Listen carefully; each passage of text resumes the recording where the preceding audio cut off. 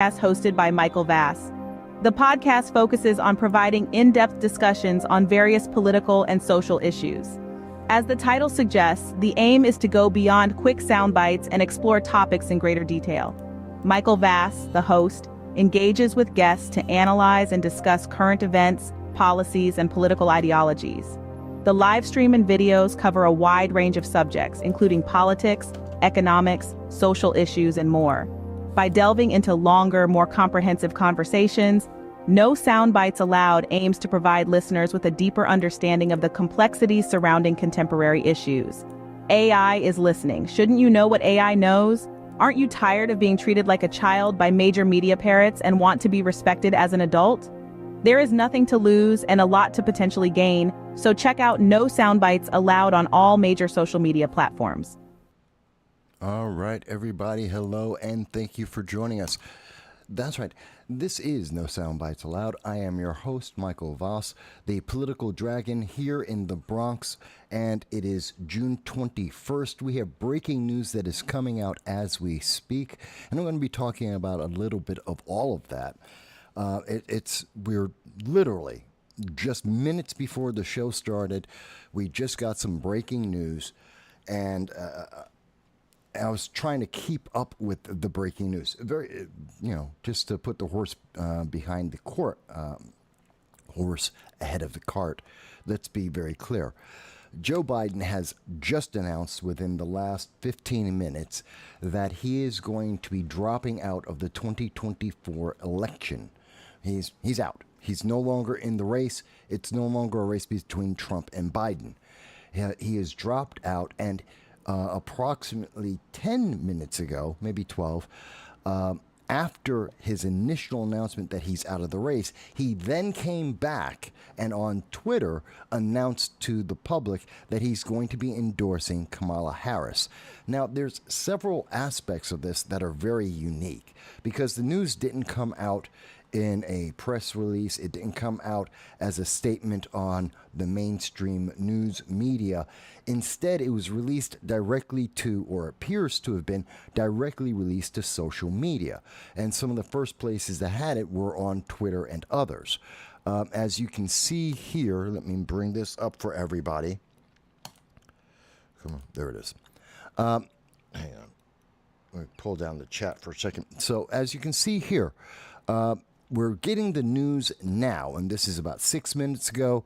Biden makes stunning decision to pull out of the 2024 race. I don't understand what the Washington Post is thinking. I have no idea how they are stunned by this, as this is a conversation that's been happening for about 3 weeks now, since Joe Biden had the abysmal and embarrassing debate with Donald Trump.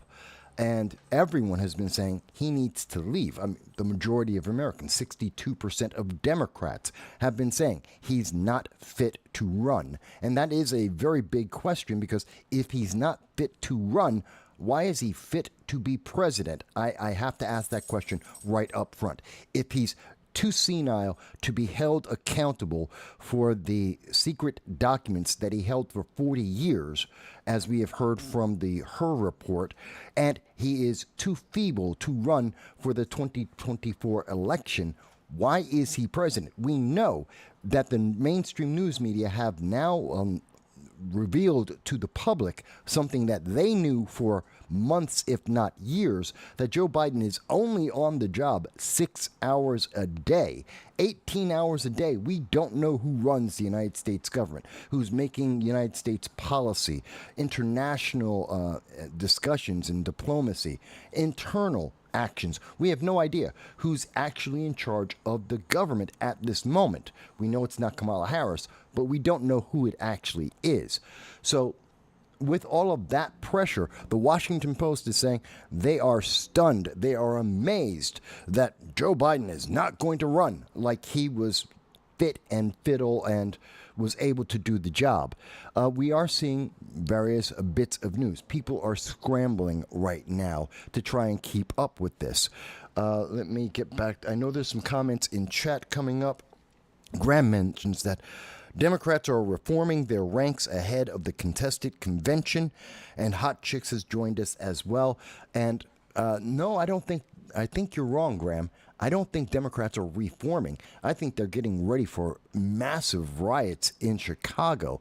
This is going to be like 1968. I think there are going to be fires in Chicago. I think the Democratic National Convention is going to be violent because the left hates when they don't get what they want. And right now they smell blood in the water. They're like sharks. They're going to be on the attack to try and push their agenda, which is failing with American people all across this country. I will get into that later in the show, dealing with Cori Bush and Jamal Bowman as examples. But what we're seeing right now is I don't think they are, as much as they wanted this to happen, the Democrats, I don't think they're prepared.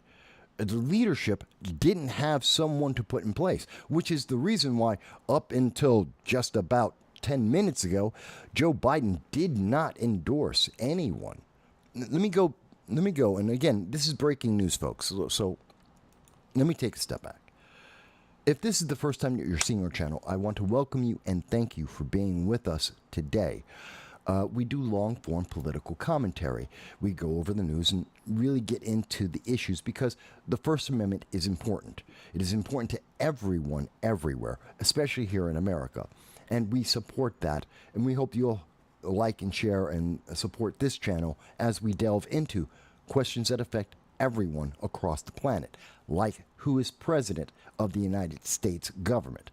This is critical.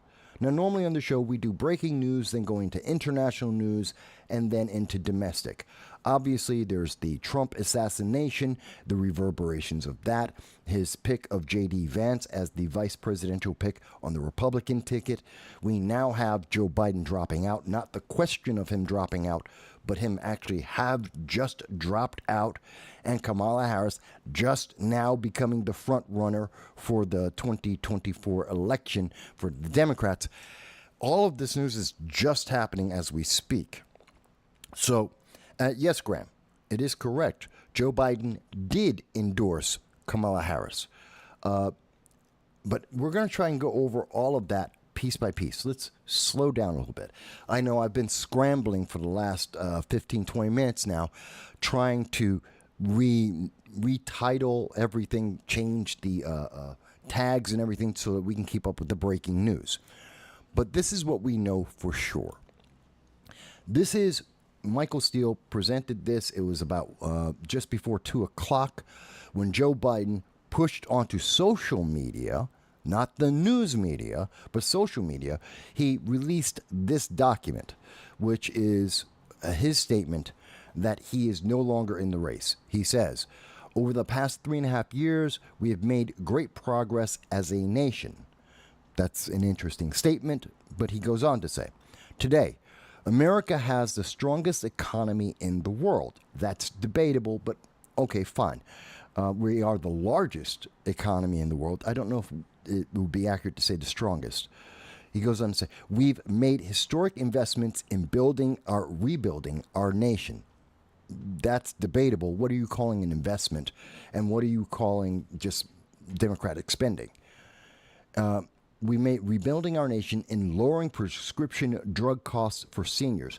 That was something that was done under the Trump administration, rescinded. It was done by executive order by Donald Trump, rescinded by Joe Biden in the first 48 hours that he was in office, and then a year later was duplicated by the Biden administration. So, no, he didn't really help seniors in the way he wants us to think he did. And he goes on to say, and in expanding affordable health care to a record number of Americans. Well, that's what Obamacare was for, and Obamacare failed.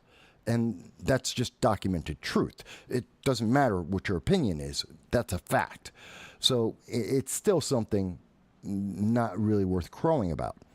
He goes on to say, we've provided critical needed care to 1 million veterans exposed to toxic substances. We needed to take care of them. The burn pits. Okay. Passed the first gun safety law in 30 years. I don't recall a gun safety law that has been passed, but we also know it's not effective. I mean, look at the assassination attempt on Donald Trump. Look at violent gun crime across America. Gun laws, the gun control that Democrats promise us will make us safe and have been promising us for God knows what, decades now. They have been promising this is going to make you safe. You're going to be safe now. It's not true. It isn't true. It's not a if or an and or an opinion. Everything from the red flag laws to the New York Safe Act, all of these bills, none of them have made us safe. So when they say that, it's unbelievable. He goes on to say, appointed the first African-American woman to the Supreme Court. That was a DEI hire. He's talking about Ketanji Brown Jackson. And she was not the most qualified woman for the job. She just happened to hit all the right check marks. There were at least 8 other black Democrats who were federal judges longer, with better histories, with more experience, that should have gotten the position. And we knew that. Even CNN was putting out profiles of these individuals at the time, saying, no, there's many people who are far more qualified than Ketanji Brown Jackson, but she got the job. So she's a DEI hire. And passed the most significant climate legislation in the world. There are a lot of problems with climate legislation, but one of the biggest things to understand there is America isn't the problem. We're the solution. China is the problem. And China doesn't care. That's just the reality. And we can do all the climate legislation and change everything we want in America. China and India and Africa don't care. So as much as we try to reduce, they're adding more than we can reduce. We have never been, well, since 2015 at the very least, we have never been the problem.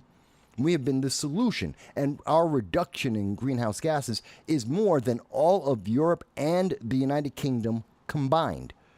So it doesn't make a whole lot of sense. But this is his swan song, so let's hear it.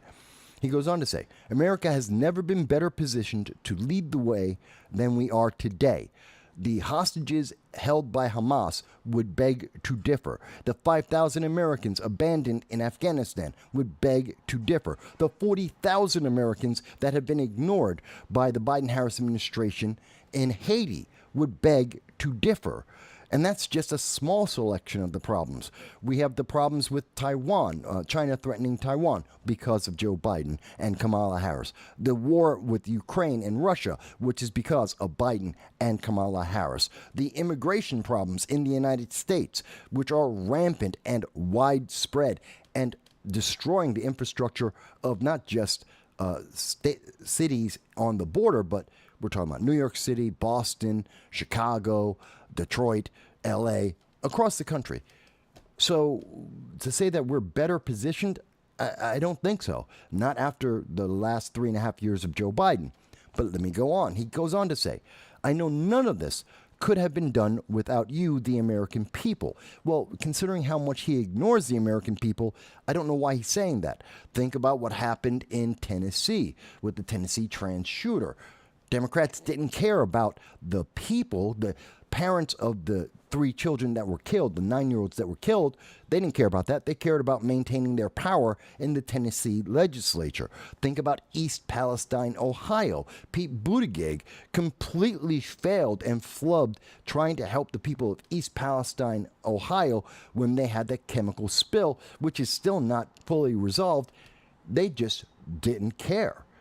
They pushed that off. We have many examples that the Biden-Harris administration hasn't been working to help the American people. They've been largely ignoring them, taking them for granted to be able to maintain their power.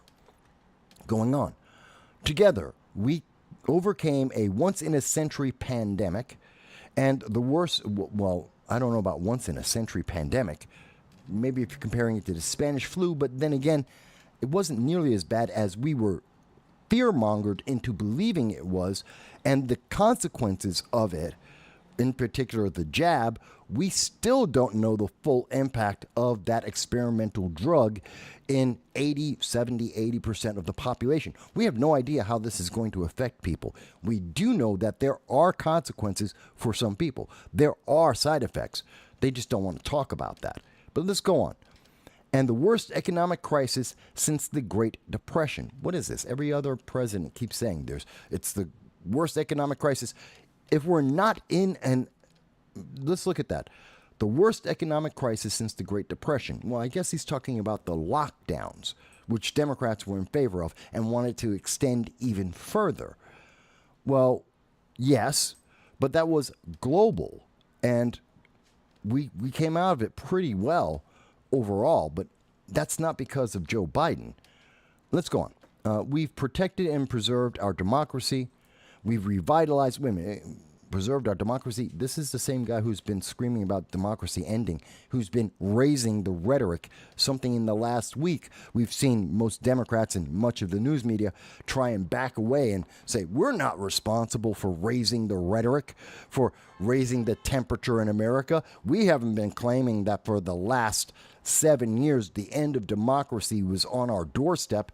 Yes, you have been. So you haven't been preserving or protecting democracy. You have been increasing the amount of fractures, of separation of Americans more than preserving a democracy. And by the way, America is not a democracy. We're not a democracy. We're a constitutional republic for very specific reasons. Democracies are mob rule. America is not a mob rule. That's why we're a constitutional republic. But anyway, that's shorthand. We'll go on. And we've revitalized and strengthened our alliances around the world. No, we have not. The world looks at Joe Biden as a laughingstock, as an old man with mental issues, which is correct. They do not respect him. They do not fear him. You can say a lot about Donald Trump. You can say a lot about other presidents, but nobody fears or respects Joe Biden, and they haven't since the G20 meeting in 2021 when he fell asleep and you had Emmanuel Macron pointing his finger, shouting at Joe Biden to wake up. So there's that.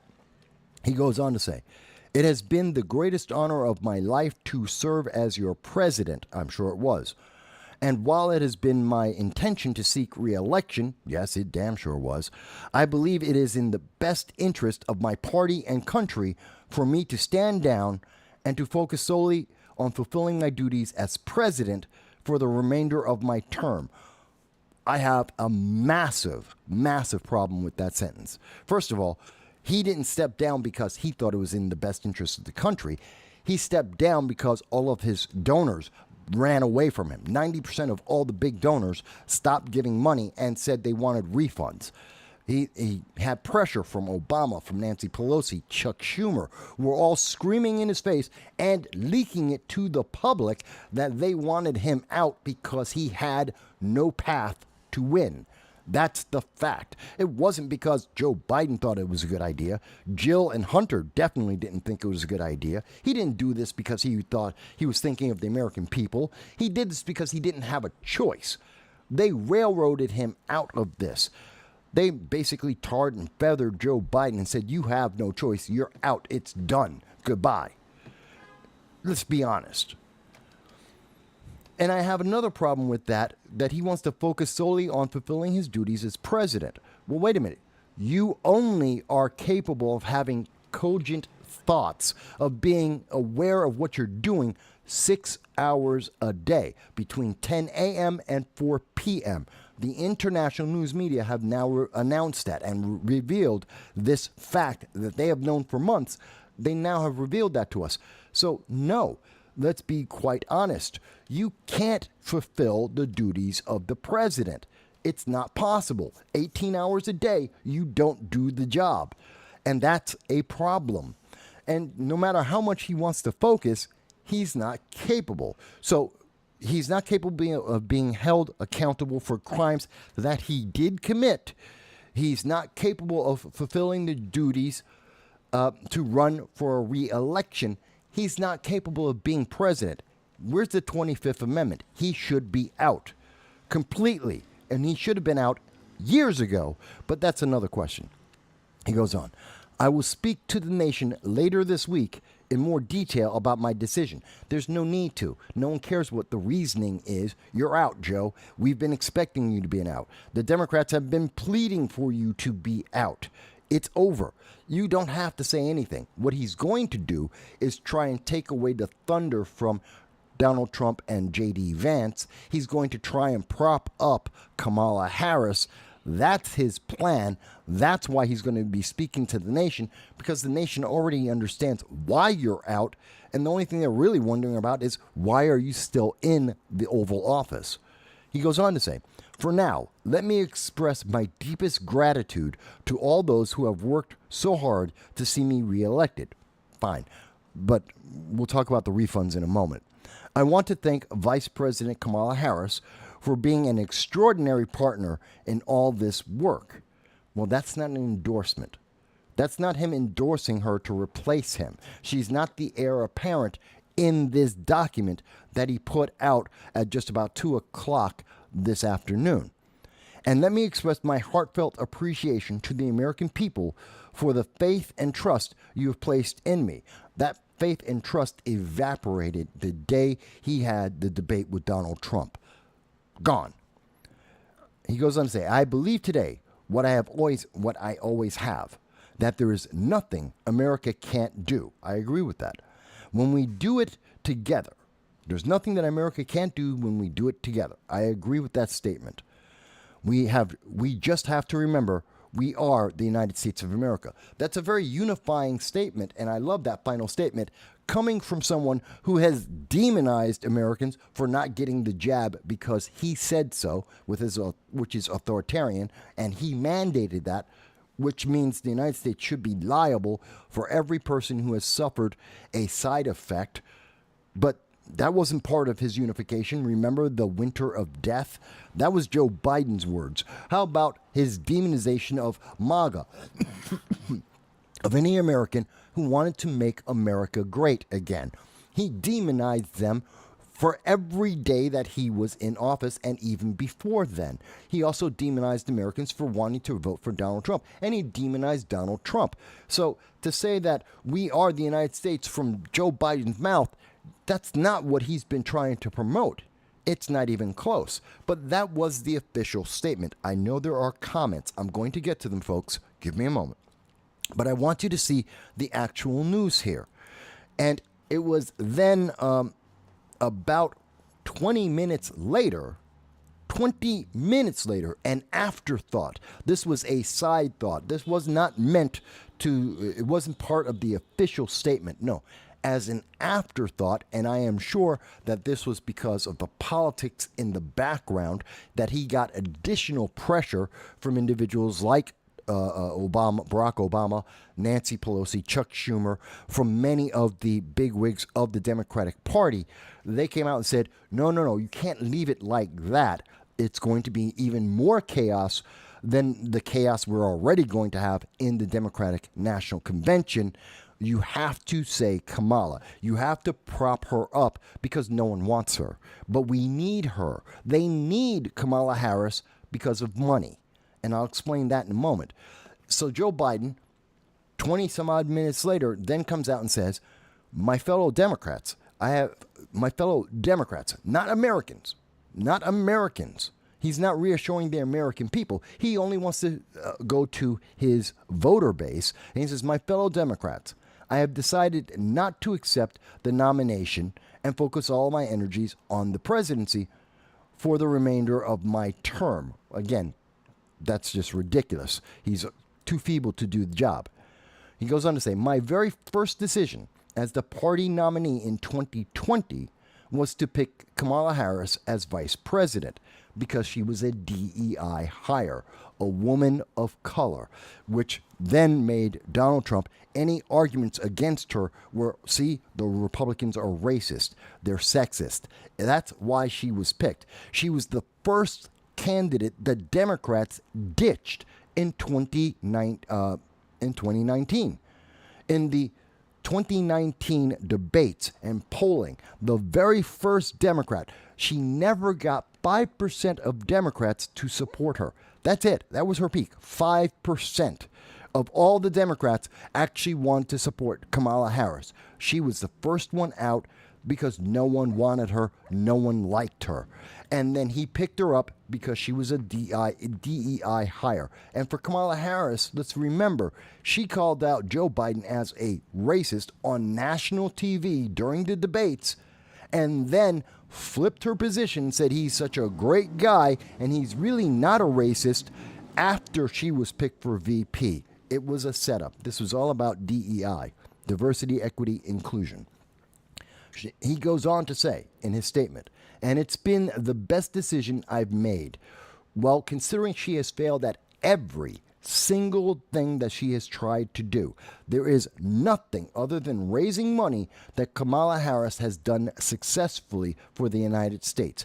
Every single place she has gone overseas has wound up being more antagonistic with the United States after she has left than before she got there. She has failed on the southern border in such a dramatic fashion, it is ridiculous. She has succeeded at nothing, literally nothing, and that's why she has a 38% approval rating. Her approval has been as low as and even below that of Dan Quayle after not being able to spell potato.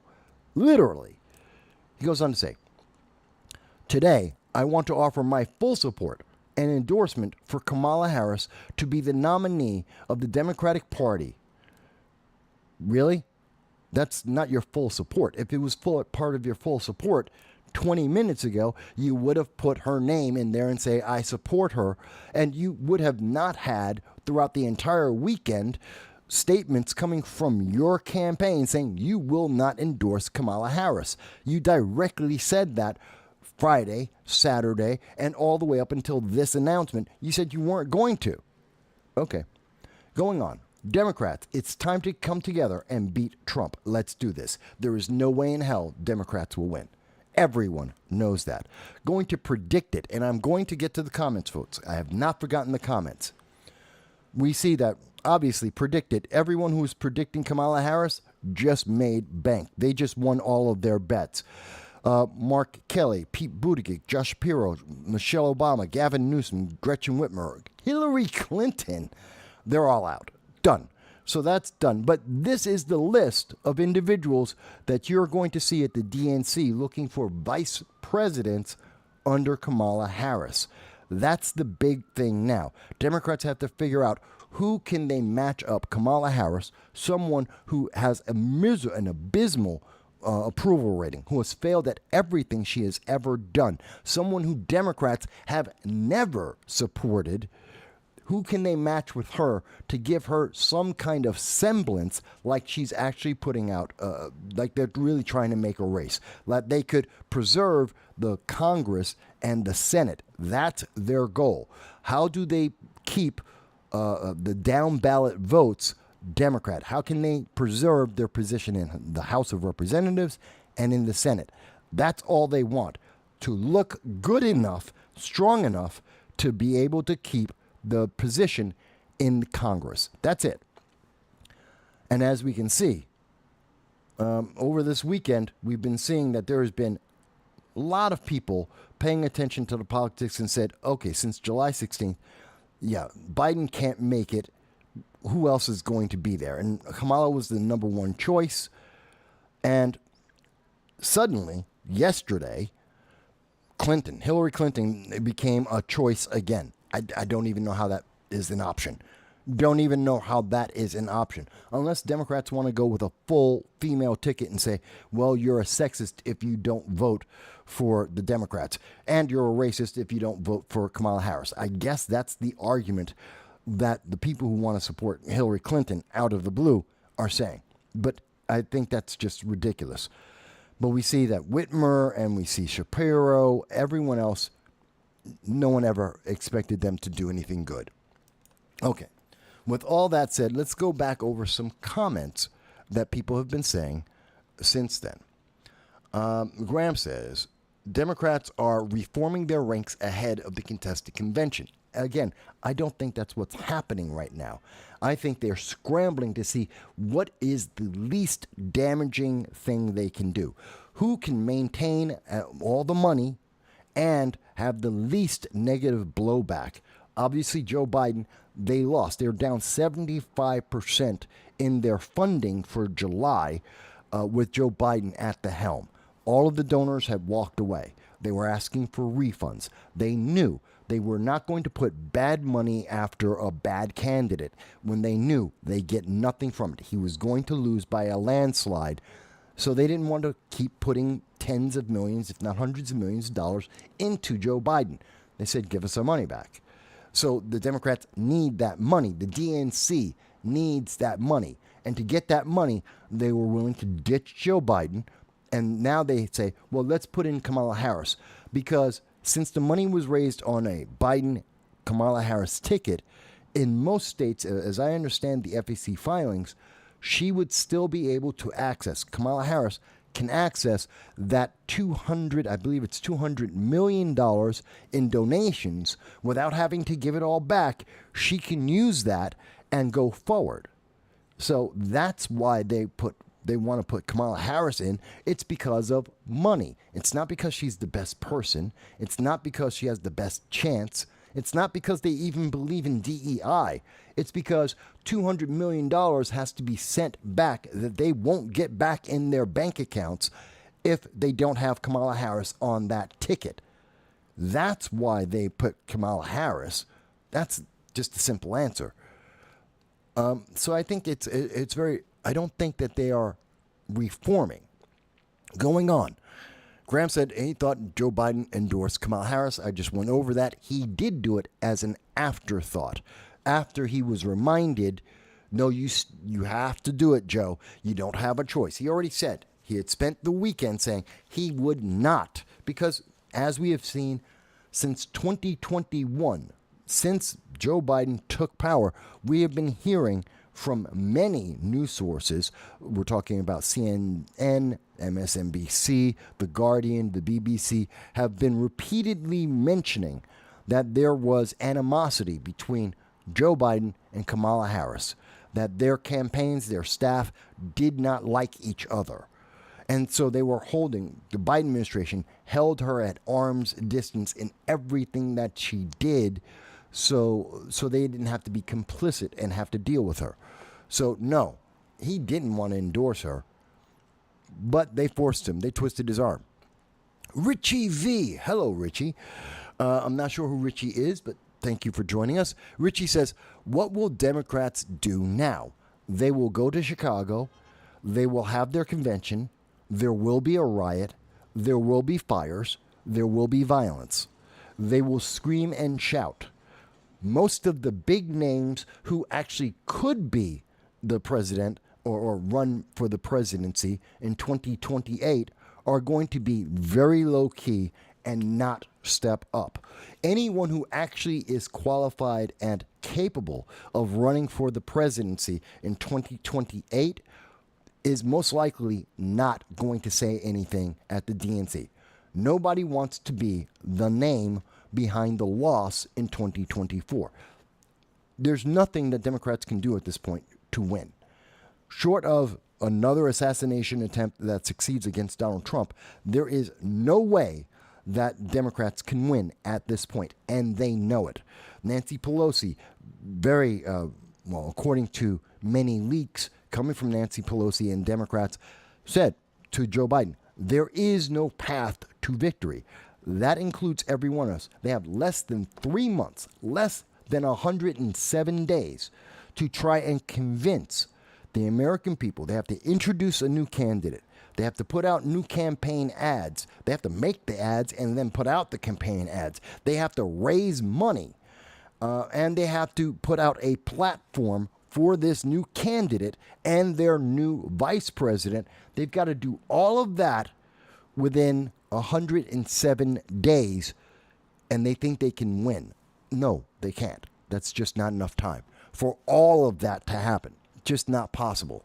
So they're going to the B team, the C team, the progressives are all going to take this opportunity to try and promote their agendas and try and use this nomination as a launching board for their agenda. You'll see the progressives come up and they'll try and push up their candidates, not because they expect to win, but it gives credibility and legitimacy to their political ideology. That's what this is now about for Democrats.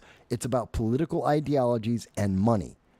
They want to keep the money so that they can keep the power in Congress, and they're desperate about that. And other people are saying, this is how I can showcase, get a spotlight on my ideology. In particular, the Democratic Socialists of America, the socialist movement, the green movement, they want this spotlight on them to try and say, see, we're credible. We could even run for president.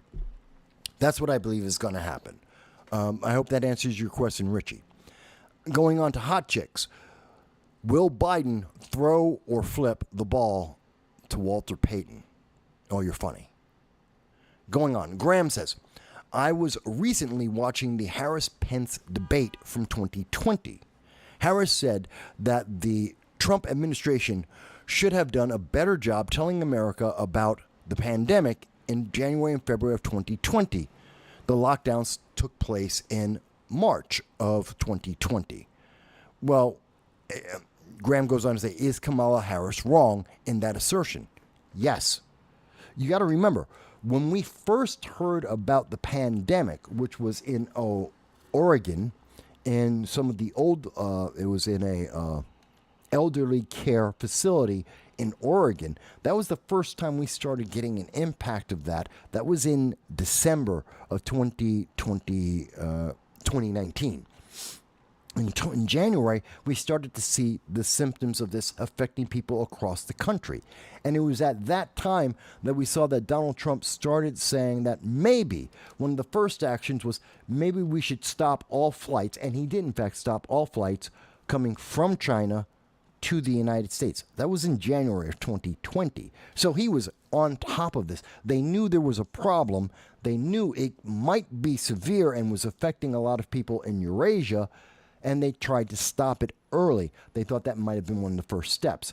And it was in late January and into February that Democrats were walking around, like Nancy Pelosi, walking around Chinatown. They were walking around the public, no mask, because there was no such thing as a mask mandate at that point, saying that this was just Trump being an authoritarian and overreacting, that he was being discriminatory against Asians, and that this was evil. You don't believe me? Look back at the record. That was Nancy Pelosi saying that. That was the Democrats saying that overall, that Trump was being racist rather than trying to protect the American people. And they were demanding that he stop the blockade of flights from China specifically into the United States.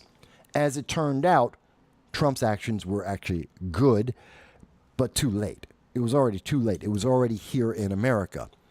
So he did just about everything that he could do in January and in February with the unknowns at that time. In opposition, and while he was fighting against Democrats who were calling him a racist for trying to protect Americans, something that in the Trump and in the Harris-Pence debate, Kamala Harris did not want to identify. She wanted people to forget about that. I didn't. So, yeah, she was wrong. Mike Bowie says, Biden still thinks he won the last election. He does have that opinion, but, as we know, Biden is not mentally aware most of the time. Happy Life is with us. Hello, Happy. Glad to see you. By the way, happy to see everybody who's making comments right now. And Happy Life is with us and says, black people aren't voting for Kamala Harris. Nobody is. Let me say it again. In 2019, the first candidate to drop out of the Democratic nomination for president was Kamala Harris, the first serious candidate. She dropped out. She never got more than 5% of Democrats to support her. That's it. Out of the entire field. she wasn't liked. The only reason she was picked as vice president is because she's a woman and a woman of color. That was her winning grace. And sometimes she's Indian, sometimes she's black. She flips just like Hillary Clinton flips, depending on what crowd's in front of her. She'll be whatever it needs to be. Same thing with Kamala Harris. But I do not see Kamala Harris winning. But I can tell you what the argument is going to be in the 2024 election going forward. She's going to win the DNC. She's going to win the Democratic Convention because of money. They need the money. They have the name recognition. She's a black woman, or a woman of color to be more exact. So they're going to push her up there because they hope that Kamala Harris will get less negative reviews, less negative commentary, because anyone who comments on her and says, well, Kamala Harris is a failure, well, you're just sexist, you're just racist. That's going to be their answer to silence people. Not because you're wrong, not because she's a failure, not because she's well loved. It's only to silence her, to silence the opposition. They're going to use ist and phobe. That's it. And that's why I believe she's going to be the name, plus the $200 million that they're desperate for. She's going to be the front runner. And the real question is, who is the person behind her? The person that Democrats would actually support, the person that Democrats are looking at as being the glue that keeps the government together. Because it's not Kamala Harris. She's not respected anywhere in the world. She's not effective at anything she has ever done. No, it's not Kamala Harris. It's going to be someone else. But this is their hope. Do I think black people vote for her? Absolutely not. For a lot of reasons. Not just because she was a DA and she threw more black people, innocent black people, into jail just so she could prop up her numbers as DA and promote her political agenda. That's something that a lot of black people have always remembered, that she was willing to put innocent people in jail just so she could advance her political potential. I don't think that she's going to get a lot of votes. I don't think she's well loved at all. Let me bring up something as well. Now, I saw this on Reddit, and I thought it was an interesting question. It's from 6 months ago. Why aren't other big-name Democrats running against Biden in the primaries? Well, first of all, because the primaries were rigged. The Democratic Party, the DNC, did not want Joe Biden to have any competition.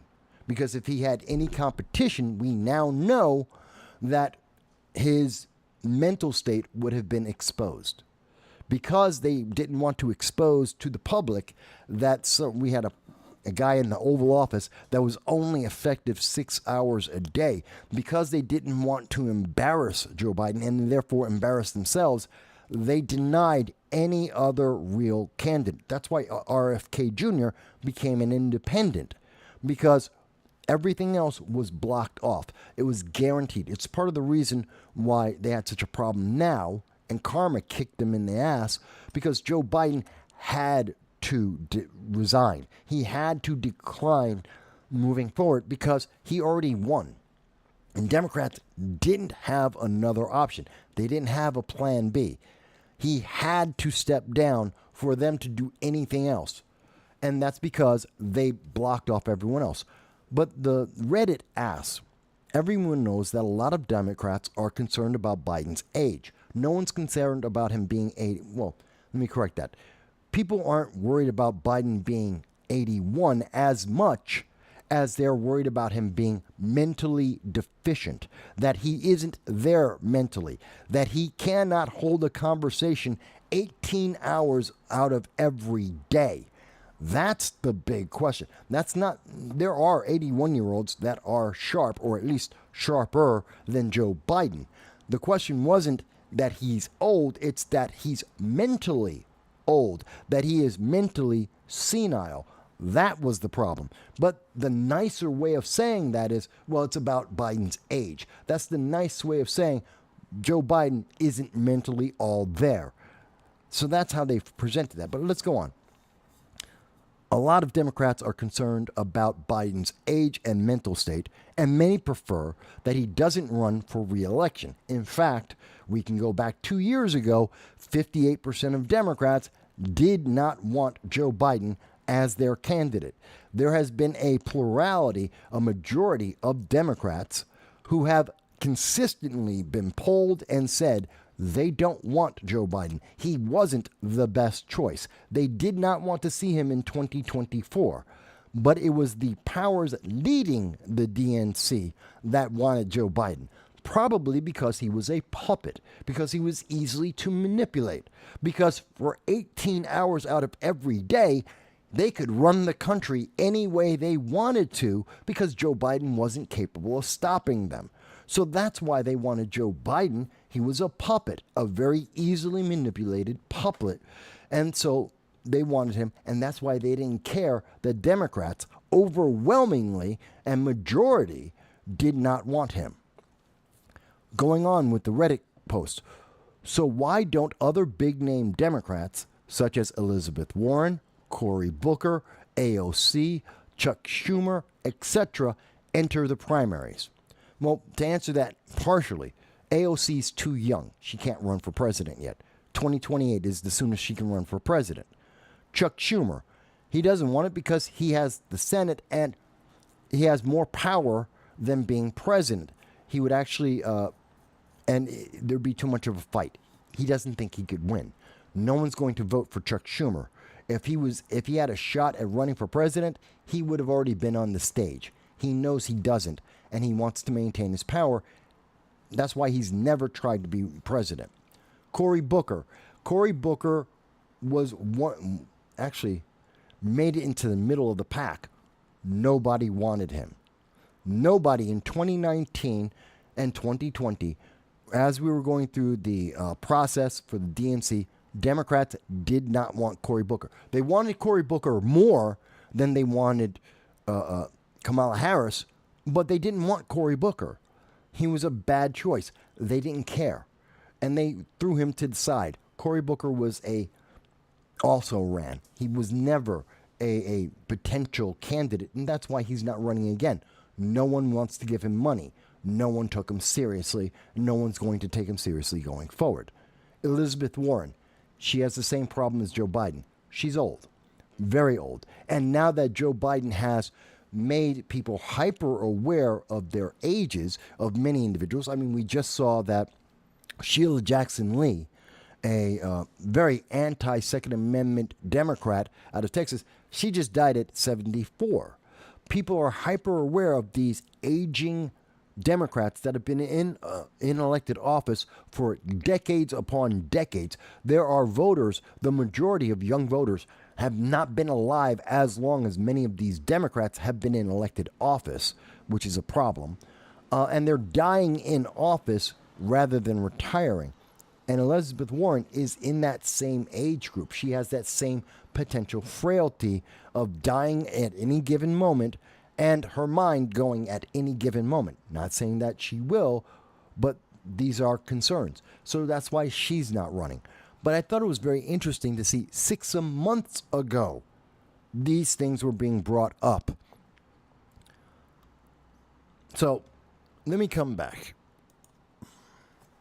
That's a lot. Okay, so that's the breaking news as of the start of the show, 45 minutes ago.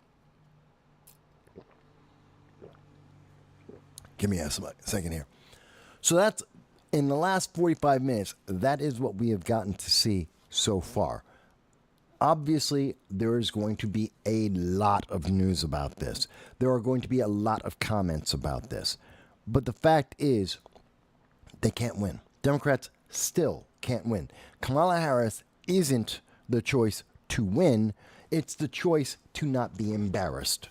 There was going to be, and many sources were pointing towards, a landslide loss for Democrats in the range of somewhere around 330 electoral votes. We're talking about something like 35 states all voting for Donald Trump. It would have been a landslide very similar to that of Ronald Reagan versus Ronald Reagan in the 1980s. That we would have seen this been devastating. It's like Reagan versus Carter. It would have been embarrassing for the Democrats. And rather than have that embarrassment, they decided to take another option. And they have been pressing for this for a long time. We heard just this week, not only did Nancy Pelosi, Chuck Schumer, and Barack Obama all take actions behind the scenes, behind Joe Biden's back, while making neutral comments to the public and to their rank and file voters, saying, well, Joe might be able to do it. He's not as bad as everyone seems to say. He's not as bad as what you saw him do. Just because you saw Joe Biden completely collapse and fail in the debate, in his interview with George Stephanopoulos, in the NATO speech, and everything he has done since, even though you saw him fall apart and fail, don't worry, it's not as bad as you think. That's what they were saying to the public.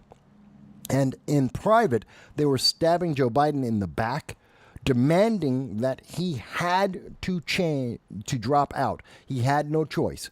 And that if he did not, and this is the part I think that's important, that if he did not drop out, they were going to leak information and they were going to embarrass Joe Biden, that they were going to twist his arm and coerce him to drop out of the race, that they were actively going to prevent him from moving forward. I think that's important. And that's why I think initially, throughout this week, we have been getting news from the Biden campaign that said Joe says he's in. Joe Biden himself said, I'm in. I've made the decision.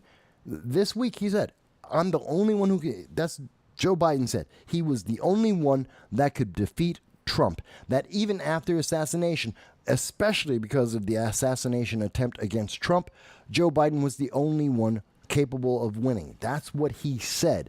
And he was adamant about this. It was the DNC, the elites in the Democratic Party, that said that that's not possible. And they kept coming out with, but Joe Biden might change his mind. Joe Biden might change his mind. No, Joe Biden was very clear. He's not changing his mind. He was very adamant that he refused to change his mind. And they kept seeding the public, seeding the news media, saying, no, but he might change his mind. He's not absolutely sure. He's not confirmed. That's because they kept threatening him, which is kind of sad that they're threatening an old man who's not mentally stable. It's very much what they did to Dianne Feinstein. Dianne Feinstein was not mentally stable. She was dying, visibly, in front of everyone's eyes. She was dying. And the Democrats needed her vote. They needed the power. And they wheeled her around in that wheelchair with a big aide, walking around all of Congress, telling her exactly what to say, telling her how to vote. It was embarrassing. And she died not in the comfort of her family.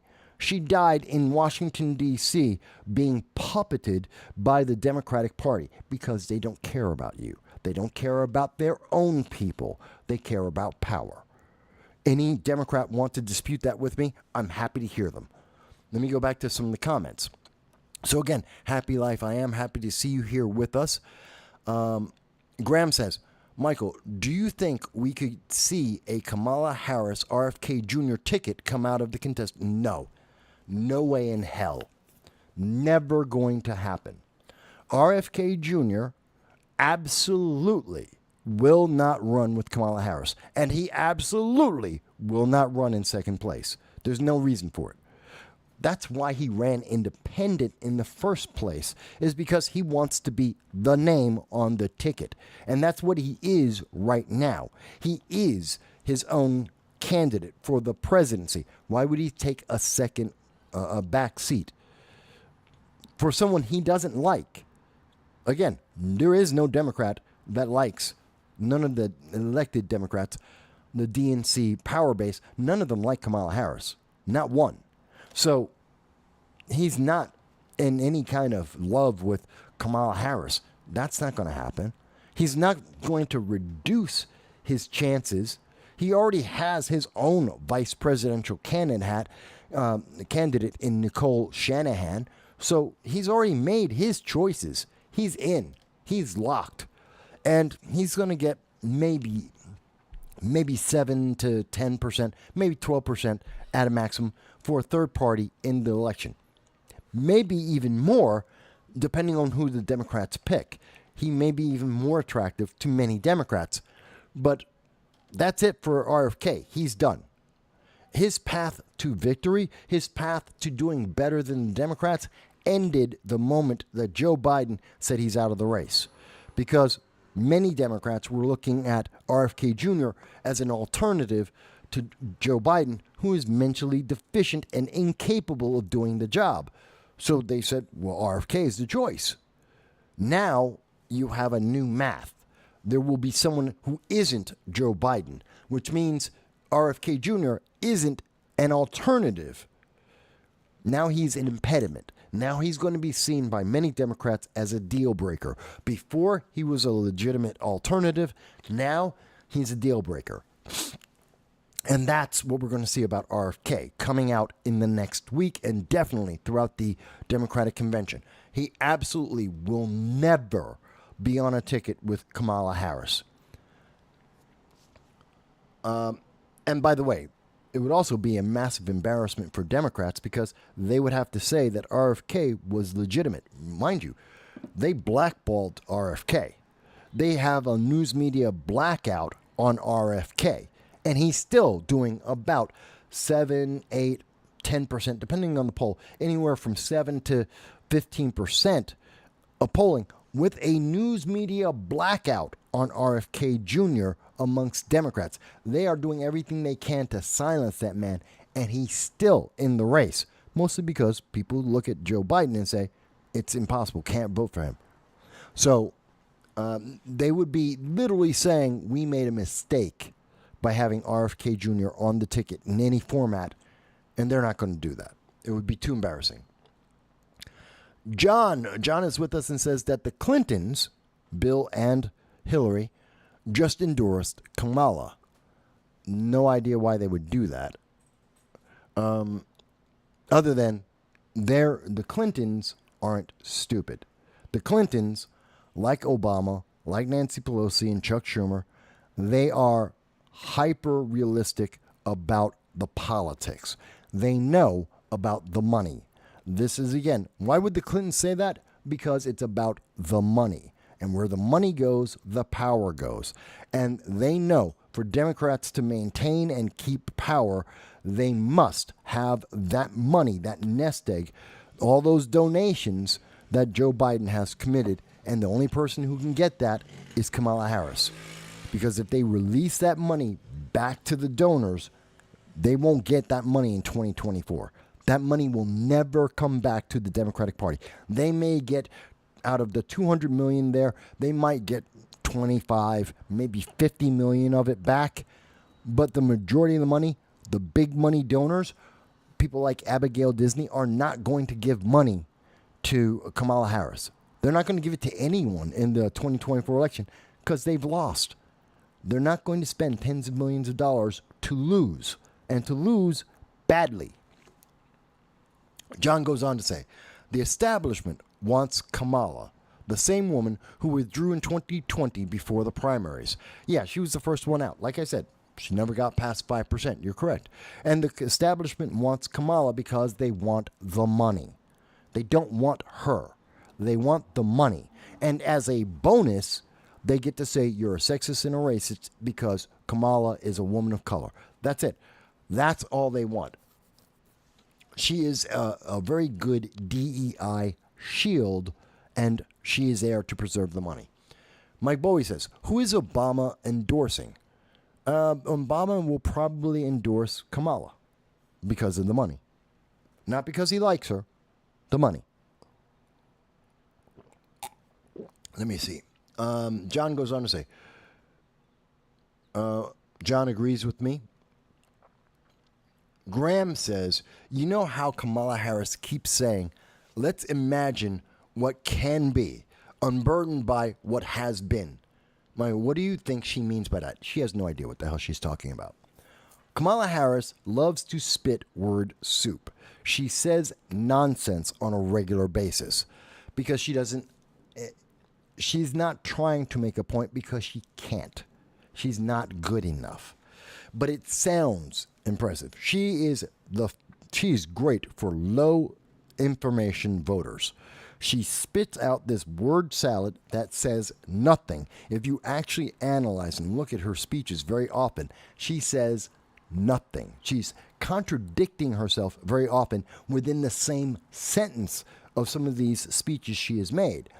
But it sounds impressive. It sounds like she knows what she's talking about. It sounds like Don King. Some people may not be familiar with Don King, a sports, what do you call it? He's a conglomerate behind boxing, Don King. And Don King is known for having his own language. Don King doesn't speak English, not the King's English. He doesn't speak American English. Don King speaks his own form of English. He just makes up words on a regular basis because he wants to sound impressive. That's Kamala Harris. She wants to sound impressive. She wants to take the imitation of the image of gravitas and put it on herself. But when you actually listen to her, she has no idea what she's talking about. And that's what I think when she says, let's imagine what can be unburdened by what has been, that's just a nonsense statement. It's a nonsense statement. And she knows it. But it sounds good for low information voters. And they'll go, ooh, you're so impressive. You're so great. And if you say anything other than Kamala is great with the nonsense she's spewing, well, then you get pointed, well, you just don't like black women. What? First of all, Kamala is not black. She says so herself. Sometimes, every other election, she says she's not black. She's Indian. So she is a woman of color, but she's not black. But so this whole thing, you don't like black women. Well, you don't understand your own candidate because that's not who she is. That's not how she identifies.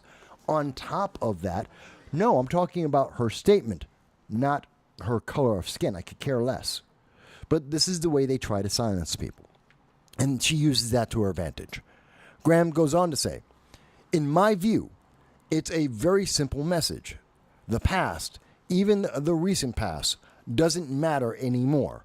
Just vote for us because we can sell you a better version or better vision of the future. I don't think they've even thought it through that much. They don't care. It's word soup. It's meant to be word soup. It's meant to be interpreted by anyone any way you want to interpret it. It is an open-ended, vague statement that is meant to be the perfect answer to everyone because everyone can say they have a different idea of what she's trying to say and it fits everything. It's useless. It's an empty statement. So you're not wrong. You're not wrong, Graham. It does mean that, but it means everything else too, because it means nothing in and of itself. There's nothing substantive about it, and that's why she said it, so that it's never wrong. No matter what you say, it's always right. Going on. Graham says it's a bad idea to underestimate Kamala Harris. She did graduate from law school. That doesn't mean she's smart, doesn't mean she's successful. Lots of people graduate. Joe Biden graduated from law school at the bottom of his class. Doesn't mean he's good or capable. That's meaningless. One of the most fundamental things a person learns in law school is how to craft a convincing argument. She wasn't good at that. She didn't become DA because she was good at law. She became a DA because of an illicit affair with Willie Brown, which is well documented. It is historically confirmed. Willie Brown has said it himself. He was having an affair with Kamala Harris, and he helped her get her political legs by by giving her the DA position. through his political machinations. It was a matter of corruption. So, no, it's not because she's a good lawyer or that she did a good job and people respected her and said, oh, well, she deserves to be raised up. It was because of sex. She used sex to get a position, and she's, God knows what else she has done to be able to move up the ranks. But she is not qualified. She is not some stellar genius. No. And she's not a good lawyer. So I don't think I'm underestimating her. I think I am rating her effectively based on what she has done. Look at the southern border. The first and primary job, and pretty much the only job she was given, Kamala Harris, was to take care of the border. Since the day in March 2021, since Kamala Harris has been in charge of the border, we have seen an exponential increase in the number of illegal aliens entering America. It has not slowed down. She's done nothing to stop that. In fact, as far as we know, she's been to exactly one meeting. One meeting in 2022 about the southern border. That's it. One meeting. And that's because Donald Trump went to the border. That's it. She went to the border once. She had one meeting with Mexico and El Salvador and the other Latin American nations. Only once. She's a failure. Yes, Mike Bowie, Kamala Harris would love to fundamentally change America. She's part of that. She is progressive. She's more progressive than Barack Obama. She was very open about that. That's part of the reason why she was so rejected by Democrats in 2019, because she was very progressive. This is why she was bailing out individuals from BLM, all the BLM riots in California, when they were burning down cities and taking autonomous zones. Kamala Harris was bailing them out because she agrees with that ideology. That is her ideology. And so that's a problem too. So yes, she does want to fundamentally transform America because she believes in those groups, that far extreme leftist ideology that would transform America. She's very much in the progressive socialist mindset. So this is bad for America. She's a bad choice. And I do not see anyone in the world, the other world leaders do not respect her. They have never respected her. She is definitely, she is disliked to a huge degree in South Korea. She insulted every South Korean both times she was there. They do not like her. They do not like Kamala Harris. They're not going to be respecting her. And that means Southeast Asia has a problem. If she were to be president, a massive problem. And the world leaders know that. Democrats know that. No, she's not going to get far. And by the way, we were talking about some of these things, and I should mention, on the Friday live stream this week, we were talking about the Trump assassination. We were talking about Joe Biden, the 2024 election, what were some of the consequences we could expect, and we handled and discussed some of these things as well. So I do invite people to check that out. I want you guys to know that, last week I was in Freedom Fest. I was in Las Vegas. You might notice I have a suntan. Yes, not only am I black and Hispanic, I have a suntan. I got darker. It's not just because of the bad lighting. And I should mention, never travel with Spirit Airlines. Never travel with Spirit Airlines. To this day, at this moment, I am still trying to get my equipment, my bag with my clothes. I still would like to have them back, Spirit Airlines. Spirit Airlines knew where it was. As of Monday night, my equipment, my bags were left in the airport in South Carolina. Why? I don't know. That's, because Spirit is bad at their job. And they won't bring it to New York. Don't know why they won't bring my bags to New York and give them to me. I don't know. I'm still fighting with them. Spirit Airlines is horrible. They will abandon you in airports and not tell you that the airport is not 24 hours, like Charleston Airport. It's not open 24 hours. They kick you out of the airport. Too bad Spirit Airlines doesn't tell their customers when they cancel the flight and say, well, you can stay here. The airport closes. That you have to go somewhere else. You're either going to be sleeping outside in the rain or you have to get a hotel. But they don't tell you that. They just say, oh, well, you'll see you tomorrow. Do not ever use Spirit Airlines. I'm going to do a video just on them once I get my equipment back. But that's part of the reason why I'm using one of my backup cameras here. It's one of the reasons why the lighting's a little bit different as well. All right. I actually expected more people to be surprised. Let me take a look. I have to take a look at what's happening with the news here. So the latest updates. Biden's dropped out. I know there's an announcement. Fox News also had it. Biden ends bid for second term in White House. Drops out of rematch. He quits. Let's see. We've got CNN. He's out, endorsed Kamala. Indian press, because Kamala Harris is Indian, so they're very interested in this. Endorses Kamala. Guardian. Out and endorses Kamala. Let's see what the Indian Express, because we know that Kamala Harris is Indian in descent. Let's see what they have to say. After disastrous debate on CNN, Republican with Donald Trump, the demand of Biden stepping down has grown. Democratic supporters were in conundrum whether Biden could defeat. No, everyone knew that he couldn't win. Let's see. Biden ends re-election campaign. Departure, electoral bid.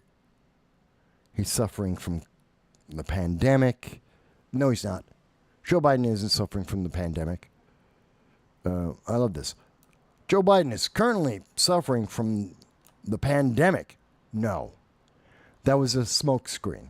That was a good excuse to allow them to have time with Joe Biden away from the public without having to say that they want to yell at Joe Biden. It was the perfect excuse. It's part of their reasoning why he did so badly with George Stephanopoulos. And they may even try and convince people, well, yeah, he had COVID even when he had the debate with Donald Trump, even though he was tested at the time and he didn't have it. No, that doesn't work. But they say that he has it, even though he's not wearing a mask. And this is the guy who said, you have to wear a mask or you're going to kill people. Joe Biden said that if you don't wear a mask, you are killing people. And now he's running around without a mask on Air Force One. So he's endangering the lives of Secret Service, of the reporters. Yeah, he doesn't care about any of that. So Joe Biden, that's what they have to say about that. And I'm going to get to the next question, which is, why is Joe Biden still president? That's a big question. But let's deal with this one. So they really don't have anything on India Express or the Indian News.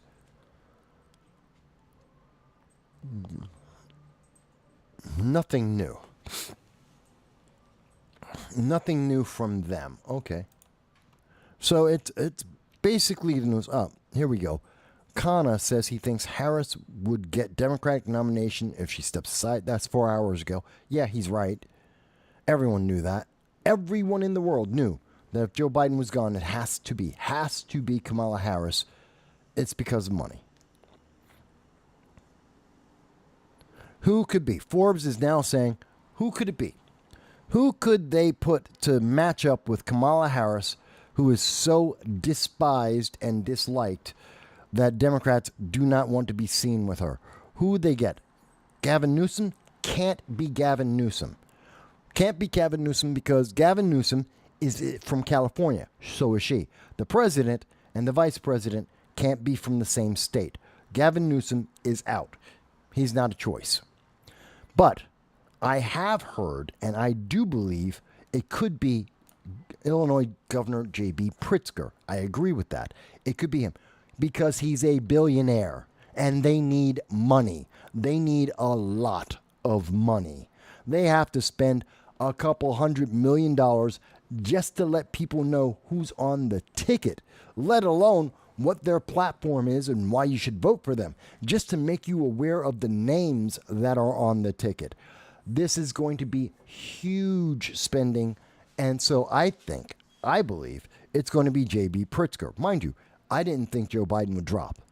Then again, I didn't expect Donald Trump, someone would attempt to assassinate him. So a lot's changed in the math, in the political math.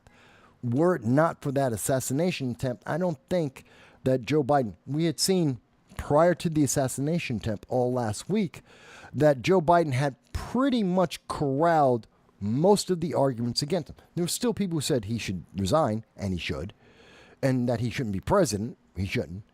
But he had mostly calmed the nerves of the big elites and the donors. Then Donald Trump got there was an assassination attempt against Donald Trump, and that pushed Donald Trump over the top. There was no return from that. There was no mitigating factor. It was over, and now we were in embarrassing territory for Democrats, and that's why they decided they have to get rid of Joe Biden, because now it's embarrassing. Now it's just beyond the pale. And it's starting to affect their other races, the ability to control Congress and or the Senate. That's why they started acting. This has nothing to do with compassion for Joe Biden. It has nothing to do with the rank and file voters. Nothing at all. So I do believe you'll see it be J.B. Pritzker, and it's going to be because he's a billionaire. Not because he's a Democrat, not because he's good, because he's got $1 billion. And they can get him to donate $100 billion to help for the cause. That may give him the opening as well for a run in 2028, which was rumored he was going to do anyway, that he was looking to be running in 2028 for the presidential run. So this would be a way for him to get in, make a lot of good friends, influence the right people, and show his earning his way in, paying his way forward by spending $100 billion with Kamala Harris in a race he knows he can't win. There's North Carolina Governor Roy Cooper, who was campaigning with Kamala Harris this week. Well, that means nothing. That means they were campaigning for Donald Trump. For Joe Biden. Useless. Means nothing. I don't think Trump is already winning North Carolina by 8.6 points, according to 538. He's not adding much to the scenario. They're not going to turn around North Carolina just because they have Roy Cooper, the governor of North Carolina, in the race. And that doesn't win them the South. It doesn't win them anywhere else. And nobody knows who Roy Cooper is. He doesn't bring money to the table. So, no, I don't think it's him. Same reason for Betty McCollum, who's out of Minnesota. I don't think that she gets it either. Why? No one knows who she is. They need money to tell people who she is, and no one cares. And that's not going to change the results in Minnesota if Betty McCollum is in the race. No one cares. No one knows who she is. Kentucky's popular governor, Andy Beshear. There's a lot of governors being suggested because they need someone with credible executive experience. They need someone who is seen as a strong leader to balance against Kamala Harris, who is weak and is not seen as a leader at all. So that's why you're seeing so many governors being mentioned. These are people with experience at leadership and are seen as being somewhat strong, at least for Democrats. That's why you're seeing all the governors being thrown into the mix and saying, well, the governors can do it. And governors very often can raise more money than any individual candidate, and people know more people know the governor than they know the local congressman. So they're getting name recognition, they're getting someone who can bring in money and who has experience. If anyone is going to be a vice president, or whoever will be the vice president under Kamala Harris, I am absolutely sure it will be a governor. If it's not J.B. Pritzker out of Illinois, it's going to be another governor for those reasons. But it could be Kentucky. Michigan's Gretchen Whitmer, I don't think it's going to be her. She wants to be president. She thinks she has a path to the presidency in 2028. Mind you, Gretchen Whitmer killed 4,000 Americans, just like Andrew Cuomo killed 16,000 Americans during the lockdowns. Those were her actions. That over 4,000 individuals in Michigan, elderly people, were killed because of her decisions based on the lockdowns and the pandemic. And she wants to be president? Oh, God help us. I don't think she's going to get it. I don't think she's popular enough. And just because she's a woman isn't reason enough. But I can't see why there would be some who are going to say, well, 2 women running, they're going to break the glass ceiling. You can't not vote against a woman of color and another female governor. You can't vote against that unless you're a sexist. I just don't think that argument wins. I don't think it wins with Democrats. I don't think it wins with the general public. Also, Governor of Pennsylvania Josh Shapiro, who is popular, is also someone who's going to be looking in 2028 to run on his own. Why run for VP when you can run for it all? Why would he want to run under Kamala Harris and then be stuck until 2032 to run on his own when Kamala Harris will obviously run for re-election in 2028? Why would he want to be second to her? No, he wants to be on his own. And he doesn't take on any of the negatives that losing with Kamala Harris will bring to him. No, I don't think Pennsylvania, he's too popular to do this to himself. Senator Raphael Warnock, almost nobody knows who he is. He's out of Georgia. He was the guy who was running against Herschel Walker in Georgia for the Senate race, which came down neck and neck. And it was a very tight race. He's not well received anywhere else in the country outside of Georgia. He doesn't win the South. He doesn't bring in money. He's not a star of the Democratic Party. No, I don't see him winning that. Another governor, Governor Wes Moore of Maryland. I don't see that happening. No one knows who he is. I'm telling you his name, Maryland Governor Wes Moore. If you weren't in Maryland, you don't know who that is. And he's not going to bring any money. He's out. Amy Klobuchar. Now we're going back to the choices that Democrats had in 2020, in 2019 and 2020. Amy Klobuchar doesn't like Kamala Harris. Amy Klobuchar wanted to be president on her own. Amy Klobuchar was rejected by Democrats. I don't see her saying, let me run under Kamala Harris, because that'll raise up her flag with Democrats. It won't happen. They're not going to come to her. And Pete Buttigieg, he gets nothing. He also doesn't like Kamala. They didn't like each other during the debates and the campaign trail in 2019. There is no love lost with them now. They still don't like each other. Pete Buttigieg actually can now run in 2028 on his own and have a better stance. Not only was he a mayor, but now he has executive experience being transportation secretary. But at the same time, everyone remembers East Palestine. Everyone knows that he has no clue what he's doing, that he's useless, and that he was part of the Biden administration just to shut him up. There are Democrats who will say, Just like they say, well, having two women on the ticket means you can't vote against them, otherwise you're sexist. Well, to have Pete Buttigieg on there would mean, well, then you're homophobic.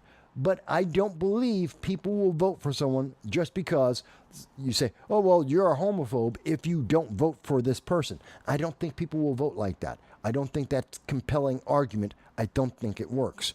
But these are the choices as being highlighted right now, real time, by Forbes magazine. Let me go back to the comments. Okay, guys, do you think I've misunderstood that? Did I get any of that wrong? Graham says, I previously called it that Joe Biden could die in office. He actually would have gotten more sympathy from people if he did. It's believable. It's a believable narrative that after the first debate, Biden has been working himself towards death in order to save the democracy, quote unquote. No, he wasn't trying to save anything except his power. Joe Biden is selfish, to say the least.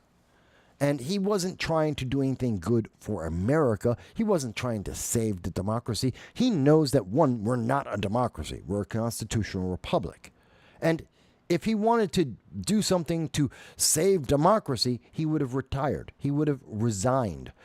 Because having someone in part-time isn't to the advantage of America. No, let's be very clear. Joe Biden stayed in the race, and he's remaining president because he wants power, because of selfish greed. It's not to help America. It's not to do anything for anyone else. It's because he wants the power, because he has that desire, and his desire and ambition is more important than America. Let's be clear about that, because if it wasn't, he would have retired, because America needs more, needs a president that is around and available more than just 6 hours a day. And that's part of the reason why I think Kamala Harris is going to do so badly. She's complicit in this. She knows and has known that Joe Biden has been a part-timer, and she knows how long he's been a part-timer. I would say the entire way through. She knew this, and she's complicit because she didn't tell anyone. That's just horrible. And I do believe that you're going to hear this week and leading into the DNC convention, you're going to hear people saying, we need the 25th Amendment. We need to enact the 25th Amendment. Joe Biden needs to go. He needs to be removed from office because he's incapable of doing the job. He can't do the job in an election campaign. He can't do the job more than 6 hours a day. He needs to go. Is there anyone, especially any Democrat, that disagrees with me on this? Is there any elected official that disagrees with me on this? I've been asking these things, and people who've been watching the program for the last 7 years, you've seen me say this over and over again, asking these Democrats, please tell me why Joe Biden is good. Tell me how he's being effective. Tell me how he is not failing the American people. They remained absolutely silent. Well, here we are. And look at where we've gone to because of that. Mike Bowie mentions, what about Michelle Obama? Michelle Obama could save us. Michelle Obama. Then we'd actually have a black woman in the race because, again, Kamala Harris isn't black. So we'd actually get a black woman in the race with Michelle Obama. And, of course, it's Obama, and she's Michelle. It's super popular. No, not going to work. Again, Michelle Obama and the Obamas in general don't like Kamala Harris. We knew that in the 2019 race. It was very clear. There was a lot of articles about that. People were talking about that. They don't like each other. So that's a first problem right there. But moving beyond that, Michelle Obama has also said she doesn't want to run. So that's a factor. 2, she has no experience. Michelle Obama has never held an elected office. Her fame came from being the wife of the president. She was a first lady, and she happened to be black. So she was the first black first lady. That's not a reason to run for anything. That's not a reason to be elected to anything. Just because you're black doesn't mean you deserve something. That's not a criteria. That is just that's a birth. That's your birthright. You're black. Okay, I'm black. That doesn't mean I'm a billionaire. It doesn't mean I deserve to have $1 million. It doesn't mean that I am a boss. It just means I'm black Hispanic. Period. Full stop. There is nothing else there. That is not a characteristic, a qualification for anything. We've seen that with the DE hires, with the press secretary, Karine Jean-Pierre. We've seen that with Ketanji Brown Jackson, the Supreme Court justice pick. These are DEI hiring tactics. Oh, you've got dark skin. You get the job. That's not good enough. That's not a qualification. That's not meritocratic. So I don't think people would want to vote for Michelle just because she's black and she has sex with Obama, at least allegedly. That's not a reason. She's never run anything. No one's going to vote for her. And I think that, now mind you, we're talking about not winning the 2024 election. We're talking about running for the 2024 election. Would she do it just to run to save face for Democrats? No, because she doesn't need to. She and Barack have their own power base. If she runs and loses with Kamala Harris, she loses political power. She loses political capital. She's diminished. Running as VP for Kamala Harris would diminish Michelle Obama, and I don't think she wants to do that. And there is no upside for this. She gains no advantage for this. She will be attacked for the next 3 months. People will highlight the fact that she has no experience whatsoever. We know nothing about her. That's it. And you'll hear people say, but she's black. That's not a reason. She's a woman. That's not a reason. That's not a qualification. Those are characteristics. Doesn't matter. But I could be wrong. I mean, people could, I don't know. It could happen. I wouldn't be shocked if it did happen because it's crazy. Democrats are crazy right now, and they're looking for anything to save face.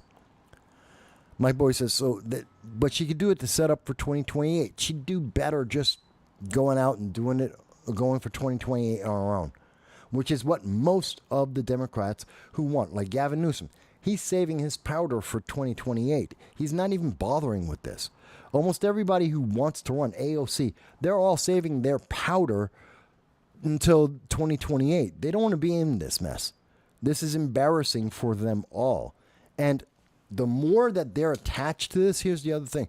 Anyone who runs in 2024 with Kamala Harris is going to be asked the question, did you know that Joe Biden was mentally deficient? Why didn't you ask for Joe Biden to resign from the presidency? If you acknowledge that he can't be president going forward because of his mental state, why would that same mental state that exists right now, why wouldn't you demand that he's going to be removed from presidency? And no one wants to have that on their back. Not in terms of Democrats. Graham says he thinks of 2024 elections as a continuation of the 2020 elections. The old regime doesn't need to win legitimately.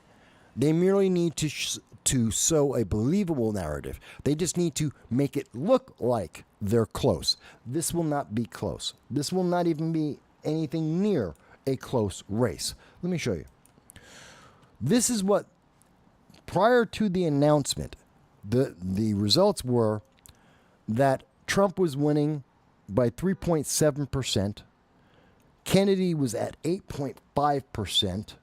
Joe Biden 39%. Jill Stein and Cornel West don't count. They're meaningless. By the way, I do have a wonderful video of Cornel West on stage with Larry Sharp and Maj Toure at Freedom Fest last Saturday. There's a live stream of that. I have a ton of still photos. I was very close. I was about 5 feet away from them on stage getting my photos. I do recommend people check that out. If you want to see more about Cornel West, or to see those three black men, three different generations of black men on stage talking about freedom and liberty, I do recommend you check that out. But going on, Stein and Cornel West, they have no shot in hell. They will get 2% of the vote at maximum. Realistically, they'll get maybe half a point, maybe 1% of all votes. Between the two of them, they're done. They don't count. Kennedy is losing ground. You would think that even with the assassination, prior to the assassination, I mean, this is where Kennedy is. And yes, he lost some ground after the assassination because people became, or the assassination attempt, I should say, he lost some ground because people said, no, that's it. It's Trump. Trump is the hero, and so we're going to vote for Trump. But he was already losing ground after the big boost that he got because of Joe Biden failing at the debate and then failing with his interview with George Stephanopoulos. That peaked for him, and then RFK started losing ground because there's nothing substantive to make people want to vote for him. And yes, he was at Freedom Fest last week. And yes, I did cover that live stream. I did live stream RFK's speech to the public, but it wasn't motivating. The mainstream news media didn't care. They really didn't show up, and they should have. By the way, RFK did not have Secret Service protection at Freedom Fest during his speech. I was there. I was recording. I know the requirements. I've covered Donald Trump a couple of times. I've gone through Secret Service requirements to get in to cover an event. Done it a couple times now. So I know what the difference is. No, he was not getting Secret Service protection. He didn't have a detail there. He was not protected when he was speaking at Freedom Fest. That's a failure of Kimberly Cheadle, who's in charge of the Secret Service. That being said,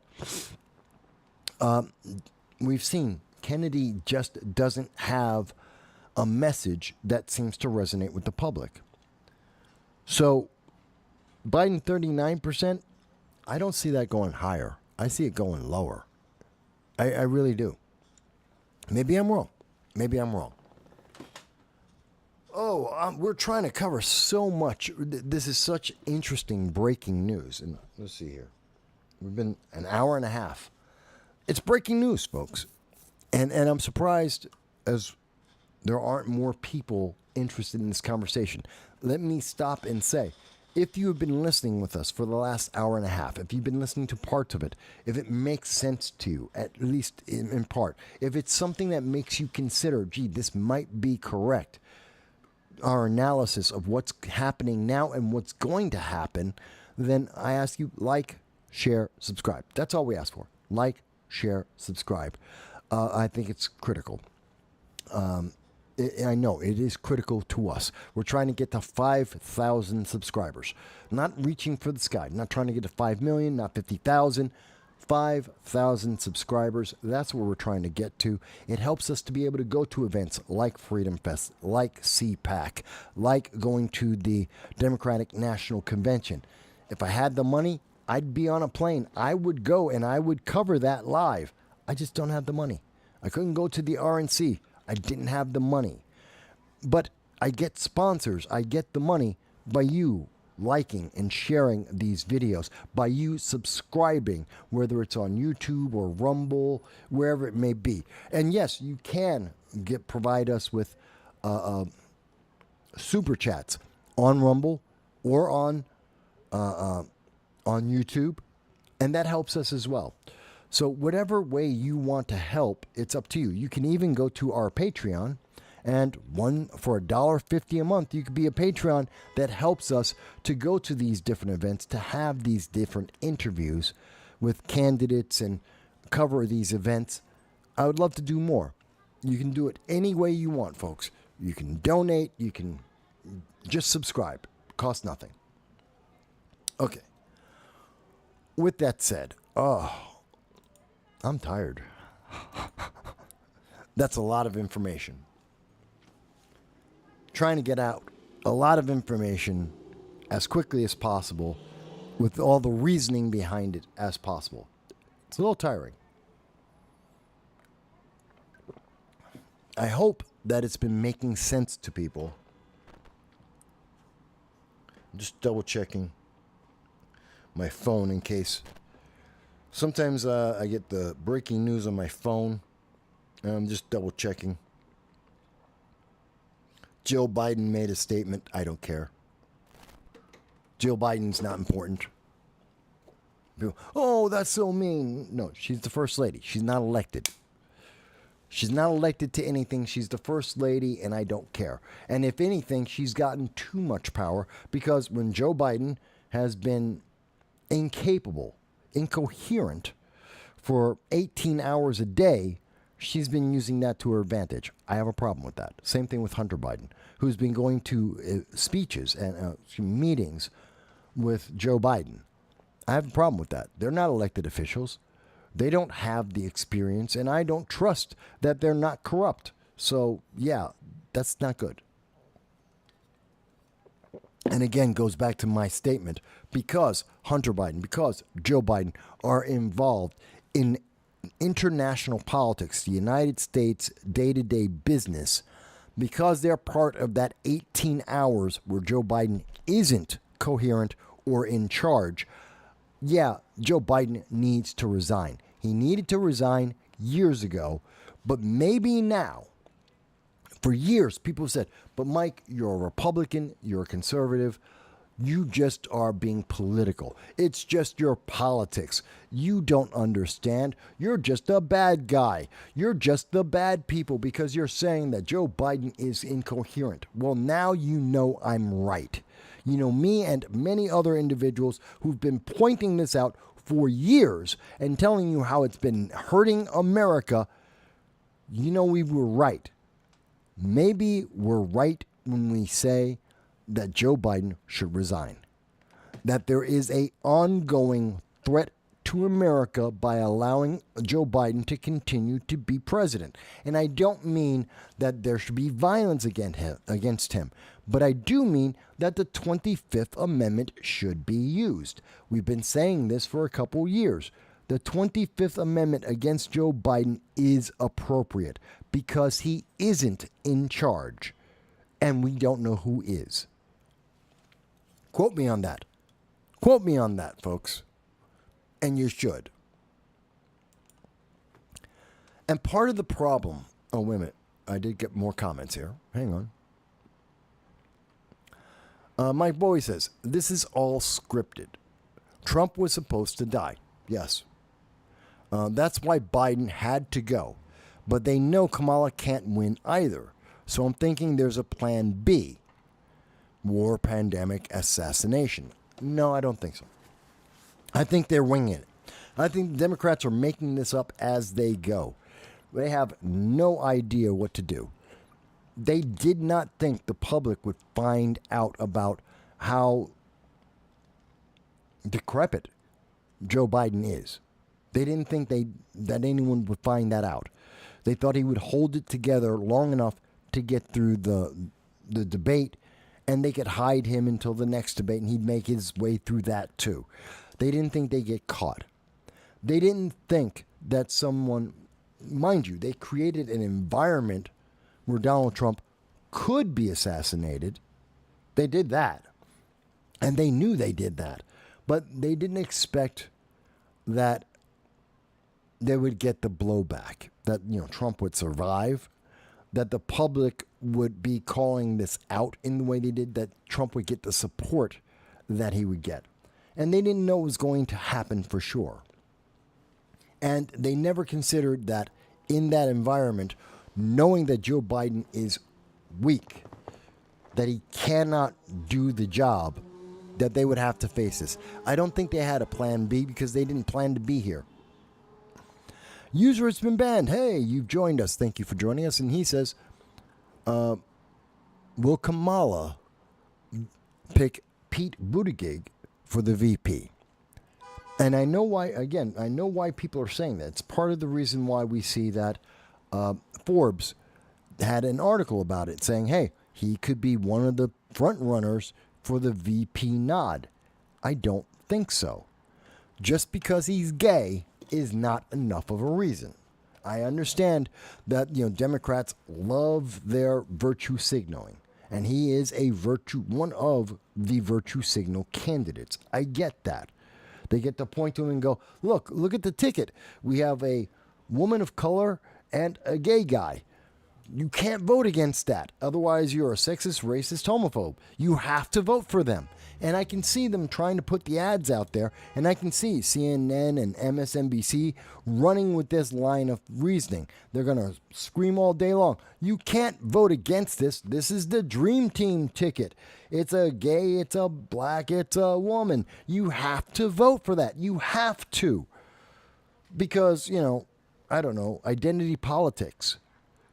And that might work on kids in Harvard, the kids in Columbia and UCLA and Binghamton University, the far left who are willing to create autonomous zones, which is insurrectionist. It is the same kids who are willing to riot and burn down cities and destroy statues and destroy American history. Maybe it works with those guys. The same people like the Democratic Socialists of America who want to support and are trying to support Hamas, a international terrorist organization that killed innocent civilians, including 34 Americans, as well as taking hostage 256 people, including 22 Americans, of which 19 are still being held and tortured and sexually abused by Hamas.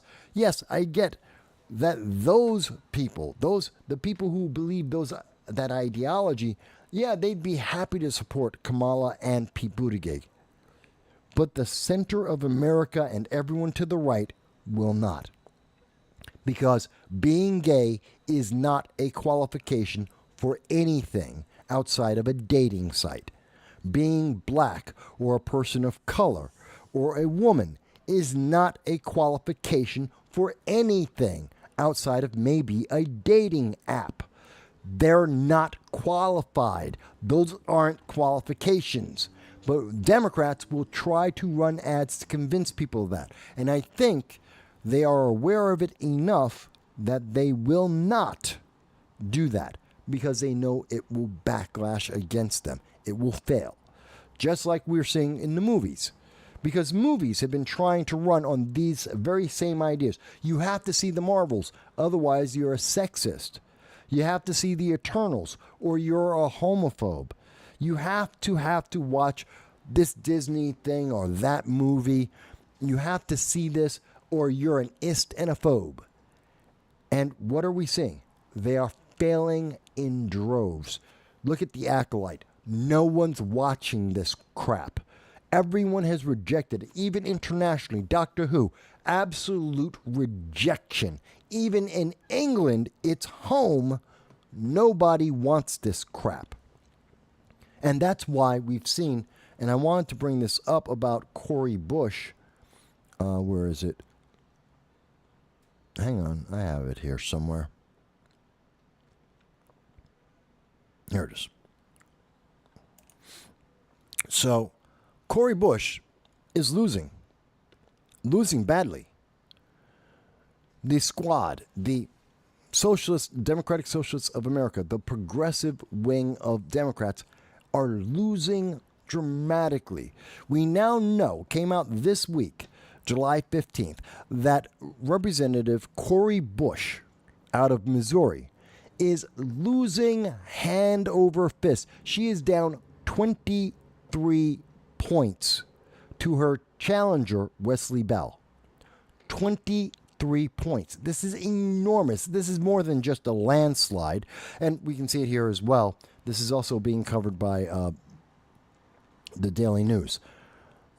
Squad members, the Democratic Socialists of America, are under siege as Representative Cori Bush trails her Democratic challenger by 23 points.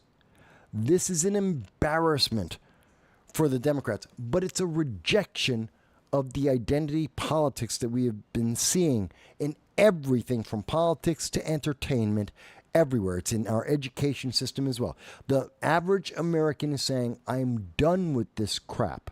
You're not qualified just because of your sex, or just because of your skin color, or just because of your sexual preference. Those aren't reasons. And the people they have elected, these progressives like Jamal Bowman, like Cori Bush, they have failed to do the job.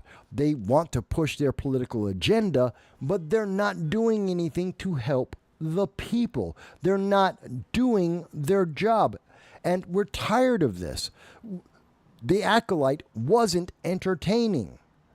Neither was The Marvels. Neither was most of everything in Phase 4 from Disney. And all the other, Madam Web, not entertaining. Yeah, there was lots of DEI. Yes, there was lots of ESG. Yes, it was very intersectional. But it wasn't entertaining. It didn't do its job. Just like Cori Bush. Just like Jamal Bowman. And Jamal Bowman lost his primary by double digits. And he got kicked out because he was a failure. Because he was an insurrectionist according to the Democrats' definition when he pulled that fire alarm and then lied to the public and said, I didn't do it. Oh, you have video? Yeah, I did it, but I didn't know I was doing it. Liar, liar, liar.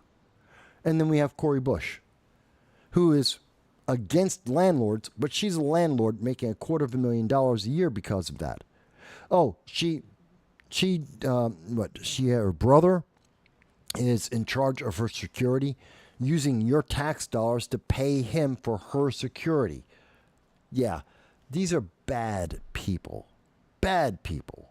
And I'm not sad to see them lose. I know it's not something that was front and center in the news. Everyone was talking about Donald Trump and the fact that he had been, there was an assassination attempt, and talking about what's going on with Joe Biden. Is he not in the race? But I think this is important because it tells us something. Now, something that's really critical about that, you have to understand, incumbents, when you get elected into Congress, you become an incumbent. You have an 88% chance of being reelected.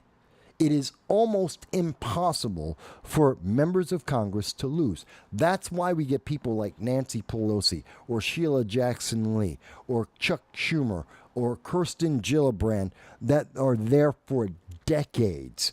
They are in office for lifetimes. Joe Biden, 50 years, half a century in office. It's not that uncommon. And what tends to happen? They die in office. They're more likely to die in office than to be voted out. That's Senator Dianne Feinstein died in office. She was still running. She was still running for election. Representative Sheila Jackson Lee, running for office, 74, just died in office. We see this consistently, that they are in 2, 3, 4 decades, and they will keep running until the day they die because they have an 88% chance of being reelected. And their odds of being voted out of office is less than them dying in office. So when you understand that reality, that absolute fact, to see that Representative Cori Bush and to have seen Jamal Bowman kicked out, about to lose their primaries, being removed from office by double-digit numbers, not only is that abnormal, that is indicative of an absolute rejection by voters, by Democrats, by Republicans, by people in the middle. Excuse me, the 45% of Americans in the middle that don't have a political party. They all are rejecting the progressive ideology hand over fist. They are throwing these people throwing them away. Not throwing them under the bus because no one ever supported them in the first place. They're just throwing them away. And that's good news. It's a lot of good news for a lot of people.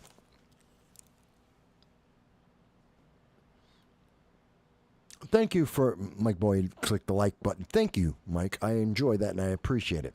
And I think that to an extent, this is going to be highly suppressed because here I am on the breaking news talking about Kamala Harris, talking about what's happening with the race, and I am seeing less people involved. I'm seeing more comments.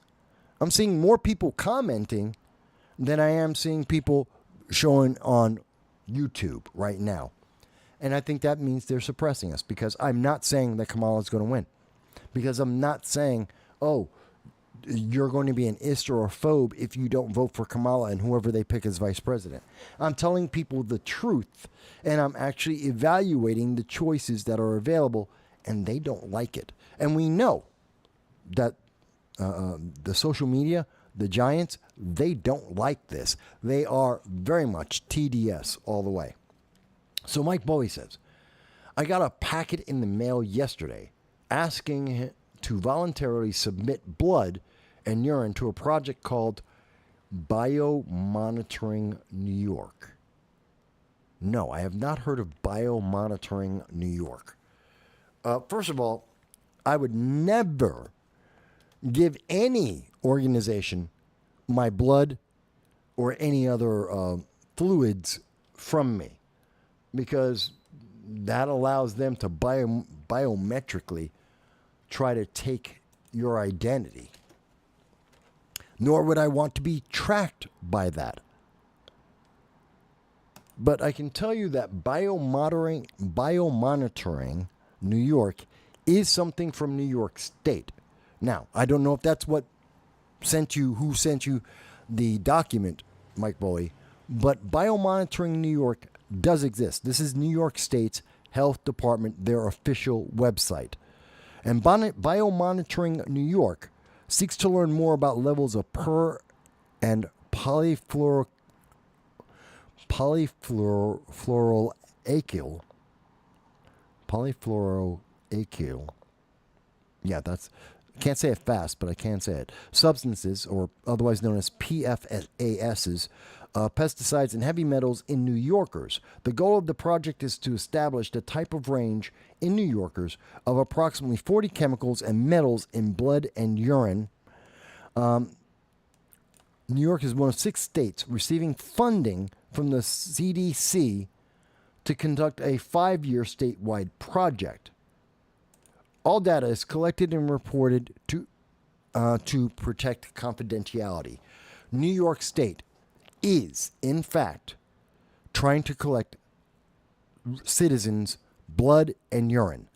No, thank you. No, I will not. I will not provide New York State with my blood or my urine or any fluids voluntarily. I would not give it to them involuntarily. They cannot have any of my fluids, any of my genetic data. They don't get to have that. They're like, oh, well, we'll keep it confidential. No, you won't. The government doesn't keep anything confidential. But beyond that, I don't trust the government to what they're going to do with that data. I just do not trust that. I think this is something that is potentially dangerous, especially as we're seeing more and more developments with genetic coding and being able to manipulate those codes. I don't trust it. They're saying, oh, well, we want to test about these. You already know the chemicals. If you can tell me you're testing for 40 chemicals, you know the chemicals that you're looking for. Go to the groundwater, you can go to maybe dead bodies, test them. Test the ground, test the water, test the air, test the food. You can find out. You don't need my blood or my urine to find out if people have this. That's not necessary. It's never been necessary in the past. It's not necessary now. So, no, New York State doesn't need this. They want this. And what they actually want it for, I don't know. It's a database. They're building a database. The CDC is building a database, and I don't know what the database is for. But I don't believe it's for chemicals that they can already identify, that they can already track in the environment. They don't need blood and urine to do that. So this database is for something else. And I do not trust that. I do not think that anyone should provide that. They need to be far more explicit about what they're looking to do and why they need this data for something that they can already track. Thank you for bringing this up to my attention, Mike Bowie. I wasn't aware of it. I'm sure many people, and if New York, mind you, if New York is doing this, and this is because of the CDC, we know there's at least 6 other states. I notice they're not telling us what the 6 states are. Which states? New York and who else? Who else besides New York is doing this? And why are they doing this? For the CDC. No, do not. I don't trust it. I don't trust it. Nope, not going to happen. I would never do it. Maybe it's me. But I do not have that kind of trust and confidence in the CDC, the United States government, or New York State.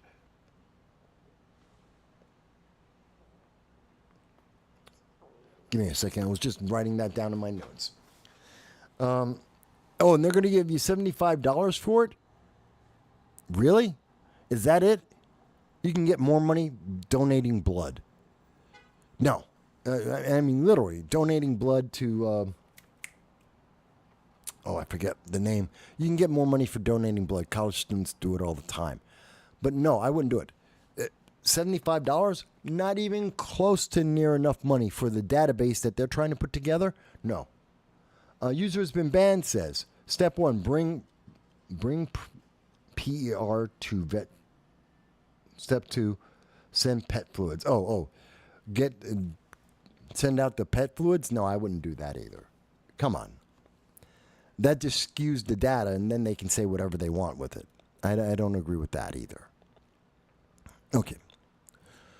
So, my God, we've had a lot to talk about. And I think it's not over yet. Because remember, we're still being demonized. We're still being attacked. We're still being told we are the problem.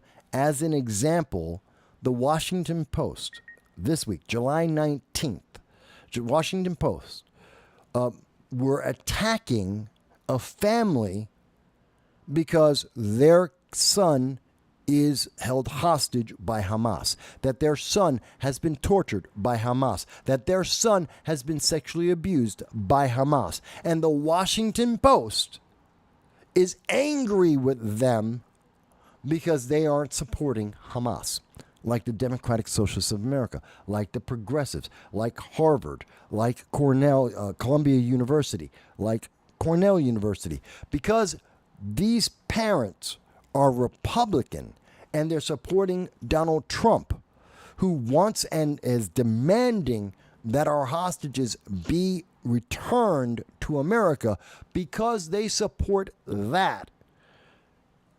The Washington Post is attacking them.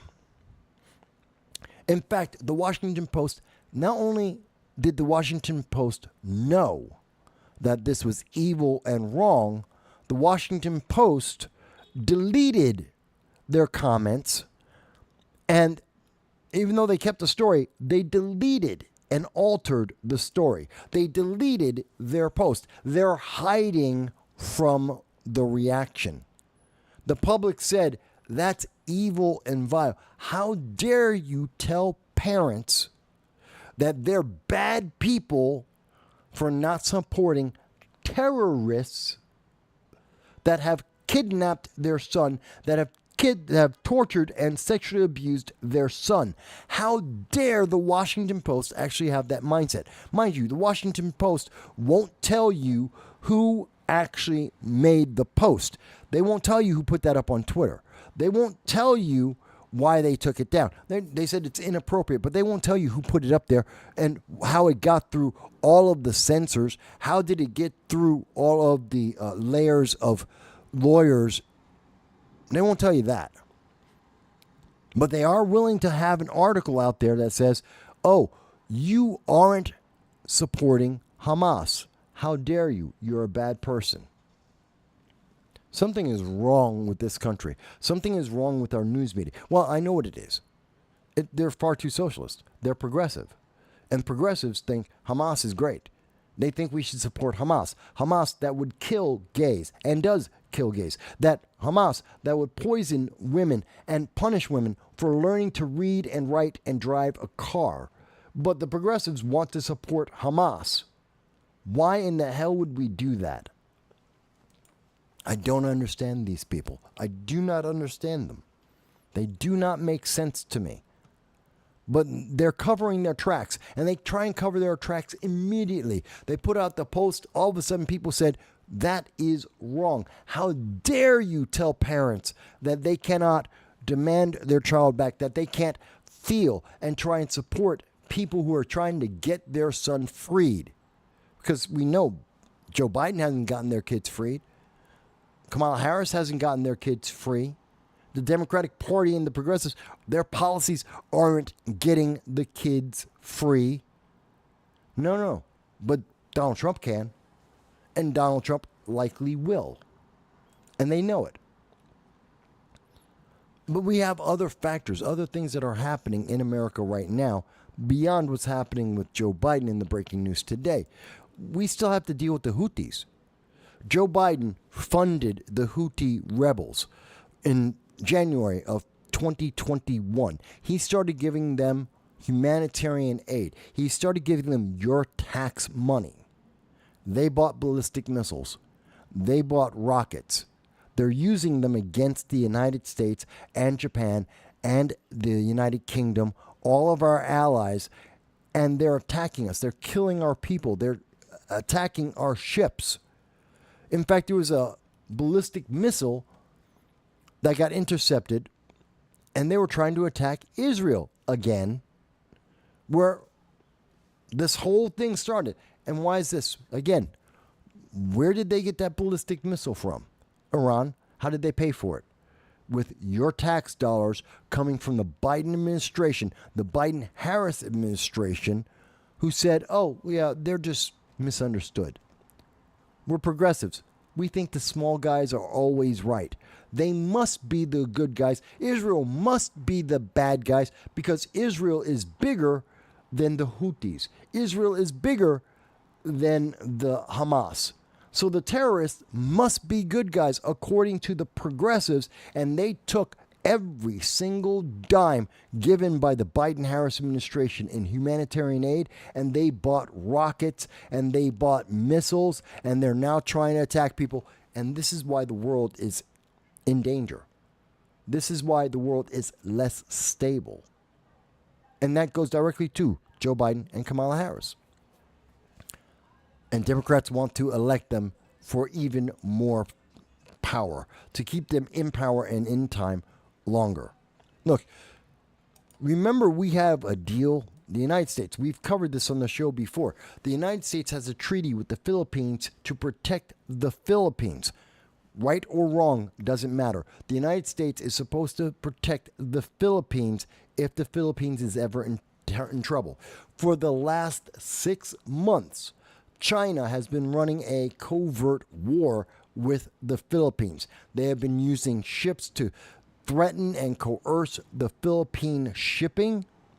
It's nearly broken out to all-out actual war. And the United States, Philippines said, well, yeah, but Joe Biden's only good for 6 hours a day. Sorry, we don't need you. We don't need part-time help to fix the problem. Part-timing it isn't enough. We need someone who's actually on top of the job. Somebody who we could reach beyond the hours of 10 a.m. and 4 p.m. Eastern Standard Time. That's not good enough for the rest of the world. That's not good enough for the Philippines.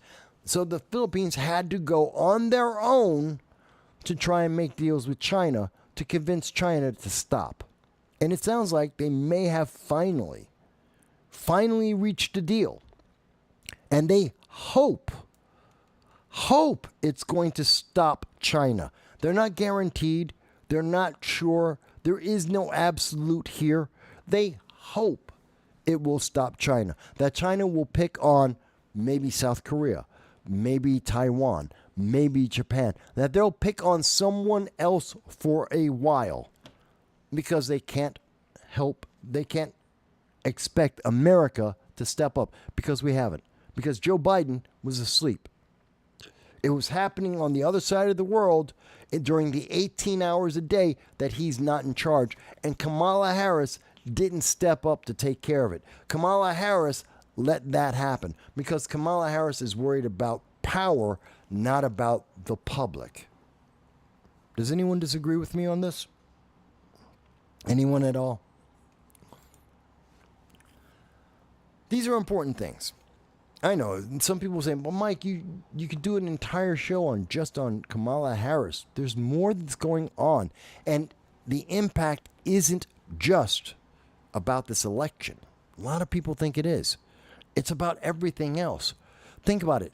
We had hundreds of flights that were canceled yesterday. Hundreds of flights were canceled and still are canceled at this moment. There are over 600 flights not going anywhere. And I, as someone, just this Monday, I had to go through this experience. Actually, it was 1 week ago, Sunday. I went through this exact same spirit. Spirit Airlines abandoned me in Charleston, South Carolina. Canceled my flights. I had to try and figure out where was I going to stay? How was I going to afford it? Where was the money going to come from? How am I going to feed myself? These are all the problems that you have to deal with. People, hundreds of people, or tens of thousands of people are dealing with this right now with 616? Yeah. 616 flights are delayed, 346 flights canceled because of Microsoft and what Microsoft did on Friday. Now you got to think. This is a problem. This is a big, massive problem. Isn't Kamala Harris supposed to be the AI czar?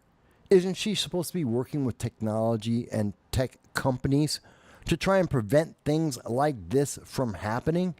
Isn't she the one who was appointed to be the spokesperson for the Biden administration and on behalf of the American people? It seems they failed. And it seems that we have over-relied on one or two big companies rather than diversifying and innovating.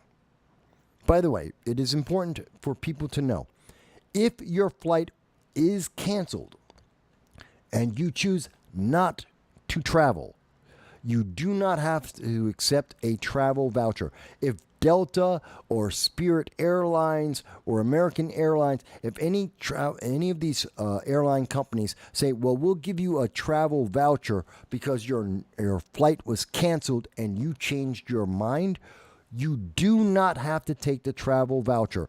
You can ask for a cash refund, and they must give you the cash refund according to the U.S. Department of Transportation. That is part of your rights. The reason why these companies give you a travel voucher instead is they don't want to give you back your money. They're kind of like the Democratic Party. They want the money, and they will try and figure out a way to keep the money. For the Democratic Party, that means putting up Kamala Harris as the candidate on the ticket. In terms of the airlines, it's to give you a travel voucher instead of actually giving you your money back. But you have a right to get your money back. Just want to make sure you knew that. And yes, you can file a complaint. And yes, the link will be in the description at the end of the show. But I think these are things that are showing the nature of the problem. That America is falling apart under the Biden-Harris administration. And we're seeing this over and over again. It's not even like an if or a maybe. In fact, there was this, I want to show you something. Where is it? So, what do you see on the screen right now is from Google News at 2 o'clock.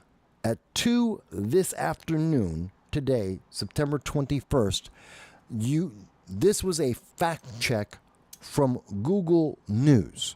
And if you look in the lower corner, can you see it here?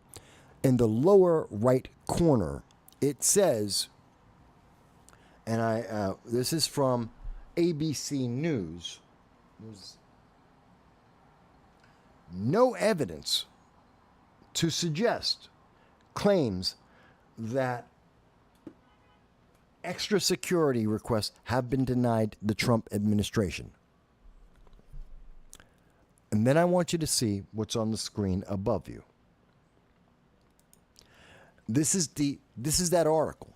Again, this is the local Memphis news. This is ABC News, Channel 24.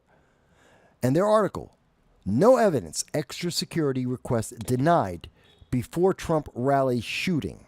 There was no evidence. This was their fact check. This is what they were trying to convince the public of. They were trying to tell you there is nothing, no proof, other than the Secret Service saying that they did, in fact, do that. That the Secret Service has, in fact, admitted that they have been denying requests for the Trump administration and getting Secret Service coverage. This is how bad this is. So they're gaslighting. The search engines are gaslighting you. The search engine, Google itself, went to ABC News. And ABC News knew this story was a fake story, knew this story wasn't true, that it wasn't real, that it doesn't have credibility, that the Secret Service is, in fact, holding back security requests for RFK Jr., for Donald Trump, that they have done it, that it is documented, and they're still pushing the story. They're still pushing this as if it's true, so that someone's going to look and say, well, I saw on Sunday the Google fact check from ABC News said that Trump has never been denied security. But we know he has. That's the proof. The proof is that he has been denied. In fact, let me show you what I mean. This is from NBC News. Again, so this is the denial. This is ABC News saying it doesn't exist. There's no proof. This is NBC News. Secret Service denied requests for more security resources at Trump events before attempted assassination. So we know it's true. There's the Google search telling you it doesn't exist. It's just a Republican lie. It's just a conservative lie. It's MAGA. They're lying to you. But it's true. But it's true. It's the truth. And they were lying to you. ABC News was lying, and then NBC News screwed up their lie. NBC News proved that ABC was lying to you.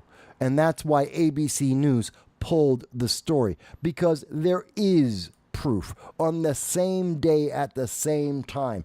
NBC is providing the proof that the fact check from ABC News told you were wrong. You're evil. You're a bad person. Oh, but you're right. It's true. It actually happened.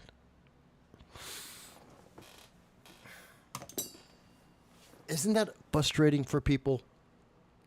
Isn't that frustrating?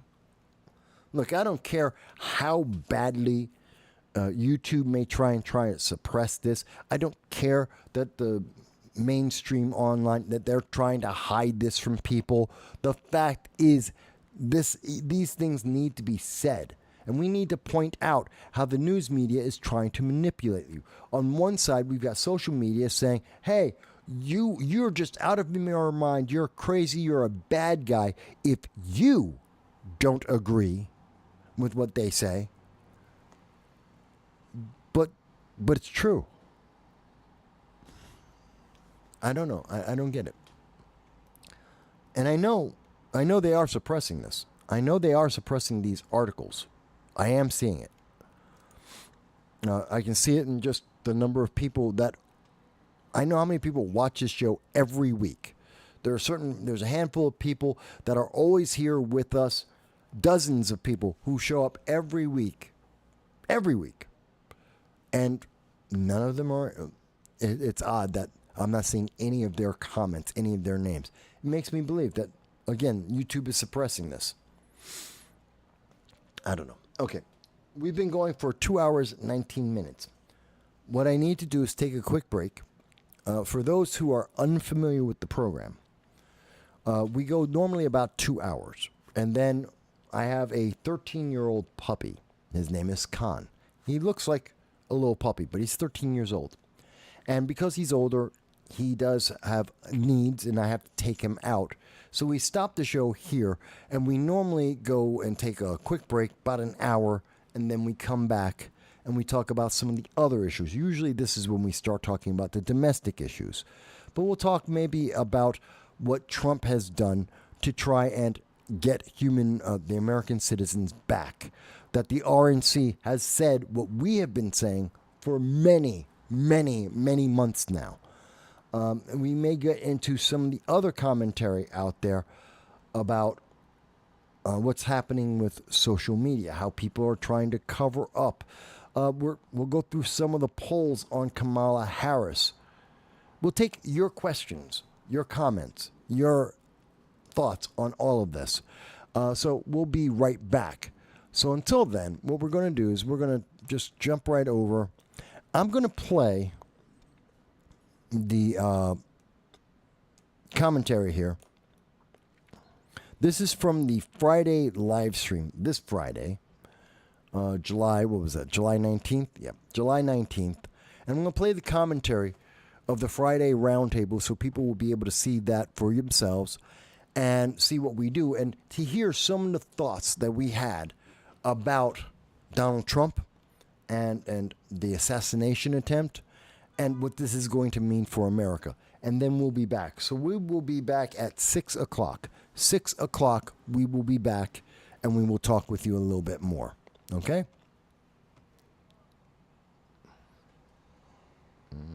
One second here. Don't let him drive your car. Jan Rains is with us this week.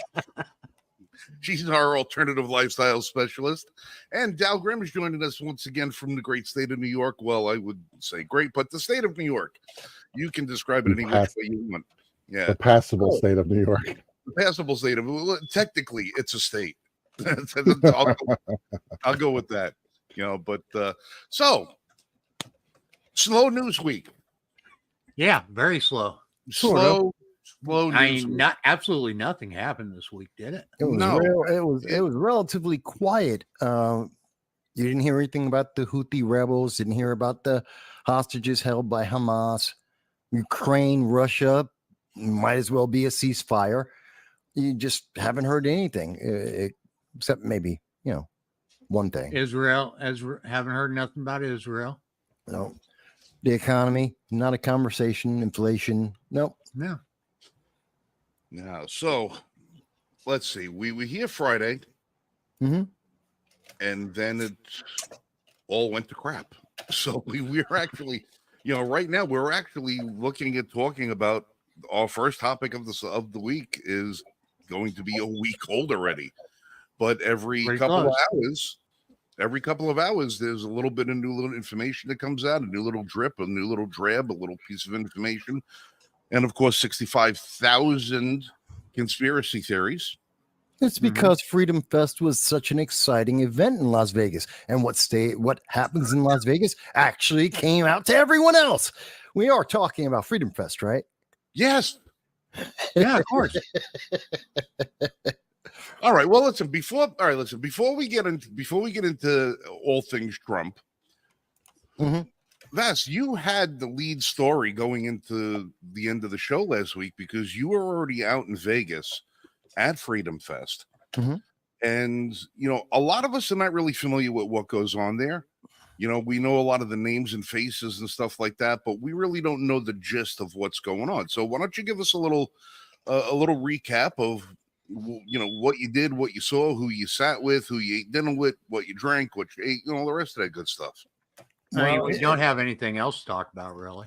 No, no. But I'm trying to buy time. I'm trying to buy time because we are going to get we're going to have a hell of a time trying to fill up 2 hours. I'll be surprised if we make it past 15 minutes. I just know we're going to get so into the weeds later. And I'm trying to stem some of that off now. It's not the weeds. It's confused. It may be there are several people who seem to be lost, and they happen to be very popular. But we'll get to it. But so, all right, because the rest of the world, you go out to Vegas, yeah. And I know that you were interrupted on your way out there. What, going out? Well, yeah, you had a flight delayed. You were stuck in an airport. Never use Spirit Airlines. I hate Spirit Airlines. Never touch that company. I hate Spirit. Oh, it is. Well, going to Vegas, I had a flight. The flight I was supposed to get, the connecting flight to Las Vegas, got delayed by 3 hours. In fact, I had the last flight on Spirit out of Detroit going into Vegas. So I get into Vegas. Instead of being there at about 9-10 o'clock, I get there at 2 a.m. That was a lot of fun. Messed up my schedule because, I'm covering the event. I'm there I have a booth along with Larry Sharp, who made it possible for me to go to the event in the first place. So I've got a booth there. I got to set up the booth. I've got to confirm all the interviews that I'm going to be doing. Got to get the schedule to figure out where I'm going to be to cover things either live or to tape them. Okay. And so I'm behind the gun here. So I wind up getting about 2 hours of sleep because of Spirit Airlines. All right. And I get to sleep. I get up. I start my day. Let me explain what Freedom Fest is. For people who are more familiar with CPAC, it is basically a independent and libertarian convention, political convention. Candidates and individuals that are libertarian leading, that are conservative, that are I wouldn't say Republican, but independent. They all come together to try and set forth an agenda, a timeline, a plan for the future. How can we make America more free, to celebrate American liberty, to help people live? That's the whole plan. And they have a bunch of speakers, including Representative Justin Amash, who is now running for Michigan Senate.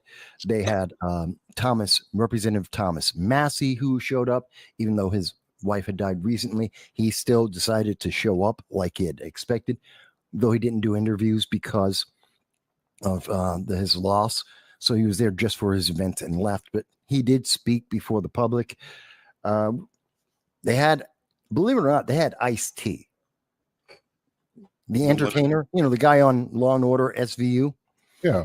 He was on the main stage. He was one of the main speakers, talking about his 26 years, talking about being more libertarian, more conservative minded than what most people would probably think. Much like what we see with Snoop Dogg and many of the other rappers that started off confirmed criminals. And yes, Ice-T was a original criminal. He was the original gangster. There is no question about that. But he redeemed himself. He reformed himself. And his children and his wife and he not only do they not live that life, they understand the ways to better themselves, to have been a role model for improving, and that there is another way besides crime, which is fantastic. It was a great story. He talked about his life story and all the things he's done. That was very motivating. But what I found more interesting, there was RFK Jr., a man who has been blackballed by the mainstream news media. He is the consequence of the rigged Democratic primaries to install Joe Biden, which now has karma kicked back to Democrats now, and they are wishing that they had primaries to pick their presidential candidate for 2024. But RFK Jr., he was there, by the way. Secret Service? No, he had none. Minimal security. And I've been at many events for presidential candidates, for vice presidential candidates on a national level. I've covered Donald Trump when he was president. I'm familiar with the Secret Service level of security, even in the Bronx most recently. I was there covering that. So I have an understanding of what the level of security usually is. And we can talk about that in context to what happened on last Saturday. But then RFK got none of that. None of it. But yet he still spoke on the stage, and I covered that speech as well. And then there was one of the closing speeches was with Larry Sharpe, libertarian, who's run for governor before and a good friend of mine for over a decade.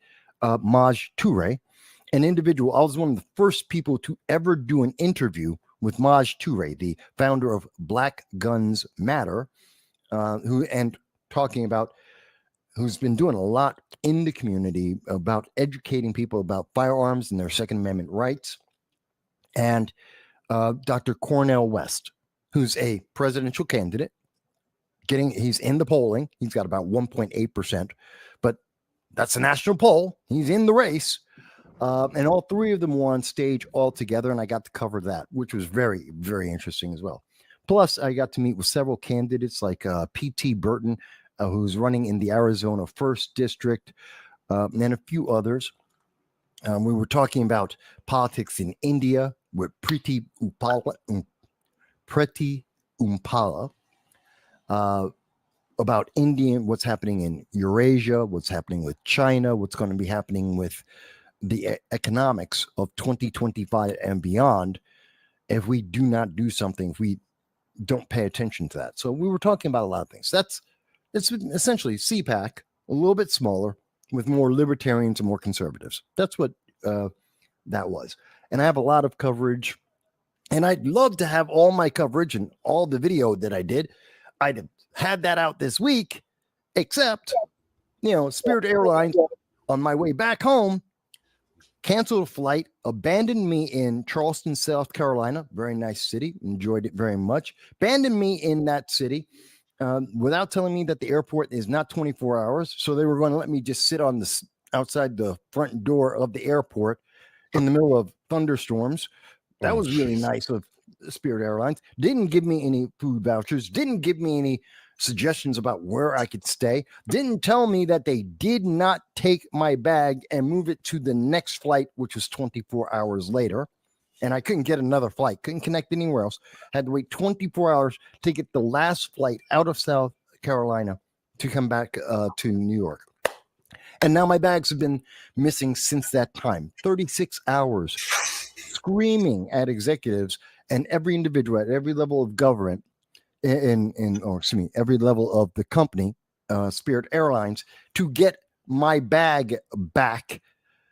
And guess what? I walked into LaGuardia in person to their office, their baggage office, spoke to one guy, Kelvin. Kelvin is brilliant. In 5 minutes, Kelvin explained, this is what happened. This is where your bag is. And I'm going to try and get it home. 5 minutes. Took him another 5 minutes through their computer system to give me the receipt and saying, hey, here's the outline. This is what we're doing. 5 minutes. His supervisor comes in and starts screaming at him because he didn't follow procedure. And I was recording it. And they were like, oh, Rodrigo is an ass. But just saying, so people know, this is why you should not use Spirit Airlines. So that tells you a little bit about Freedom Fest. And Southwest has got an answer for you. Huh? Southwest has got an answer for you. I don't want to use any discounts anymore. Okay.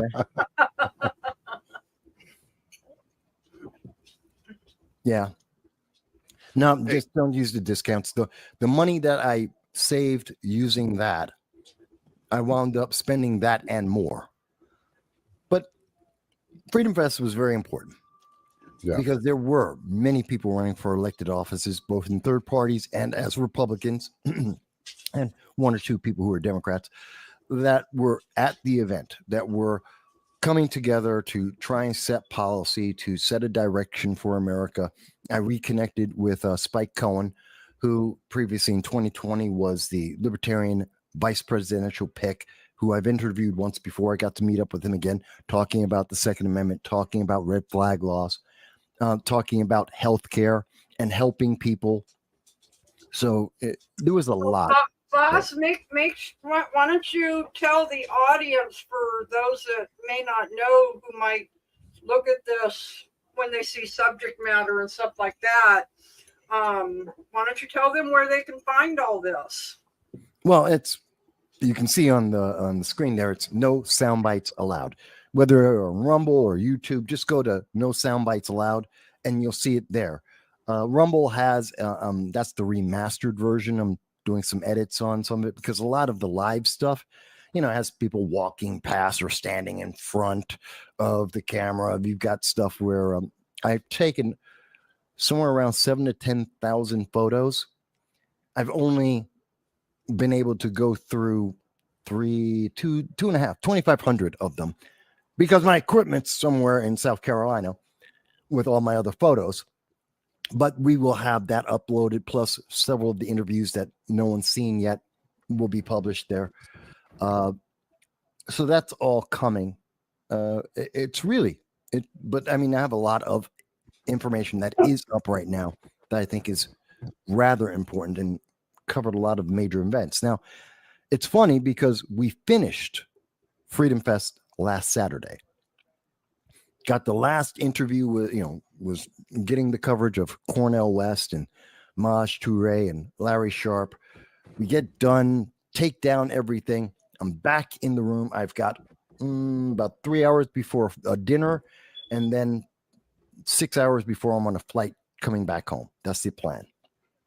All of a sudden I get a phone call. Hey, Mike, did you see the news? News? What news?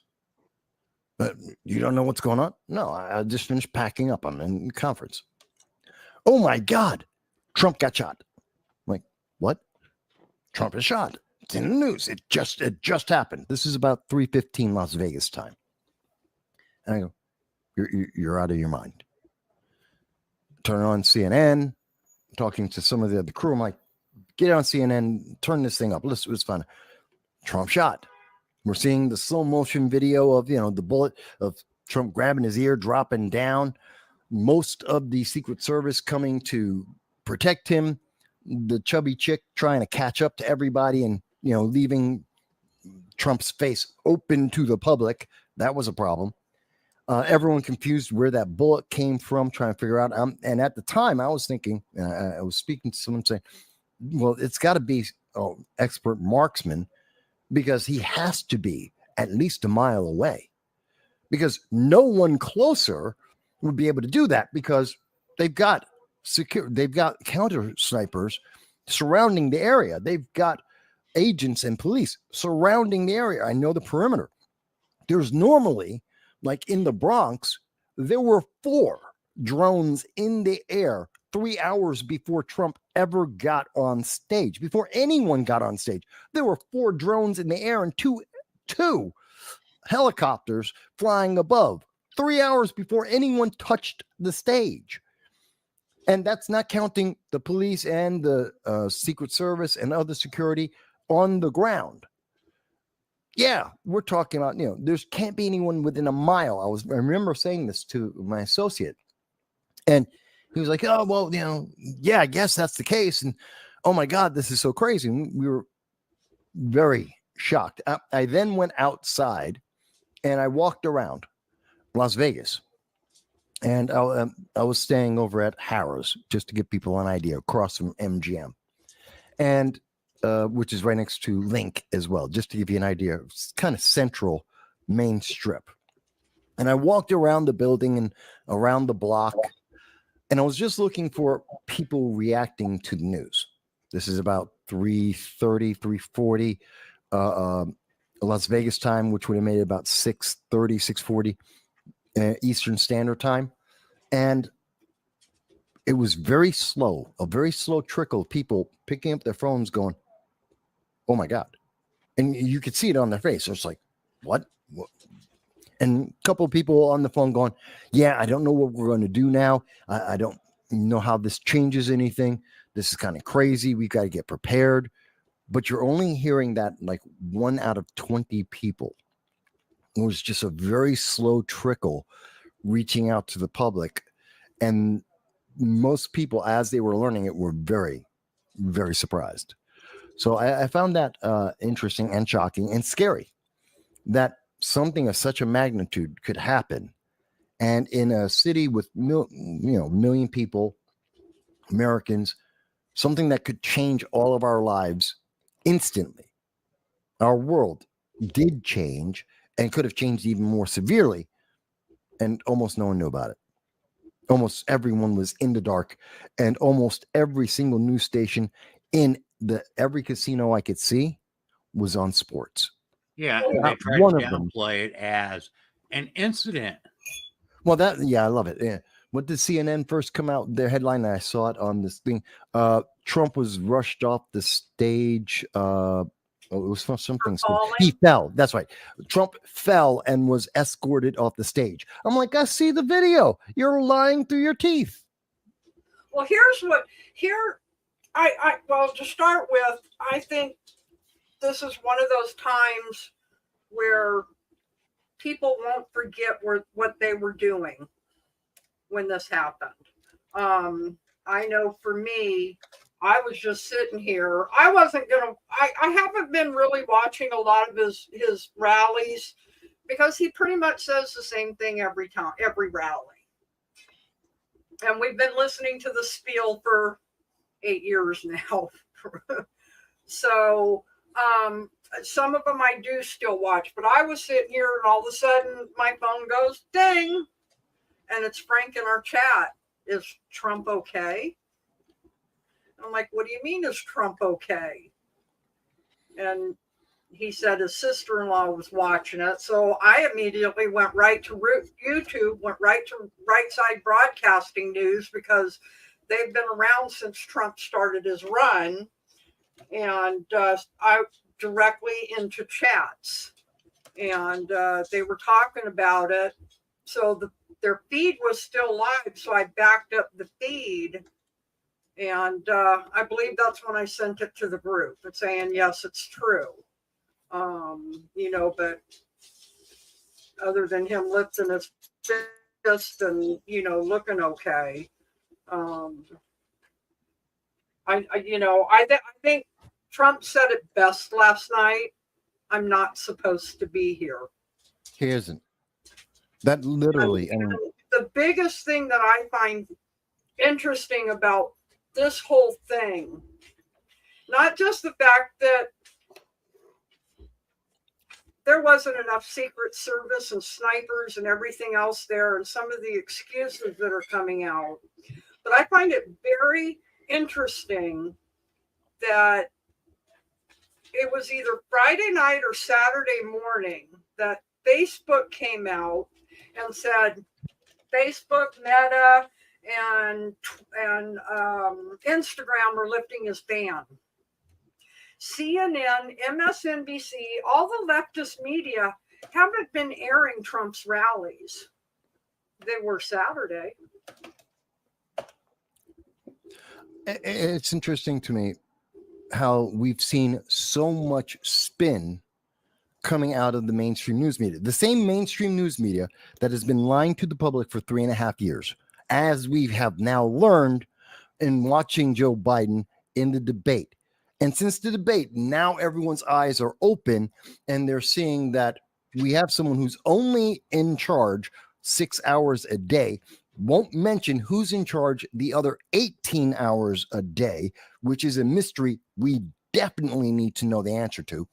But because we now see that, and we saw that in the Stephanopoulos interview with Biden as well, complete failure. We saw it when he did the NATO 75-year celebration. 5 minutes in, he starts to fall apart in that whole thing, which is also very interesting. lots can be said, and I have said about that in the past. And now we have the same news media that was lying to us, who are like, oh, we couldn't know. Yes, you did.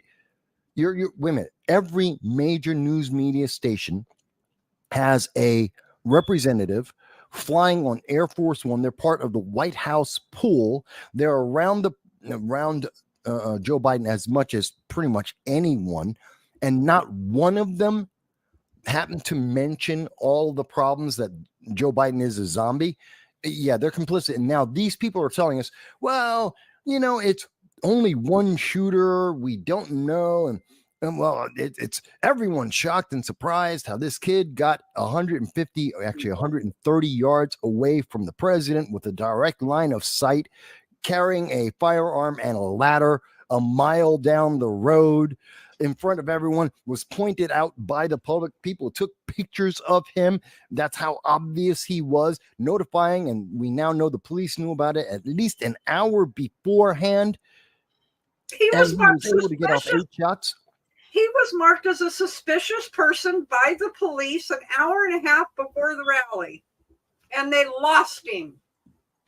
I don't know how you lose him, and I don't know how you miss him on a white.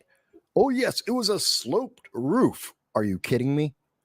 Are you kidding me? I've had more trouble. There's more of an angle of ascension walking up a flight of stairs. And he's on this sloped roof. But them to come out with such an asinine statement when you look at the slope of the roof that the snipers were on behind Trump. It's not just asinine. It is meant to assume that the public are too stupid to look at the evidence and make a decision. It is meant to distract the public. It is meant to coddle them to believe that everything is okay when we are significantly not.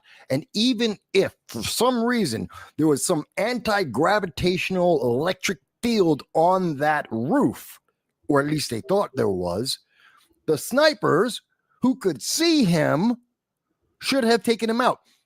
Okay, Mike, you went to Paris Island like I did. No, I went to San Diego. That basic rifleman, every single Marine, the minimum distance that we will train is 150 yards. That's standing. That's standing. That's our standing position, freehand shooting, and you have to be qualified at that. And then we go back and we go into a kneeling position. Then we go into the prone position as we get more distance and we need more stability. That's so close, they consider it freehand shooting in basic training. That's how close he was. And those snipers didn't take him out. Tell me I'm wrong. Tell me I'm wrong, right? You went to the Marine. You were in the Marines. You were in Paris Island. Am I wrong? I mean, we trained at 100 yards, 200 yards, and 500 yards. No, it was 150. It was 2, 3, and 5. I thought we had 152 and 5.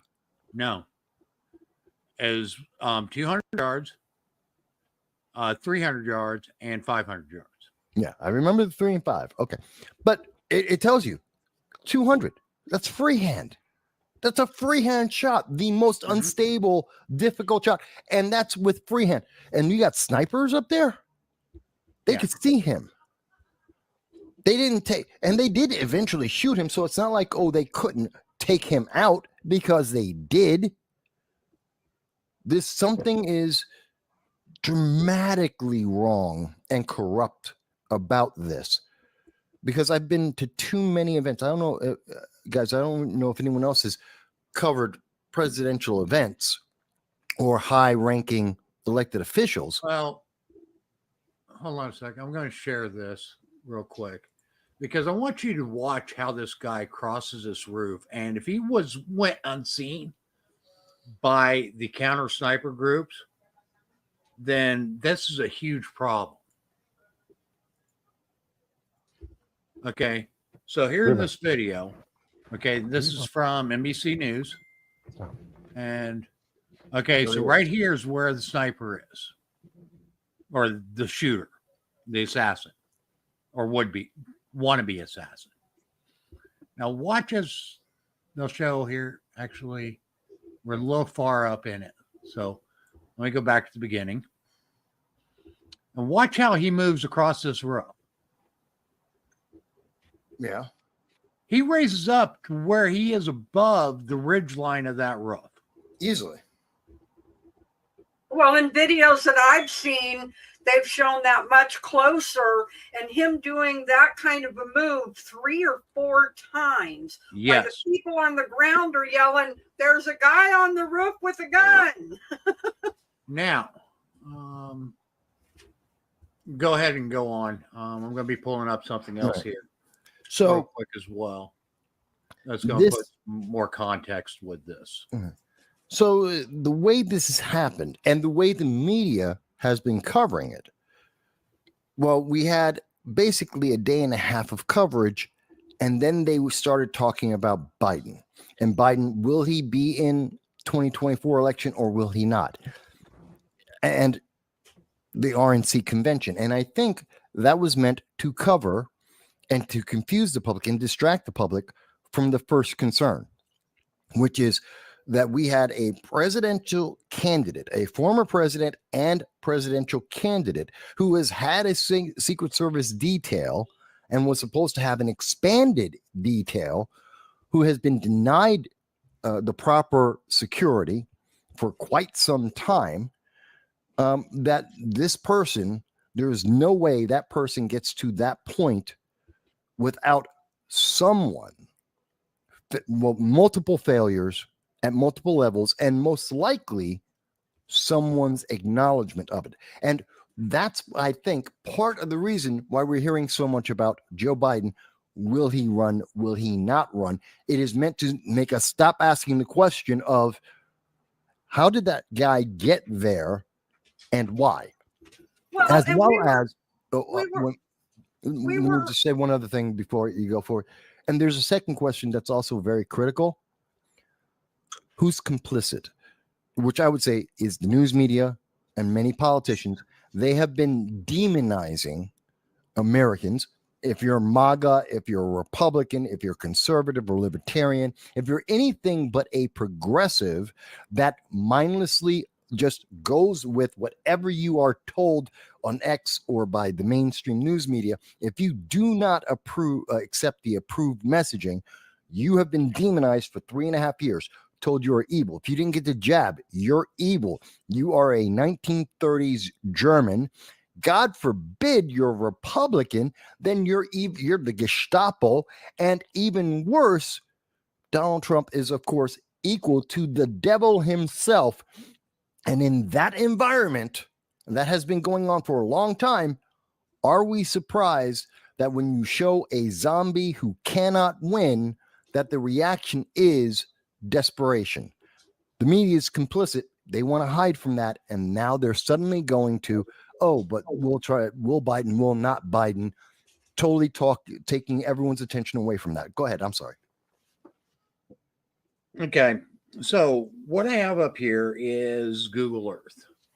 Okay. And this is a map of the location where the rally was held. And I have depicted here the assassin's location, the counter sniper location, the counter sniper spotter's location, and approximately where the Trump stage was. Now, the biggest thing I want to show you here is differences in elevation.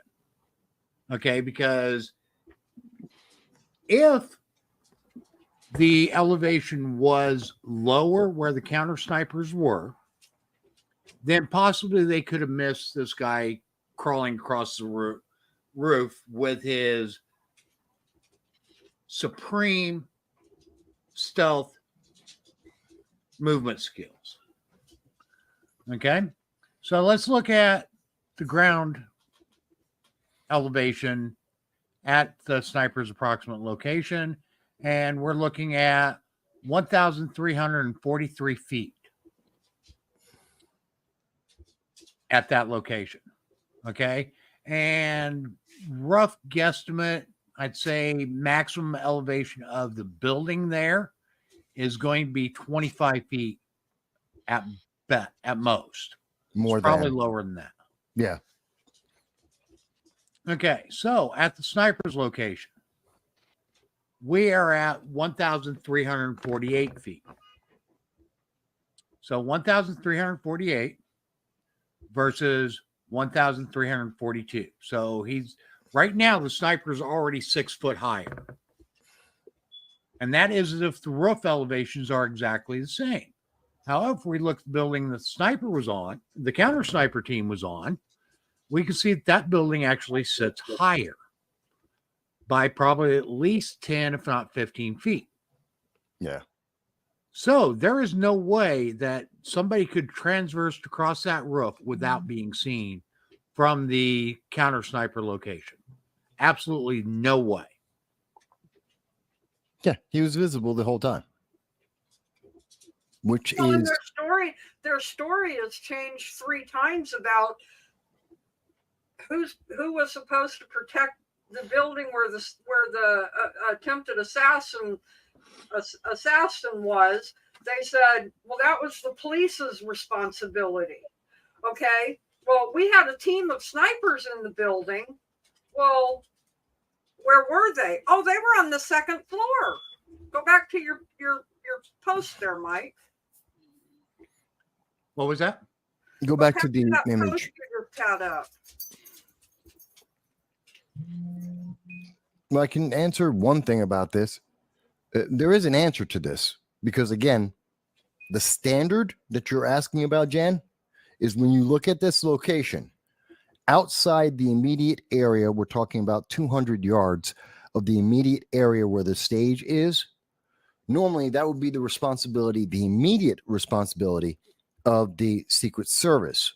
In Well, they addition, purposely cut out that section too. What's that? I get that, but I want you to see my point. Can you get closer to the buildings that the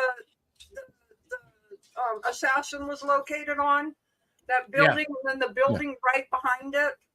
Well, I was about to expand. That building normally would be, if it were obstructed, then it would have been the responsibility of police. Because it's unobstructed, it's the responsibility of the Secret Service. And normally, they would take a countermeasure there. Right. But here's my point. Their latest thing is that the counter snipers were on the 2nd floor. How many floors are in the building that the assassin was on? One. Look at the building right to the left of it. How many floors are in that building? 2 to 3. If they were on the 2nd floor, would they not have seen the assassin? Yes. They should have. Here's another. And they would have had a direct line of sight to the assassin. Should have shot him first. But they didn't see him. Now there's report, and I think this is one of the biggest thing that the media isn't getting right either. We live in a day. I was talking to my roommate about this last night. We live in a day and age of technology, and all these videos that are coming out of people talking, and you've got videos out there of people talking more than one shooter. You've got a report that just came out that I sent to you guys on the group of the noises, and some dude who knows guns and knows noises and this and that says, yeah, you can hear 3 distinct different shots, different sounds. Look at the tower. People are saying there was somebody up on that water tower. I have trouble with the tower because that would have been obstructed at least partially by the trees. Yes, it wouldn't have been. I checked it. The elevation's high enough? I checked the elevations and everything. The tower, there's a video out there that shows what appears to be somebody at the top of the tower. Now, it could be light fracture. It could be one of those heat mirages. It could be anything. But there's a cap at the top of that tower that's about 6.5 feet tall. In the video that shows something is next to the cap, and you see a black silhouette that's person-shaped, and then that person-shaped silhouette slides in behind the cap and disappears. Now, Looking at the satellite imagery, you can see that there is a staircase ladder that goes from the ring around the outside Mhm. perimeter of that water tower up to that cap. That's a maintenance hatch. Hmm. It would have been very easy for somebody to be up there.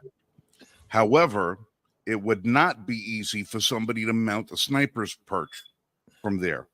It would be the perfect advantage for a spotter if you wanted to get a full spectrum of the entirety of the grounds. That would have been the perfect vantage point. That tower is between Okay, I am going 120 and to 150 feet step high. in here a little bit. Okay.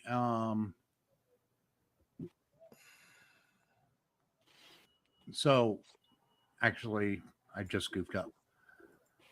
I work on water towers from time to time because that is a place where lots of people decide to put antennas because they're generally the highest point in an area. Okay. Water towers, generally getting to the top of them are not that easy. I'm not saying that it can't be done. Right. I didn't say it was easy. That's why I said it would not have made a good spot for a sniper's perch. I didn't say anybody was up there. What I said was that it appears that somebody was up there. Now, if I was in charge of Secret Service, I may have said, you know what? We own the sky. We own the day.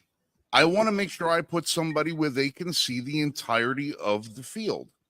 They could have easily had one person up there with a spotter scope to just check the perimeter out, watch from a distance, radio in to another sniper team that says, hey, building at such and such location, check that, check this, check that.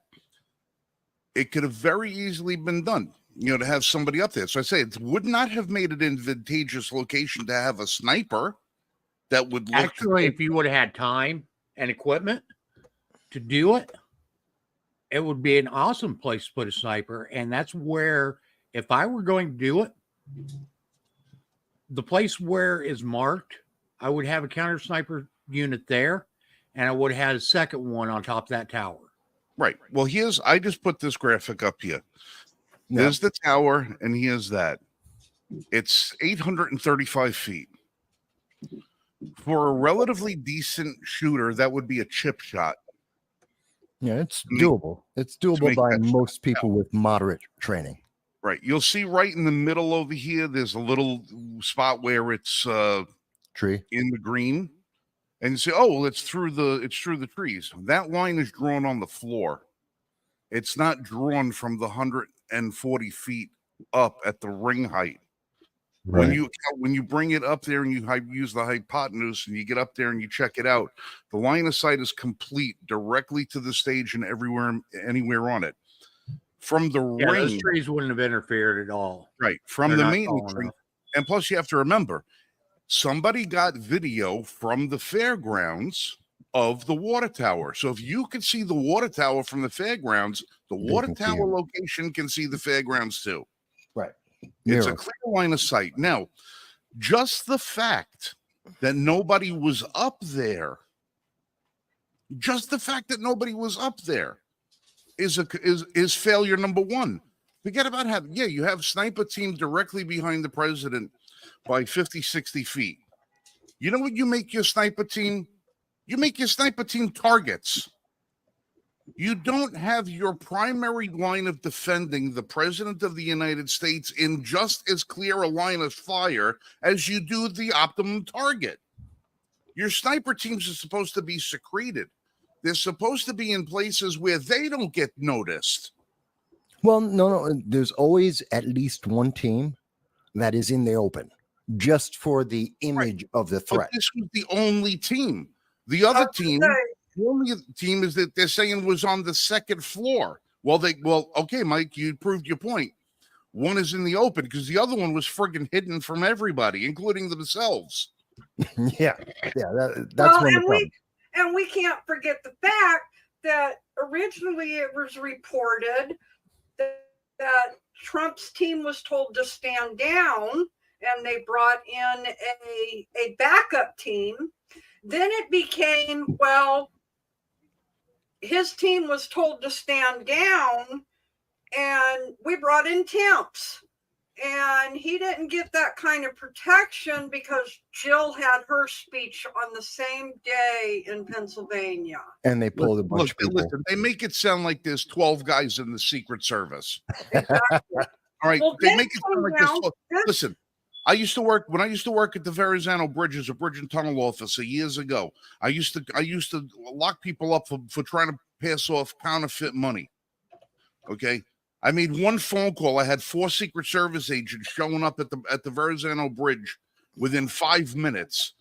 Okay, Secret Service is one of the most overstaffed bureaus in the entire intelligence agency. They have to be. They have to be, because you've got so many people that require Secret Service protection. Oh, we had to take from this one to put to that one. Bullshit. There are so many of these. They make it sound like the elite guys. It's like the A-team. We got 4 guys who are, listen.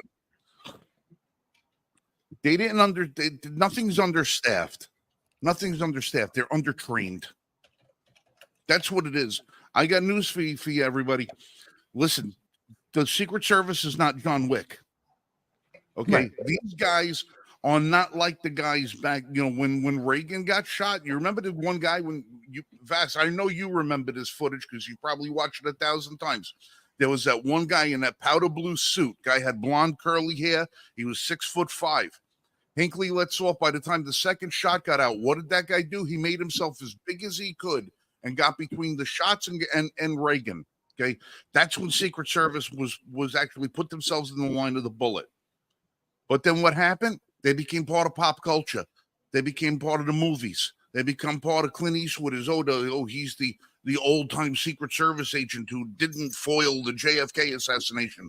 Now he's gonna protect the. Listen. Those guys don't exist anymore. They don't exist anymore. It's a friggin' job. That's all it is a job. You know how you know it's just a job? Look at the 3 idiot women that were out there trying to holster their friggin' weapons. Hold on. Let me stop. There was 2 of them. They're idiots. It's because they don't know what the hell they're doing. Okay. Look, 2 of them, actually, from what I remember and looking at all the footage, there was the one who was on the stage and 2 that were off the stage that then tried to cover Trump as he was going into the car. The 2 who were off the stage and going into the car, they seemed to be somewhat competent to my attention, although they were minuscule compared to the height of everyone else surrounding them, which makes them ineffective and useless. Not because they're bad people, not because they're unskilled, but height is a factor when you're talking about protecting from snipers and attackers. That's a factor and always has been a factor in the Secret Service. Now, the woman on the stage who's a little bit chubby, apparently, could be from all the padding, but considering looking at face, body structure, she's chubby no matter what. Now, it could be all muscle. She could be sumo. She could be sumo chick with incredible strength, and that's why she looks chubby. Maybe. Don't know. What I do know, she's about 5'6", standing next to a bunch of guys who are all 6'3", trying to cover a president who's 6'2".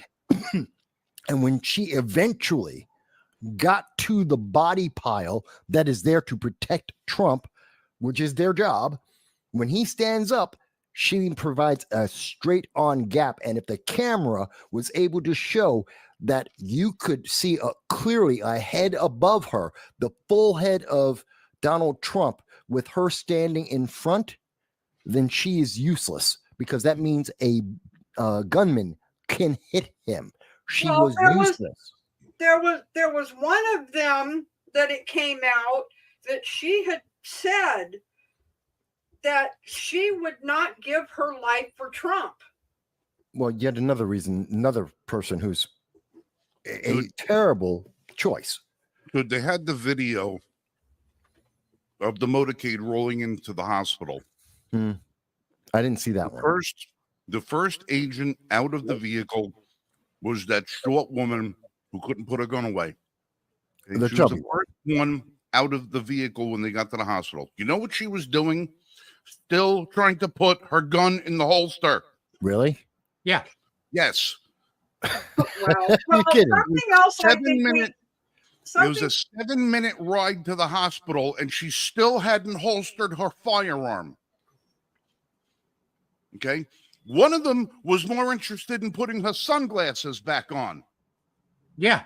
Yeah, I saw that one. That was before they One of left. them couldn't figure out how to open the door of the armored Suburban. and you're supposed to be cool, calm, and collective in this job. Well, you're potentially Listen, you're under fire. fire. I don't care who you are. I don't care how much training you got. When you come home, you come under fire.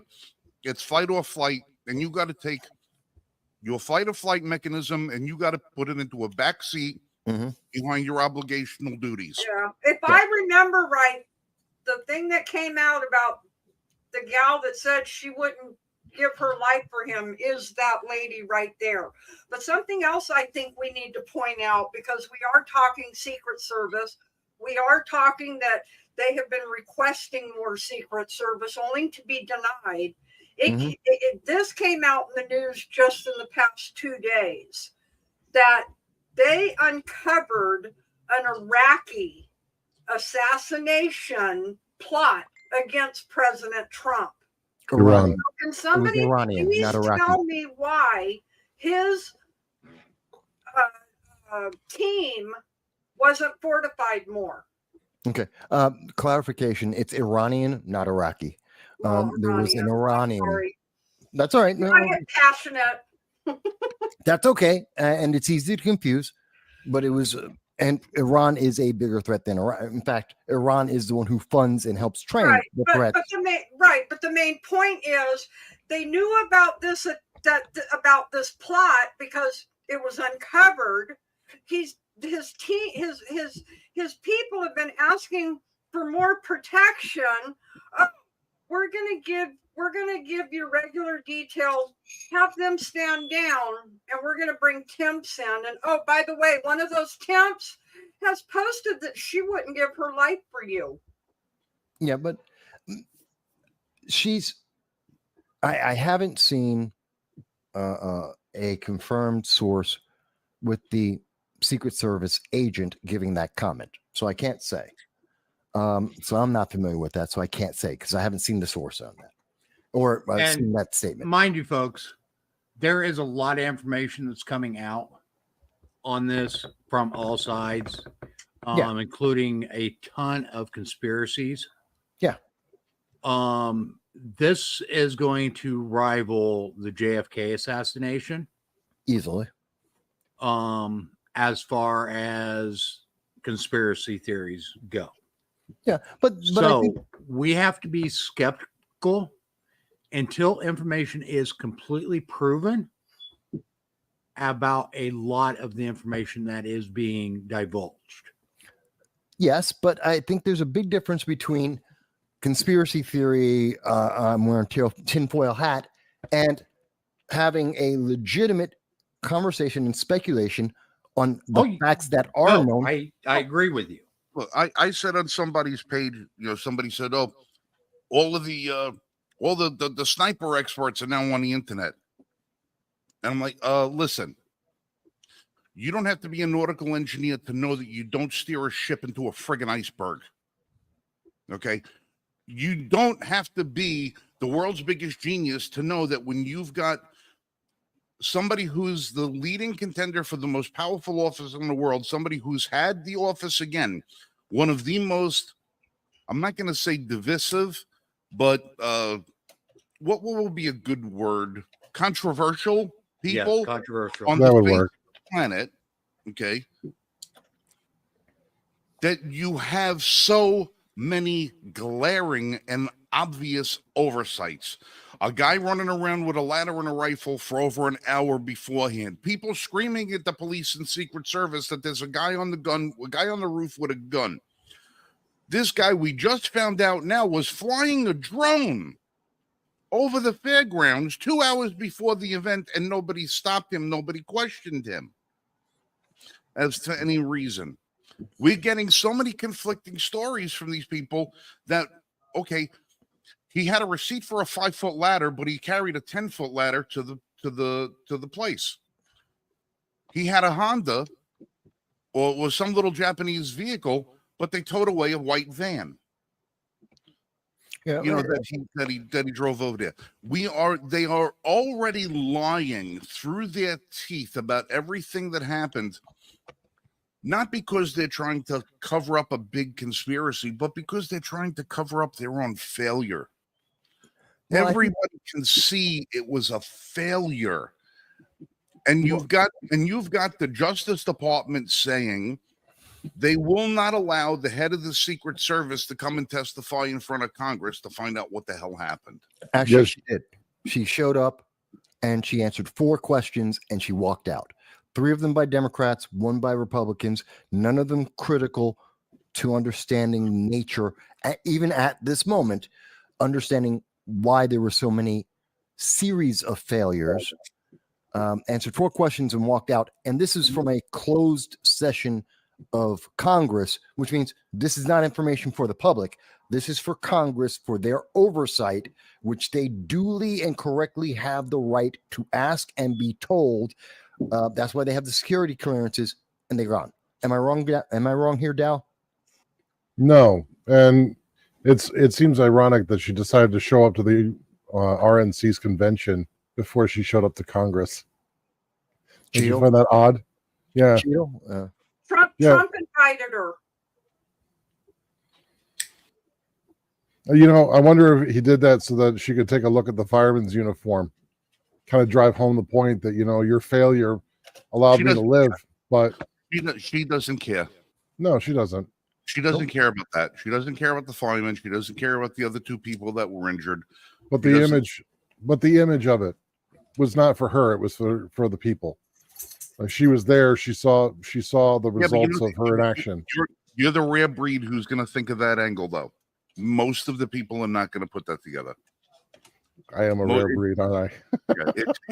It's a point so far out that you really have to make a lot of jumps to connect those dots. Yeah. Say, well, that's why Trump invited her. That's why he was. We don't know if Trump invited her. We don't know why she was there. We don't know if she was just there as a matter of CYA, which is probably what it was. Yeah. But the fact of the matter was, she had time for an MSNBC interview before she had time to go sit in front of Congress. Yeah. Yeah.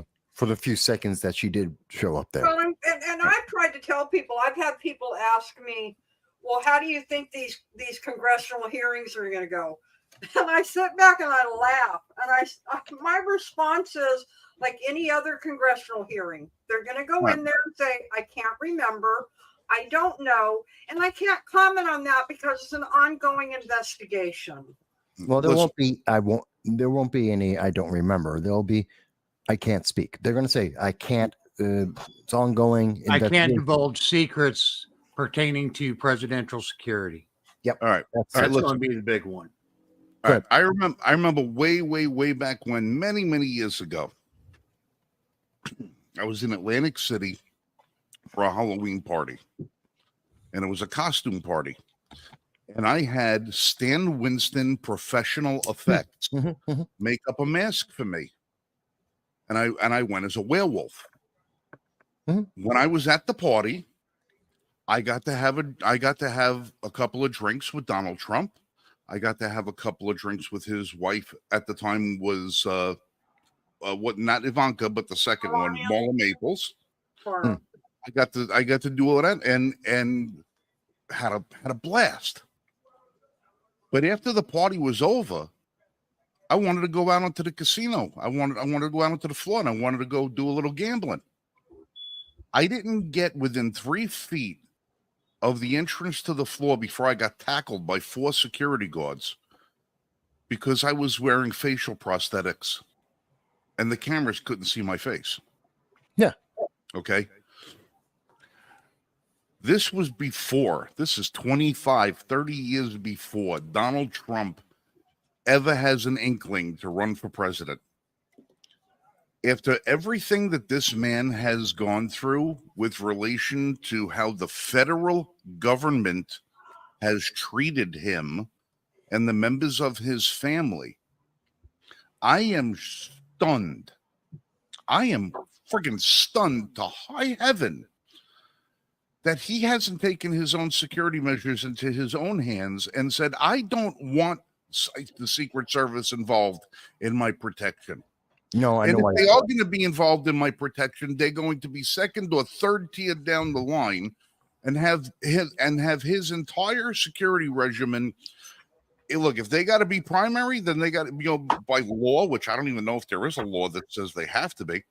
Well, let me answer that. There is an answer to that, which it has been asked, and the answer to that from former Secret Service agents who have been in Dan Bongino, what's his name, the one who's in Congress, and a couple of others. One of the members of Congress and a few others have all stated that part of the reason why Trump still maintains Secret Service and why they are primary is because of allowances. They would be more restricted than the local police and more limited in their access to Trump and to be able to protect Trump than federal agents, than local, state, or even local police. And so because they would have such a secondary role and they would not be able to fill gaps, they would actually, because of their lack of clearance, they would be essentially useless. You see, that's why he doesn't have it. Now they're just not allowed in certain places that Trump is able to go and does go to. They don't have the security clearance. They don't have the regulations. They don't have the authority. So, the authority to do what? Wait a minute. To even be in certain locations where Trump would be. So anywhere that Trump goes. He's not the president right now. Where is he going? Where is he going that he needs special security? He still has a security clearance, and he is able to traverse in areas. He's not going to the White House. He's not going to Capitol Hill. Everywhere he's going is a private function that he's renting the space out to when he does an event. He can put in whoever the hell he wants to put in whenever he wants to put them in there. And if they're going to go and they're going to say, oh, well, you can't have they can't be armed or anything else like that. Well, guess what? George W. Bush signed into legislation that any and all former law enforcement officers across the United States are entitled to carry their firearms across all contiguous state lines. So if you want to hire private security made up of former federal or local or municipal police, he can do it, and they can carry their arms with them. He can have his own security provided. Frank, I can only tell you. I have a question, then, though, boss. Because I'm kind of on Frank's questioning. If JFK Jr., who just after the assassination attempt, it was RFK. He can have a Secret Service now. RFK. He's had private security all this time. He's going around the country speaking. Okay, and I've actually covered RFK events. He doesn't have the level of security at even on maximum that I have seen. And I have been that I've been got no money for that, huh? Dude ain't got no money for that. He's not poor. But besides that fact, he doesn't have the security that we've seen with other higher profile or equally high profile individuals. And I'm not disputing what you're saying, Frank. I understand your reasoning, but I can only tell you what former members of the Secret Service, including individuals who are actively in office in the elected Congress right now, this is what they have stated is why, one of the reasons, there may be other reasons, but one of the reasons why private security isn't primary for Trump and why they are asking for it for both Trump and RFK is because of access and authority. I can only tell you what they say. I don't know if there's other reasons, but that's what they have stated. I'll tell you right. You look at Trump's entourage right now as security, and you look at who's protecting somebody like Mark Zuckerberg. Zuckerberg's got better security than Trump does right now, and that's private. Yeah. Okay. So don't tell me that Trump can't have his own security. At least bolster it. Yeah, but Mark Zuckerberg can't go where Trump goes. There are locations that Zuckerberg and his security can't go. Trump right now can't go anywhere that he's not renting anywhere out. He can't go to the White House. He can't go to the Senate. He can't go to Congress. He can't go as a private citizen. As a private citizen. As a private citizen, that's it. But he's not going to go there. He's not going to go to any of these places. He's not going to campaign at the Supreme Court. No, but he can go to places. Where is he going to go? Where is he going? Day-to-day routine. I'm not in charge of his schedule, but it is a fact. It is a fact that he has a security rating. He is a security risk, a national treasure, because of his knowledge and information that he is aware of. He does have access and a lack of restrictions that the normal average person would have and their security would have. That is factually correct. And we are hearing from members formerly of the Secret Service that are confirming that statement. And it doesn't matter if I know exactly what place it would be. I don't need to know. Because it may not be something that you and I could ever access. You're not understanding my friggin' point, though. I am understanding it. You're saying, oh well, there's places that a private security company, private security personnel wouldn't be able to go. Yes, he's not going to those places that you know of. That doesn't mean he isn't. I mean, it's at Mar-a-Lago where he's campaigning. Everybody in the world knows. It doesn't matter how many places you mention that he is going to, Frank. You can't tell. He may, and we do not know, that he may be going to places that have higher security that we don't know, that isn't reported, because it is a higher security clearance. We don't know. Guess what? If he's going someplace where there's higher security that his private security can't go into, you know who else can't go in there? The people trying to kill him. Maybe. That's public. Not necessarily true. Crazy gunmen. They're not going into those places either. You don't have to be just a general person in the public to be able to assassinate a president. If he had to go to some hidden military base someplace for a conference among world leaders, you're saying, oh, well, his security couldn't go there. Neither could the people that are trying to kill him. Like Which this doesn't mean that he doesn't have. Which doesn't mean he doesn't have an additional risk from being assassinated. That he's at risk. He should be able to have his own private security because he cannot trust the government. I understand your reasoning, Frank. I'm not disputing your reasoning. I understand my anger. I do understand your anger, but I can only offer, and you're not the only one, because we're talking to an audience. And by the way, a former president of the United States, you know what he has the ability to do? Say, I don't want your service. I don't want your protection. They can't say that. Jimmy Carter hasn't had his Secret Service protection since 1987. Yes. He got rid of his own Secret Service protection. Trump could easily say he doesn't want the Secret Service protecting him, and he wants his only people to show up. He could. And have his own people there. If he has the option to supply his own people without Secret Service, then he sure as hell has it to bolster them. He has the ability to do that. He has the funding to do that, and he has chosen not to. Well, I can only tell you the reasoning. I can only tell you the reasoning that has been offered. And no one knows except Donald Trump. So unless we can get him onto the program, which I would love to be able to do, we can't answer that. I can only give you the answers. And I'm not just speaking to you, Frank. I'm talking to the audience who are listening to this and who are asking the same question and have the same frustration you do. We can only give the answer that we have access to and then speculate from there. I don't have a better answer for you. Well, I wish to God that you would do something, because it's fairly obvious. And I keep saying, everyone says, oh, well, maybe Trump has learned his lessons now from the first administration about the mistakes that he made, like with the appointments of the people that it turns out he couldn't trust. All the people that stabbed him in the back over the 4 years that he was in the White House and the 4 years subsequent to that. The man still hasn't learned that if it comes from the government, it's nothing but trouble. It's nothing but friggin' trouble. I'm here from the No government. Soundbites Allowed is a podcast hosted by Michael Vass. The podcast focuses on providing in-depth discussions on various political and social issues. As the title suggests, the aim is to go beyond quick sound bites and explore topics in greater detail. Michael Vass, the host, engages with guests to analyze and discuss current events, policies, and political ideologies. The live stream and videos cover a wide range of subjects, including politics, economics, social issues, and more.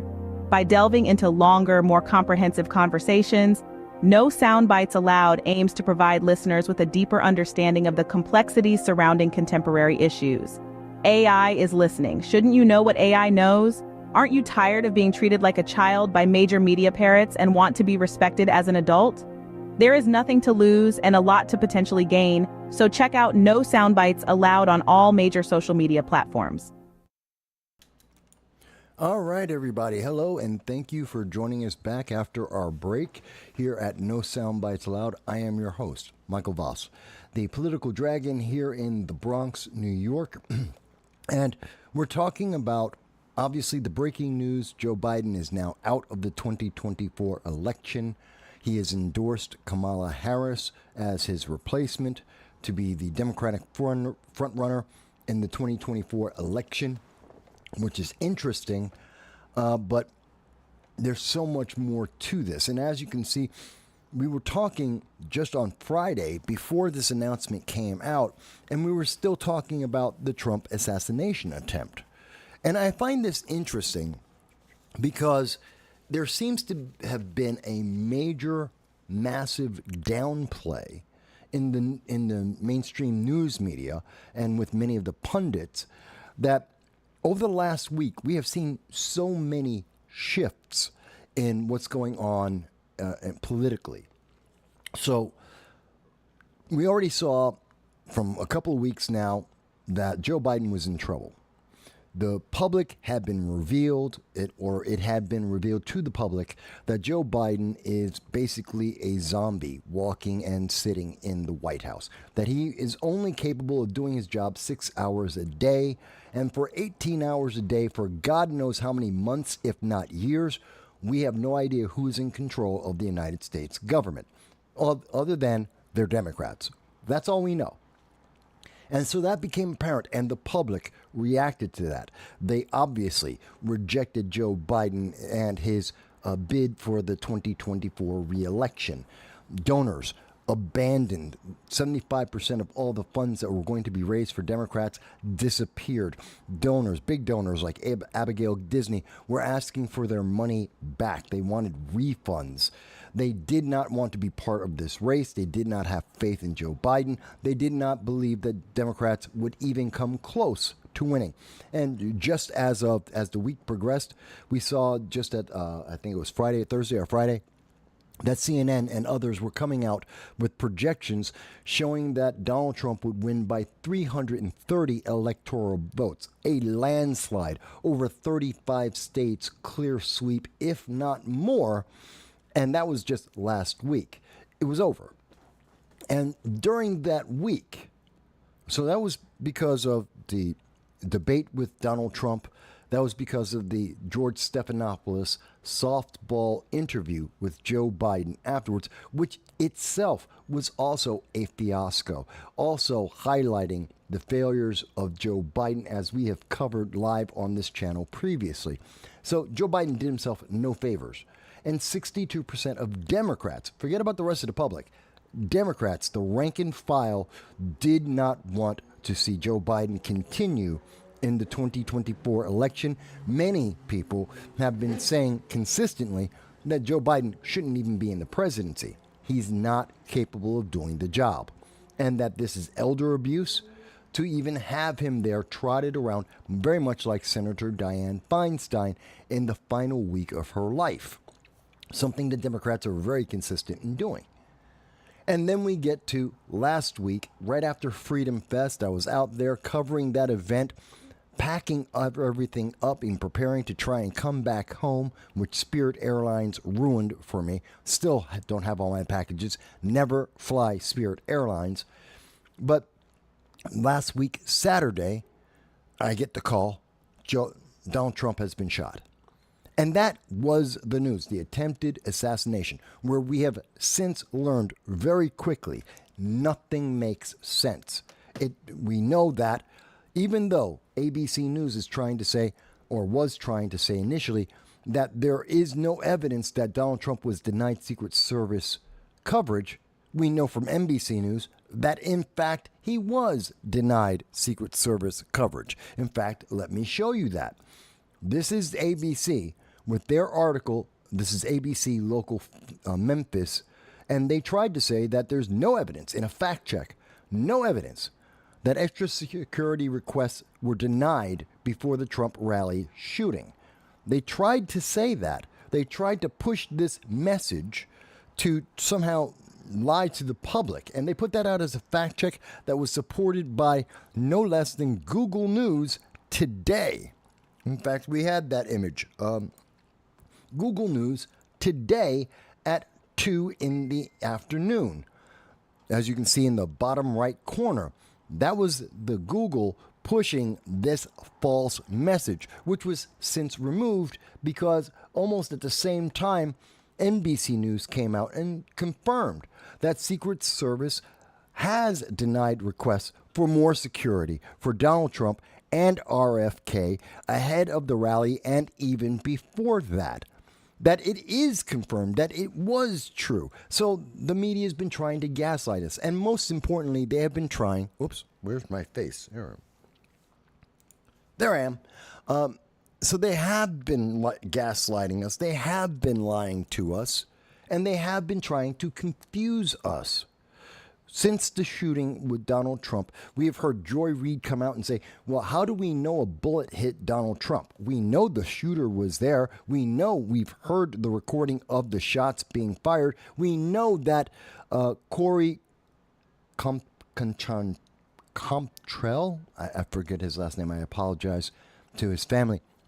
We know one man was killed trying to protect his family. We know 2 others were seriously wounded. So bullets were flying in the air. We know that from the shooter. We know that. And we know the shooter was 130 feet away, as we were discussing on Friday with the Liberty First Foundation. We know those facts. We know that the security was denied. We don't know why these things happened, but we know that they did happen. And we see the news media knowing that Secret Services failed, that Kimberly Cheadle, the Secret Service, in charge of Secret Service, what did she do? She answered 4 questions when brought before Congress, when asked about this event in a closed session of Congress. So this wasn't something for the public. It wasn't leaked out. This wasn't information that could compromise the Secret Service and its job. No, in a closed security session of Congress, she answered 4 questions and left, walked out the door, refused to answer any questions. 3 of those questions were from Democrats, 1 was from a Republican. We don't have the transcript. Again, it was a closed session. We don't know what exactly was said, but we do know it only lasted 4 sessions, and several members of Congress have said they have never had a closed security session of Congress and a committee hearing and it go 4 questions and done. That doesn't happen. She was avoiding answering the questions. And she's come up with silly things like, well, the roof was too sloped, which we were discussing at the Friday roundtable, both in terms of elevation, in terms of slope, in terms of location. We were discussing all of that. It makes no sense, especially since we know the Secret Service, the position they did have that we could publicly see was on a sloped roof. A roof sloped more than the roof where the shooter was, which makes no sense. And in fact, you may have noticed when my associates, Jan Rains, pointed out that, hey, the building right next to that roof where the shooter was, where we were told there were Secret Service agents and police in the building on the 2nd floor, well, that would have overlooked the roof where the shooter was. They should have seen the shooter far before anyone in the public, far before any time near the shooting, and they should have taken him out. And they didn't. So while these questions are there, and in the background, the question has to be, was this because Donald Trump is a Republican? Because Donald Trump is Donald Trump? Because there is a deep state, there is a deep dislike. Trump derangement syndrome is real. There was a real fear of Democrats losing power to Donald Trump. And while they didn't, I'm not saying that this was a conspiracy to shoot Donald Trump. They just created an environment where if someone decided to try and shoot at him, they could. They created the environment where this attempted assassination could happen. And when we look at all of the series of errors and failures and oversights that don't make sense. And the only thing that seems to make sense is when we put them together, that this was intended, this was hoped for, that if they had these holes in the security, they had these errors and these denials of security, in the hope that if someone tried something, they could. And that should really upset us about our government. That tells us that, at least in the current, if not recent times, we have an authoritarian trend in our government. And that should make us fearful, because that means America is not nearly as free as we have been in the past, and we like to imagine ourselves to be. And if this is true, then we are no longer the pinnacle beacon of freedom in the world that millions, tens of millions, look forward to and try to aspire to, that they come here legally and illegally to become part of. That's terrifying.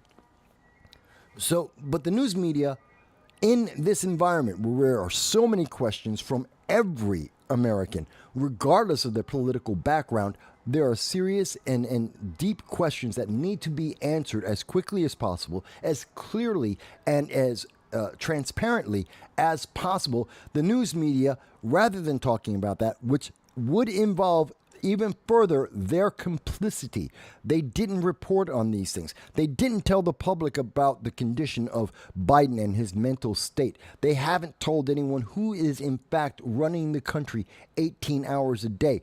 They haven't been following up on this information because they have a political agenda to hide their complicity, their 7 years of demonizing Donald Trump, Republicans, conservatives, anyone who MAGA, anyone who believes in making America great, anyone who didn't vote and does not comply with Democrats, including black people, which, Joe Biden said, if you didn't vote Democrat, you're not black.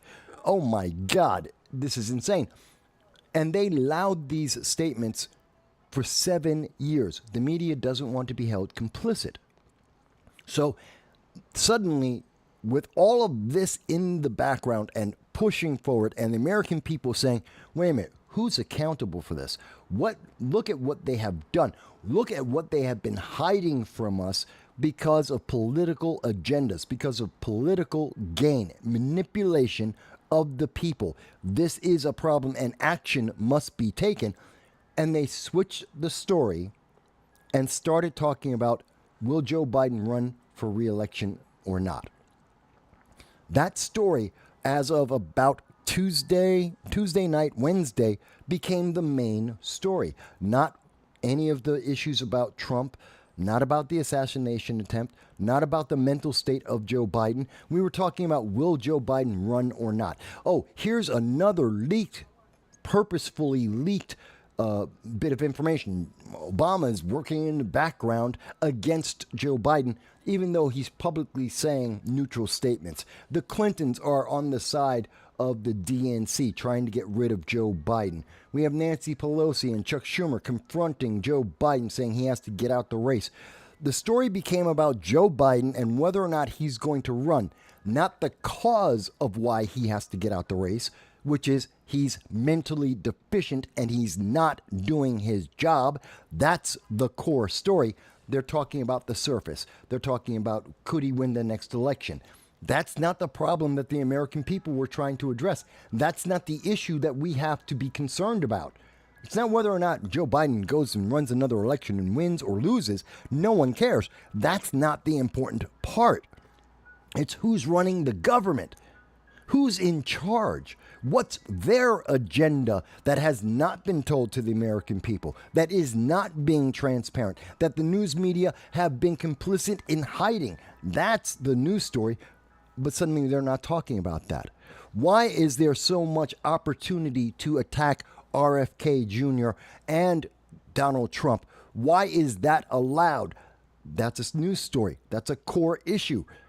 The news media didn't want to talk about that. They talked about Joe Biden. Will he run? Won't he run? Look at the confusion amongst the Democrats about this. distracting our attention, distracting our focus from the core issues that are vital to our country surviving and remaining free. That's important. And we're not hearing people in the news media talk about this. We're not hearing a lot of pundits talk about this. But I think it's very important. And I was talking about it on the Friday live stream, and I'm talking about it now because it needs to be discussed. And even as this channel is being suppressed, I'm being told there's only one person who is watching you, Mike. Give up. Give up. This is the message I'm getting from YouTube. Only one person's watching you live. Give up. Give up. Even though I can track through other software, I know that there are dozens upon dozens of people who are watching this live right now, that they are seeing this, even though YouTube wants me to give up. Social media is working along with media, trying to hide and suppress and to minimize the core issue problems that we need to address. It's not about who wins the next election. It's about what's happening to control our government and guide us without our knowledge. It's about the news media being more than willing and complicit in trying to cover up anything that would interfere with their political agenda. It's about America becoming more authoritative in front of our eyes. And that's a problem. And maybe Trump can fix that. Maybe he can't. Maybe RFK. Maybe it's whoever wins in 2028 or 2032. I don't know. But I do know that we have a different problem than whether or not Joe Biden decided to run. But that was the news story that they used to hide, to push in front of your face, to keep you busy. Because everyone loves drama. I mean, that's what the whole Housewives of wherever the hell is about. That's what about 90 Day Fiancé. That's what it's about. It's about the drama, the human drama of watching someone have a worse life than you. And that draws eyeballs. That's the whole point of, what do they call those shows? I forget what they call the shows. It's like The Real World, all that stuff. These live dramas, supposedly live, supposedly real. You know, the Housewives and all of that. That's what that programming is. It's a distraction. It's watching other people fall apart in front of your eyes so that you can say you have a better life than them. And that's what they did to manipulate Joe Biden. Again, it is elder abuse. It is elder abuse to do this, to use him as a puppet in this manner. But it doesn't answer the underlying question. Who's in charge of our country? What are they planning to do? Who's involved in this cover-up of allowing this to happen? It's the news media, obviously. The press pool, the White House press pool, they have more access than any of us. What, they didn't notice it as they were flying on Air Force One? They didn't know. Kamala Harris, she didn't know. She's in the White House.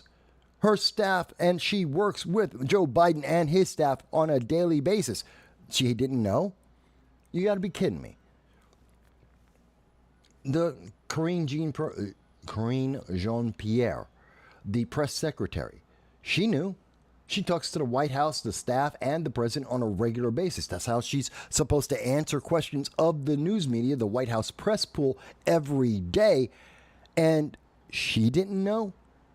I understand her job is to make the president look as good as he can be, but she wouldn't leak, gee, there's a problem. The president only works 6 hours a day. Or was she part of that cover-up? These are intense questions. And we were getting close. As on Monday, we were getting close to maybe finding out some answers about this, and then suddenly the story changed. It's no longer about the Trump assassination attempt. It's no longer about Joe Biden's mental state. It's no longer about who's in charge of our government, and suddenly it's about whether or not Joe Biden runs an election and who will Democrats put in his place. Who cares? That's not really important in the end and the scheme of these things. Yes, the Democrats will lose. As long as Republicans actually show up, and we believe at this point they will. They're going to show up. Democrats won't. Republicans will win. It will probably be a landslide. We will see well over 300 electoral votes go to Donald Trump. He's going to win 30 or more states. He's going to win the popular vote. This is going to happen. Democrats have already understood that, and they're not looking to win the presidency. They're looking to maintain the Congress. They want to win the House of Representatives. They want to win the Senate. I'm not saying that. Nancy Pelosi has said that. Chuck Schumer has said that. Hakeem Jeffries has said that. The Democrats themselves are saying they've given up on the presidency. They don't expect to win. They're not trying to win. They're just trying to save face. They're trying to win and look good about it, to make it look like it could be close, like there could be some hope. And they're really focusing on, but vote Democrat everywhere else. Vote for Congress and for the Senate. Vote for Democrats so that they can maintain their power. That's what they're worried about, their power. It's the same reason that Kamala Harris went to Tennessee. And I think I have a short video on this. In fact, I do. Let me show you. So when Kamala Harris, if you remember, there was the Tennessee trans shooter in 2023. Tennessee trans shooter. This individual, a sick and twisted individual, not because they're trans, but because they were a sick and twisted individual, had gone into a school and killed 3 9-year-old children. That's a sick and twisted individual. Regardless of anything else, I don't care. That is a sick and twisted individual who was killed by the police. Great. Now, after that, Democrats, in trying to protect their gun control laws and in trying to suppress news about the trans shooter in Tennessee, 2 of the Democrats got in trouble and they were going to be kicked out of the Tennessee legislature. This is the story. You may not remember this in 2023. I do. The media wants you to forget. Kamala Harris went to Tennessee. She didn't see the families of the parents who lost their children. She didn't go to the community that had just suffered a mass shooting. She didn't even address them in her speaking. She went to protect the Democrats in the Tennessee legislature so that they would continue to maintain power. She was there for the party to have power over the people. She didn't care about the people. And that's what she did, and never gave a second thought to the human beings that were affected. You don't believe me? This is from a year ago, April 11th of 2023. It was supposed to be a short, but YouTube didn't like it as a short. But here it is. CNN is telling you Kamala Harris went to Tennessee at Fisk University in Nashville to support state representatives expelled from the House after they protested illegally, after they committed a crime in the state of Tennessee with a bullhorn on the General Assembly floor. They admit the crime. They admit the crime that they did. They're saying that the crime doesn't matter because they like the crime, because Kamala Harris is busy politicking. She's worried about the politics. She doesn't care about the law. She doesn't care about the people that were affected. She is mad because her party, her political party, and her partisanship has been affected. She's concerned about the votes and not the people. This is politics over people. So, CNN, it's just that simple. I'm going to get to the comments in just 1 second. I do see the comments there. And yes, you can put in your super chats if you wish. But I think this is important, that this is how we have switched the story. It's the same thing that we saw in April of 2023. That it's about changing the story. Don't talk about the trans shooter. Don't talk about this could have been a reaction to the ideology that says you have to affirm always, that if someone makes a choice, you have to affirm it, you have to accept it, you have to buy into it, even if buying into it is a lie, that there are negative consequences. And when we get it wrong, we get people like the Tennessee trans shooter who do horrific things. They changed the story, and they're doing it again now. So now we're talking about, oh, Kamala's going to be in. Maybe. It's going to be an open convention, and Kamala is going to be there. Really, it doesn't matter. Because what we really should be focused on is how did the government fail to provide the security that should have been there at a minimum? Why did we not provide that security for RFK Jr., who should have had it for quite some time, and who has real and serious concerns about this, especially given his family history? Who knew that Joe Biden is a mindless zombie? And for how long have they known that?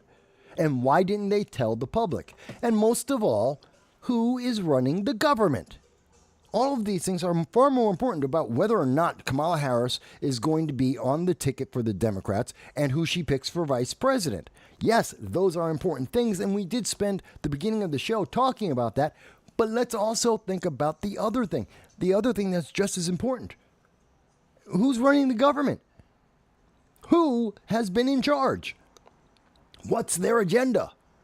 I think this is incredibly important. So let me go to some of the comments here. And again, please like, share, subscribe if you have found this to be interesting at all. We're not done, but I do want, please, it does help the channel. It helps us to get to things like Freedom Fest and CPAC and other events and to have interviews. Going to the comments here. So Graham has a comment. He says, yes, I was talking about reality TV. That's the word I was looking for. Thank you, Graham. He goes, we shouldn't be surprised by this campaign news event, Joe Biden moving aside. Even back in 2020, we saw the political strategy of, quote, move fast, break things, work quite effectively on a traumatized electorate. Hey, Democrat Mike is here. Democrat has, don't mind the background noise. I'm in New York. Nothing can be done about it. Give me a second. I want some of the motorcycles to pass by. These are all a bunch of 18 and 20-year-olds. Don't know how to ride a motorcycle properly. Anyway, Democrat Mike has joined us, and we always enjoy having Democrat Mike and any Democrats, progressives, we enjoy everyone on this channel from around the world. Democrat Mike has joined us, and he says, has President Obama endorsed Kamala? The last that I saw, and of course, this is still breaking news, it is still changing. The last I saw, Democrat Mike, no, he has not. To my knowledge, and based on, again, it's hard to say what's happening behind closed doors, but to the best of my knowledge, President Obama, Barack Obama, Michelle Obama, they don't like Kamala Harris. They never have. Nor does anyone else in the elite structure of the Democratic Party. That would be Nancy Pelosi, Chuck Schumer, Hakeem Jeffries. None of them like her.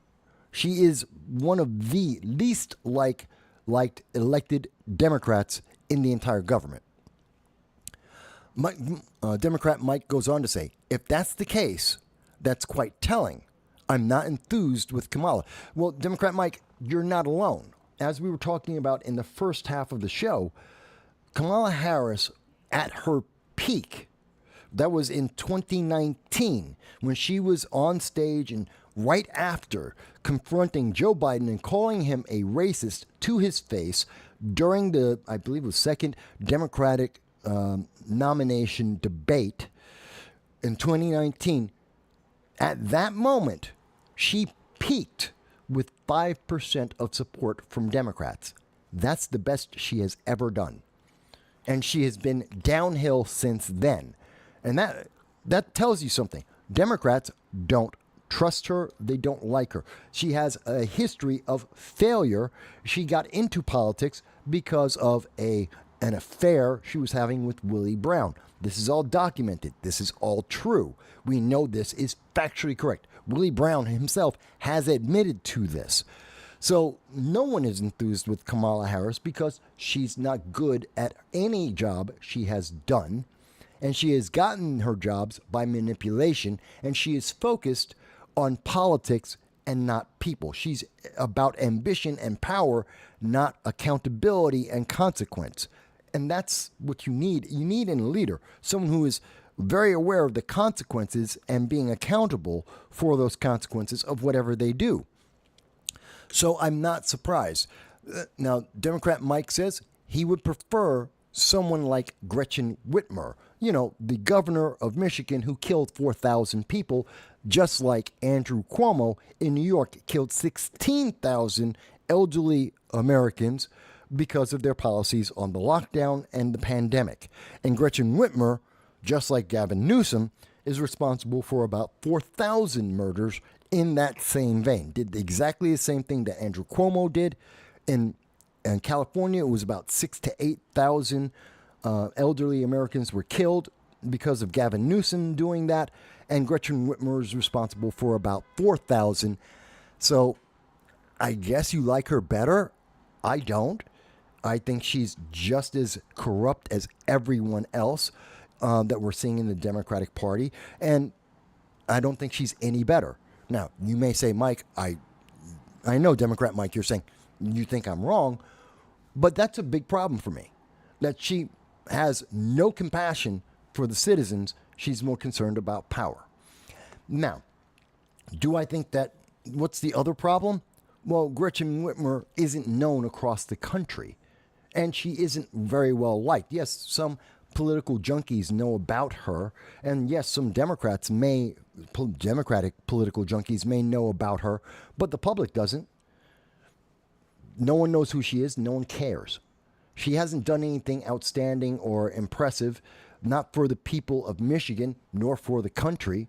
She doesn't even have a good record in Michigan. She's just not a complete failure. So, no, I don't think she would do very well. But the biggest thing, and we talked about this in the first half of the show in detail, is the money. If Kamala Harris isn't on the ticket, $200 million goes out the window and never comes back to the Democratic Party. Kamala Harris has to be not just endorsed, she has to be on that ticket for them to access the donations that have been made so far so that they can actually use that for ads and for disbursement to congressional races so that they can have competition, so they can be able to maintain their power. So at best, you're looking at a vice presidency. And would they pick Gretchen Whitmer? I doubt it. I doubt it. Based on her record, based on killing various Americans, I don't think that would do it. I think they would pick J.B. Pritzker because he's a billionaire. And he can throw in $100 million to prove to Democrats that he's on the team, setting himself up for 2028. He's the governor of Illinois. Democrat Mike continues to say, she firsthand killed them. I didn't say she firsthand killed them. I didn't say that she was firsthand killed. Her policies, that similar to the policies of Andrew Cuomo, which we know were responsible for killing 16,000 Americans, and that he then further covered up that murder spree, that those deaths that he instituted because of his policies, he then covered that up to hide it from the public and the government, and he got in trouble. That's why Andrew Cuomo stepped down, because of the scandal about killing those individuals and the cover-up of that. And then came the question of the then suspected 7 sexual assaults, which was then found to be, Letitia James found it to be 11 sexual assaults. And that is when he stepped out. And part of their agreement in New York State was, as long as Andrew Cuomo stepped down and let Kathy Hochul take his place, they would not continue to prosecute him, which they did not. They dropped all the charges, even though they had proof of 11 sexual assaults, even though Andrew Cuomo's secretary admitted that Andrew Cuomo had committed a cover-up to the federal government and to the public, and that was in reference to the 16,000 people dead. Again, that whole process was duplicated by Gretchen Whitmer. Democrat Mike goes on, if she wasn't well liked, then why did she win easily twice in a swing state? She's liked in Michigan. She's not liked nationally. No one knows who she is nationally. So you're telling me, oh, well, she's well-liked in Michigan. Kind of, sort of. Kind of, sort of. But more importantly, she's not known nationally. She's not a national figure. He goes, Democrat Mike then shifts the story and the conversation to Joe Shapiro, which is another governor who is being looked at. And Josh Shapiro, has the upper hand in 2028. Unless, of course, Kamala wins in November. Kamala Harris will not win ever in 2028 or any other time. She's never going to win. She has 38%. Matter of fact, I think I have it in one of the charts I wanted to present to everybody. Yeah, here it is.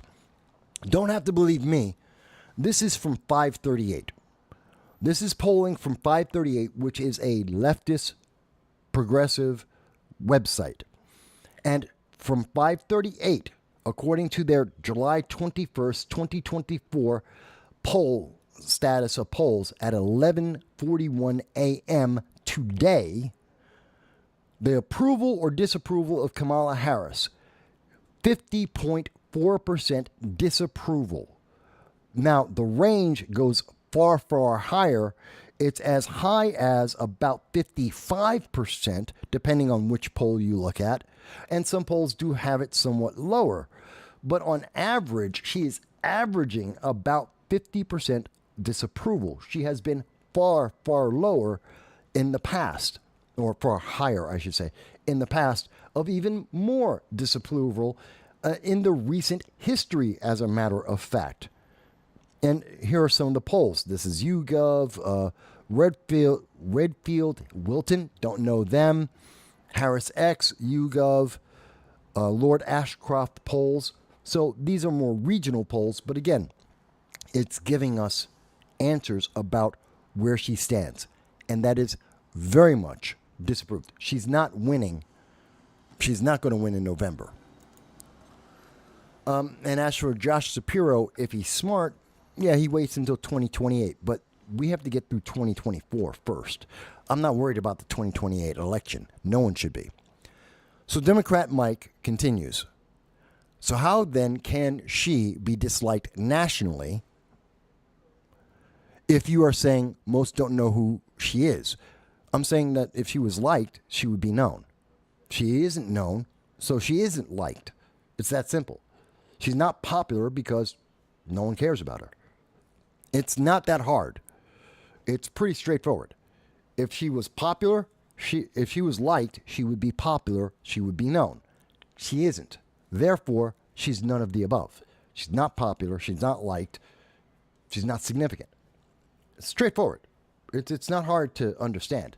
I understand, Democrat Mike, right now you're trying to bolster the Democrat case. You're trying to find a way to make Democrats look good, to make the second tier, second chance candidates look like they are someone to rally around for the 2024 election, to try and save face. I understand what you're doing. You're a diehard Democrat, and I respect you for that you're a true believer. It just doesn't work. It's the American people have had the veil removed, and Democrats have been shown to be manipulative and to be deceptive repeatedly for the purpose of political gain in a way that we have not seen in any other party. And we've seen that with Kamala Harris. We've seen that with many of the candidates. What they did in 2020, what they've done since then. That's just the facts.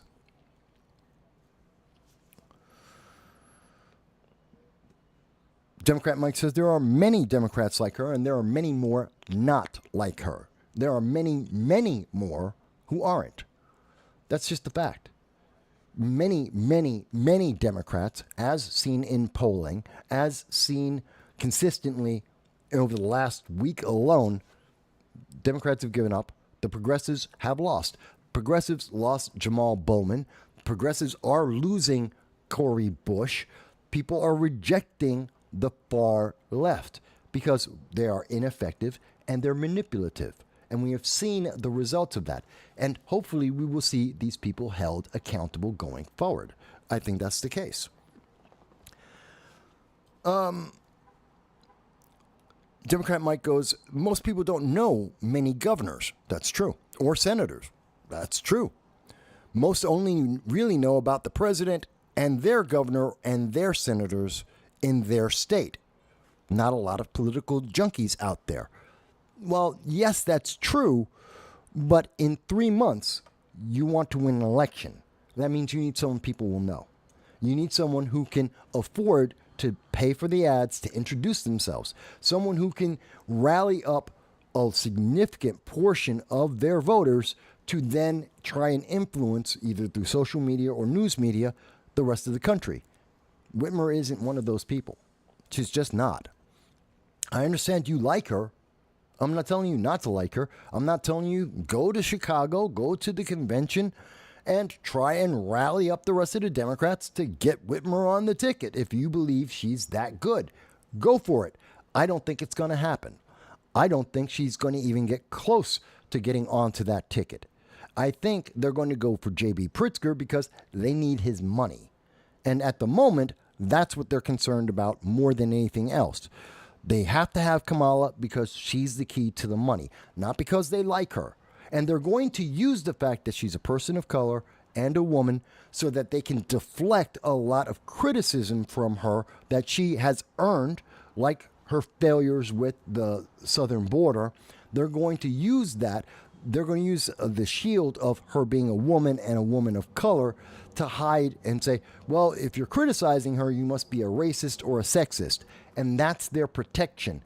Adding Whitmer only adds another woman. Well, they already have the excuse of sexism already in Kamala Harris. They don't add any protection and they don't gain national attention. Whitmer doesn't have the money to help get them the votes they need. Therefore, they go for a Pritzker. That's my reasoning for it. Same reason why Shapiro would not be a good choice, and many of the others. Now, I'm not... Okay, you do agree. So even Democrat Mike agrees with me on why Kamala will be the candidate. But he's saying that Whitmer is a good candidate moving forward. Maybe not in 2024. Maybe in 2028, people will have a different opinion. I don't think she's a good candidate. I do know about, not deeply, I've looked into her and I have followed her, and I don't think she's a good candidate. I don't think she's a good choice for America, but it isn't 2028. We could see different things change. So I'm not going to dispute that. I'm not here to tell you not to like any candidate. And you know this, Democrat Mike. You've been on the show. You've commented on the show many, many times. We aren't here to tell you that you can't vote for X. That's what Democrats do. That's what progressives do. They say you're black, you have to vote this way. I don't do that. I don't say, oh, you have to vote this way to be a Republican or a libertarian or a conservative or anything. No. You vote whatever way you want. I'm just telling you my opinion based on the facts that I have, and I'm telling you what facts that I have. You may or may not agree with them. That's up to you. But my focus here, and I want to come back to it, I do like answering the questions of the public. By the way, you can call in, folks, to 929-715-8569. I know today's show has been a little bit erratic because of the breaking news, and we're trying to cover so much information in so little time. But you can call in to 929-715-8569. 8569. The number has been above us the entire show. You can call in at any time. And of course, you too, just like Democrat Mike, can make comment, as we've seen from Mike Bowie and Graham and several others throughout the show today. You can always leave a comment or a super chat, either on Rumble or on YouTube, to let us know. And the reason why I don't mention Twitter requires that I pay to be a blue check. I'm not paying Twitter for a blue check. I'm not going to give them I'm not giving them money for that. It's not worth it. And because I'm not giving Twitter extra money just to verify my name, which serves no purpose, does not benefit me at all, I can't now. I would essentially be paying to live stream on Twitter. I'm not paying them to live stream on Twitter. I'm just not. So that's why we're not on Twitter at this moment live. because I just don't want to pay them the extra money. I'm not going to pay to live stream on Twitter. I'm not. They're not worth it. But otherwise, you can still leave your comments. We're always happy to see your comments, whatever subject, whether you agree or disagree, as Democrat Mike disagrees. That's fine. We can respectfully have the conversation and have the disagreement. You're not required to believe what I believe, because that's not what America is about. It's about having the conversation. That's what the freedom of speech is about. Whether you like it or not is something entirely different. It doesn't matter. You don't have to like what I say, but we can have the conversation. So that being said, I do believe it is critically important that we understand news media is taking advantage of us. They're manipulating us. They have changed the core stories that Americans are worried about. The mental state of Joe Biden. Who's in charge of this country? How could it be allowed, and it was allowed, to endanger the life of Donald Trump and possibly RFK as well, or anyone other than Joe Biden? Why were they allowed to be put into this dangerous position? How did we get there? Because of the rhetoric for 7 years, demonizing well over 50% of America. And we need to hold people, that's the news media, accountable for this, the mainstream news media. We need to hold them accountable for their part in this process. And these are conversations we absolutely need to have to maintain our nation. And the news media is instead giving us the reality TV drama of the DNC convention that isn't relevant. It's just not that important. It really, truly isn't. They could name Kamala Harris the VP tomorrow. That doesn't improve her record of failure. It doesn't mean anything except they have access to $200 million. And whoever she names as her VP is not going to change anyone's mind. That doesn't change the record that we see. It doesn't change the problems that we have seen. It doesn't change the fact that the media and politicians have colluded to hide from the American people who is in charge 18 hours every day for God knows how many years in America. That is the problem. And that is purely a Democrat problem. That is purely a leftist problem. That is not something from the right. That is, now, if you want to say, well, Mike, you should hold the Mike Johnson, Speaker Mike Johnson, accountable because he should have known too.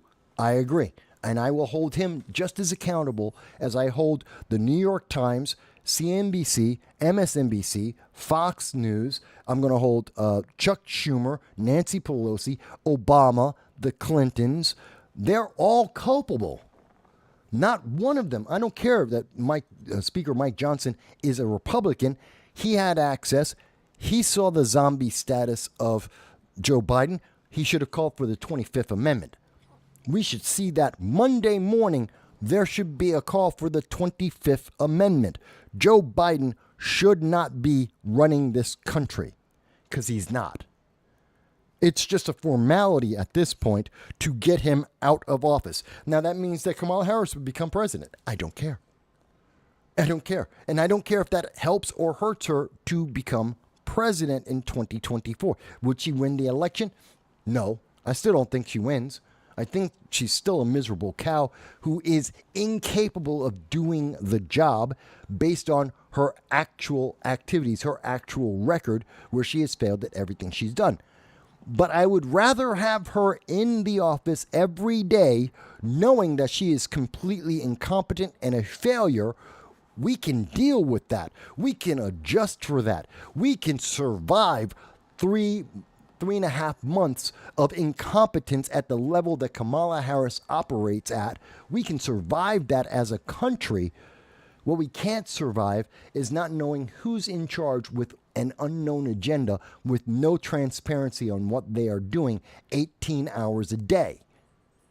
Can we all agree that that's the concern America should have right now? Can we all agree that that's the problem? It's not about who's running in the race. It's not about who's winning the race. It's not about the money or who's going to be able to run in 2024 and maybe get a position for 2028. The problem is who's in charge 18 hours a day. Joe Biden isn't. And because he's not, he should be removed.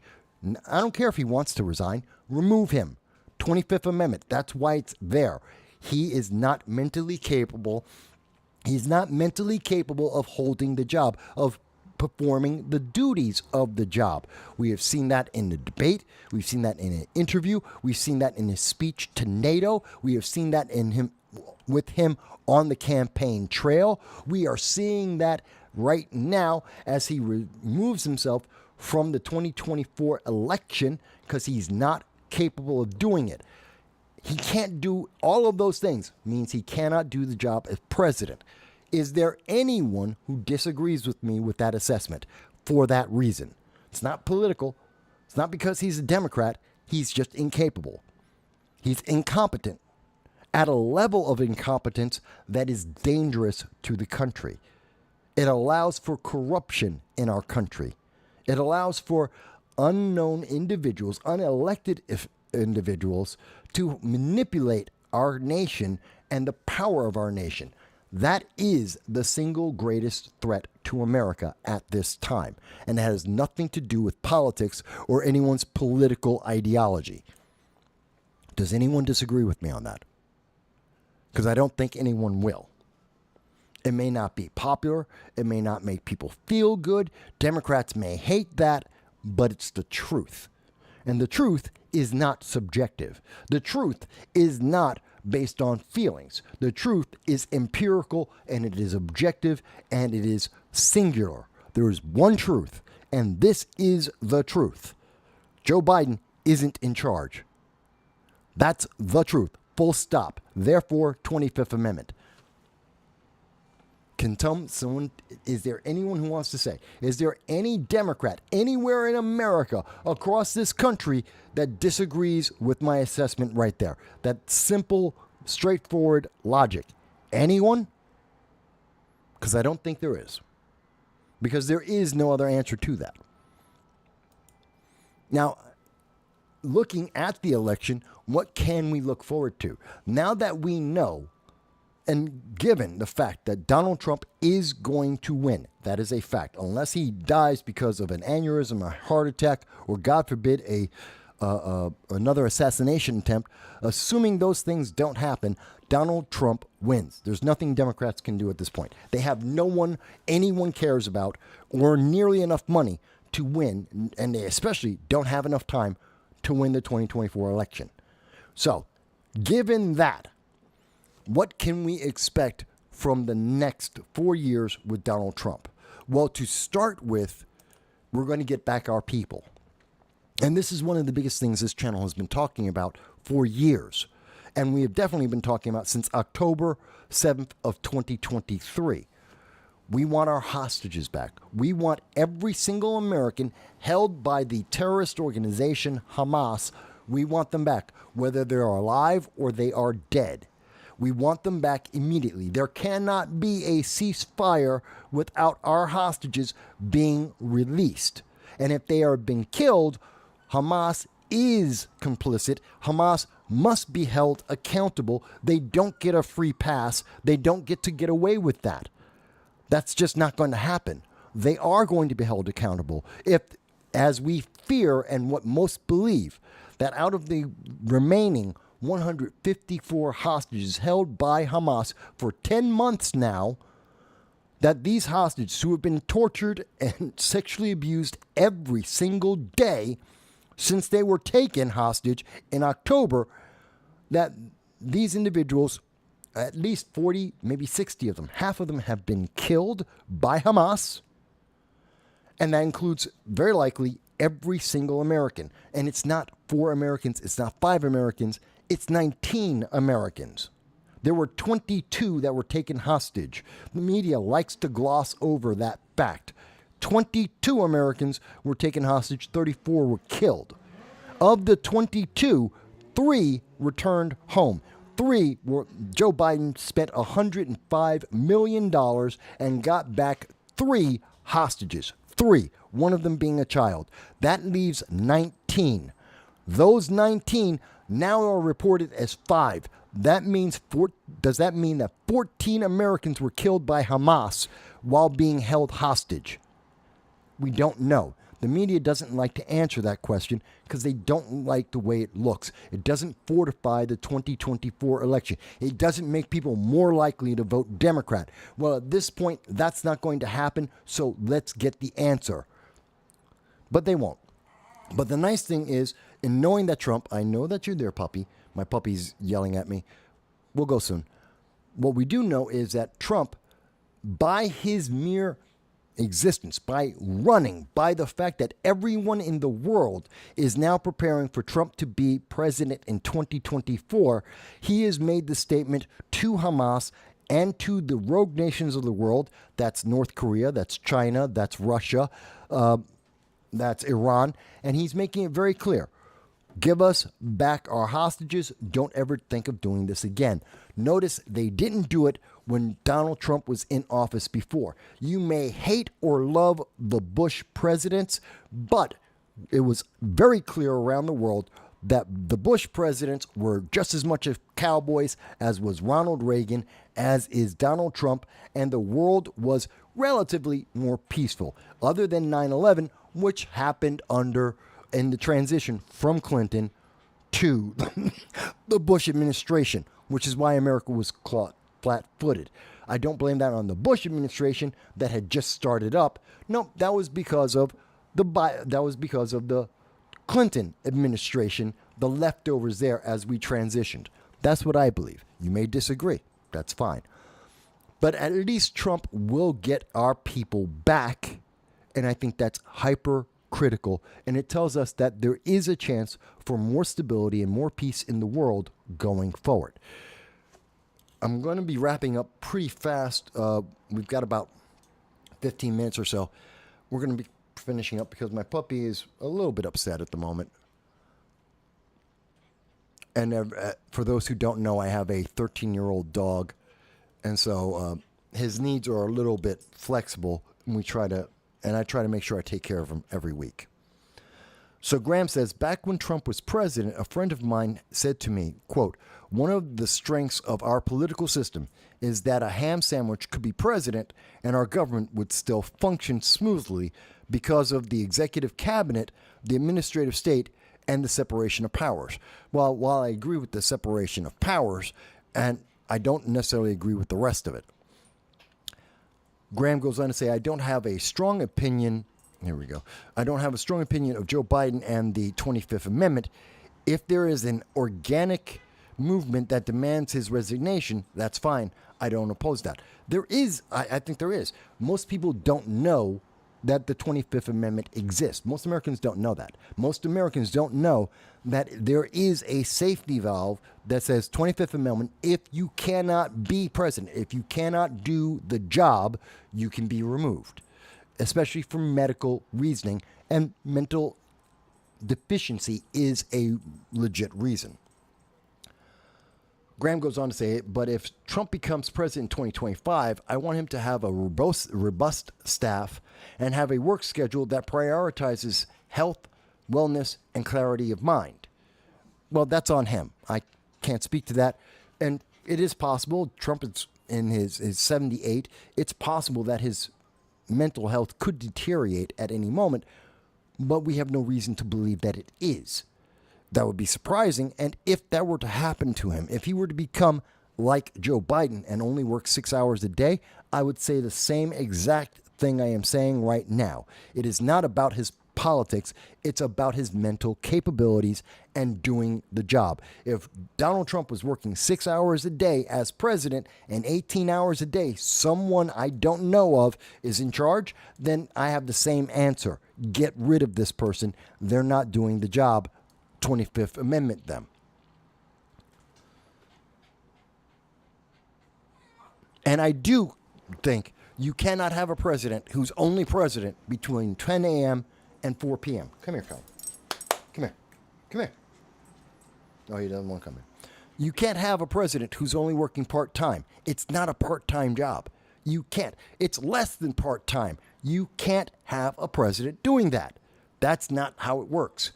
When something is happening on the other side of the world and it happens to and it's not happening between 10 a.m. and 4 p.m. Eastern Standard Time, that's not. You can't have a president who can't work that, who can't adjust to that. It's just not possible. Khan, come here. Come here for a second. Come here. Oh. Yes, people, I know. Everybody loves the Khan. Hi, Khan. Oh, your belly is full. Hi, Khan. Oh. See, I love my puppy. Hi. Yes, I know. You're thinking that we have to go. See, Khan is cutting us short today. He's saying that he wants to go on out there. We'll go and give me just a few seconds here. I wanted to remind everyone that not only is unemployment at 4.1%, so Democrats have failed. Their economic policies have failed America. So again, switching who's the name on the ticket doesn't change their ideology, which failed. We have 4.1% unemployment. That's not going to change just because you change whether it's Kamala or Whitmer or Pritzker. It doesn't matter who you have on the ticket. That doesn't change. Inflation is still up significantly. We're talking about over, you go to the store, 40% increase in cost of groceries. Quoted by CNN, who are trying to be as helpful to the Democrats and to Joe Biden as they could be in the debate. They told you right there, it was a 20% increase in inflation for all goods. So if you want to go with the kindest outlook, there's 20% inflation since Joe Biden has taken office. And if you want to be realistic, it's 40%. And even most recently in June, the numbers are up in terms of food, in terms of many of the goods that we need, like housing. It's up. This is from the Bureau of Labor Statistics itself. You don't have to believe me. That's the numbers. The link will be in the description. We'll put that up after the show. I do want to mention that there is a very funny meme, short video. It's about 2 minutes long from Phil Scarsborough on Twitter. I will include that link so you can see it. It's a mock-up of The Matrix with Donald Trump and Joe Biden in it. It's pretty funny. Even has a couple of cameos by Obama and, oh God, I think they're going to show it just now, right? Are they going to show me those people? Maybe not. I thought it was pretty funny. I do recommend it. And I know people like John Cryer are out there right now, and they're trying to say, well, everyone's afraid. They're afraid of Kamala because she's black. John Cryer, you're being a racist. Let's be very clear. Just because I don't like Kamala Harris, for all of the political... One second. For all of the political reasons that I have put forth, for all of her record that we have discussed and put forth, because of the polling that has come from Democrats throughout her political history, that's why we don't like her. It's not because she's black. Who cares? And by the way, John Cryer, who's trying to use the race card to cover up the failures of the Democratic Party, who's trying to find some way to save her, she's not black. Kamala Harris will tell you that herself. She's Indian. She's a woman of color, but she's not black. They're not synonymous. Being a person of color doesn't make you black, John Cryer. Maybe in Hollywood you don't understand that. Maybe in Hollywood you think people of color must mean black. You need to expose yourself to the American people a little bit more, I think, because you definitely don't know what you're talking about in terms of politics. And apparently you don't know what you're talking about when you're talking about people being black or not. You're too busy trying to push a political agenda. John Cryer, you're an idiot. Have I made that clear? I think I did. So, with those things said, I know I know there are dozens of people who have been watching the show, and I appreciate and thank each and every one of you. I look forward to seeing each and every one of your comments afterwards. Do you agree? Do you disagree? Do you think I got it right? Do you think I missed something? I'm happy to hear your comments, whether you agree or not. We need to talk about this because America is important. But I am going to go now to take care of my puppy, as you can hear him in the background. And I look forward to seeing everyone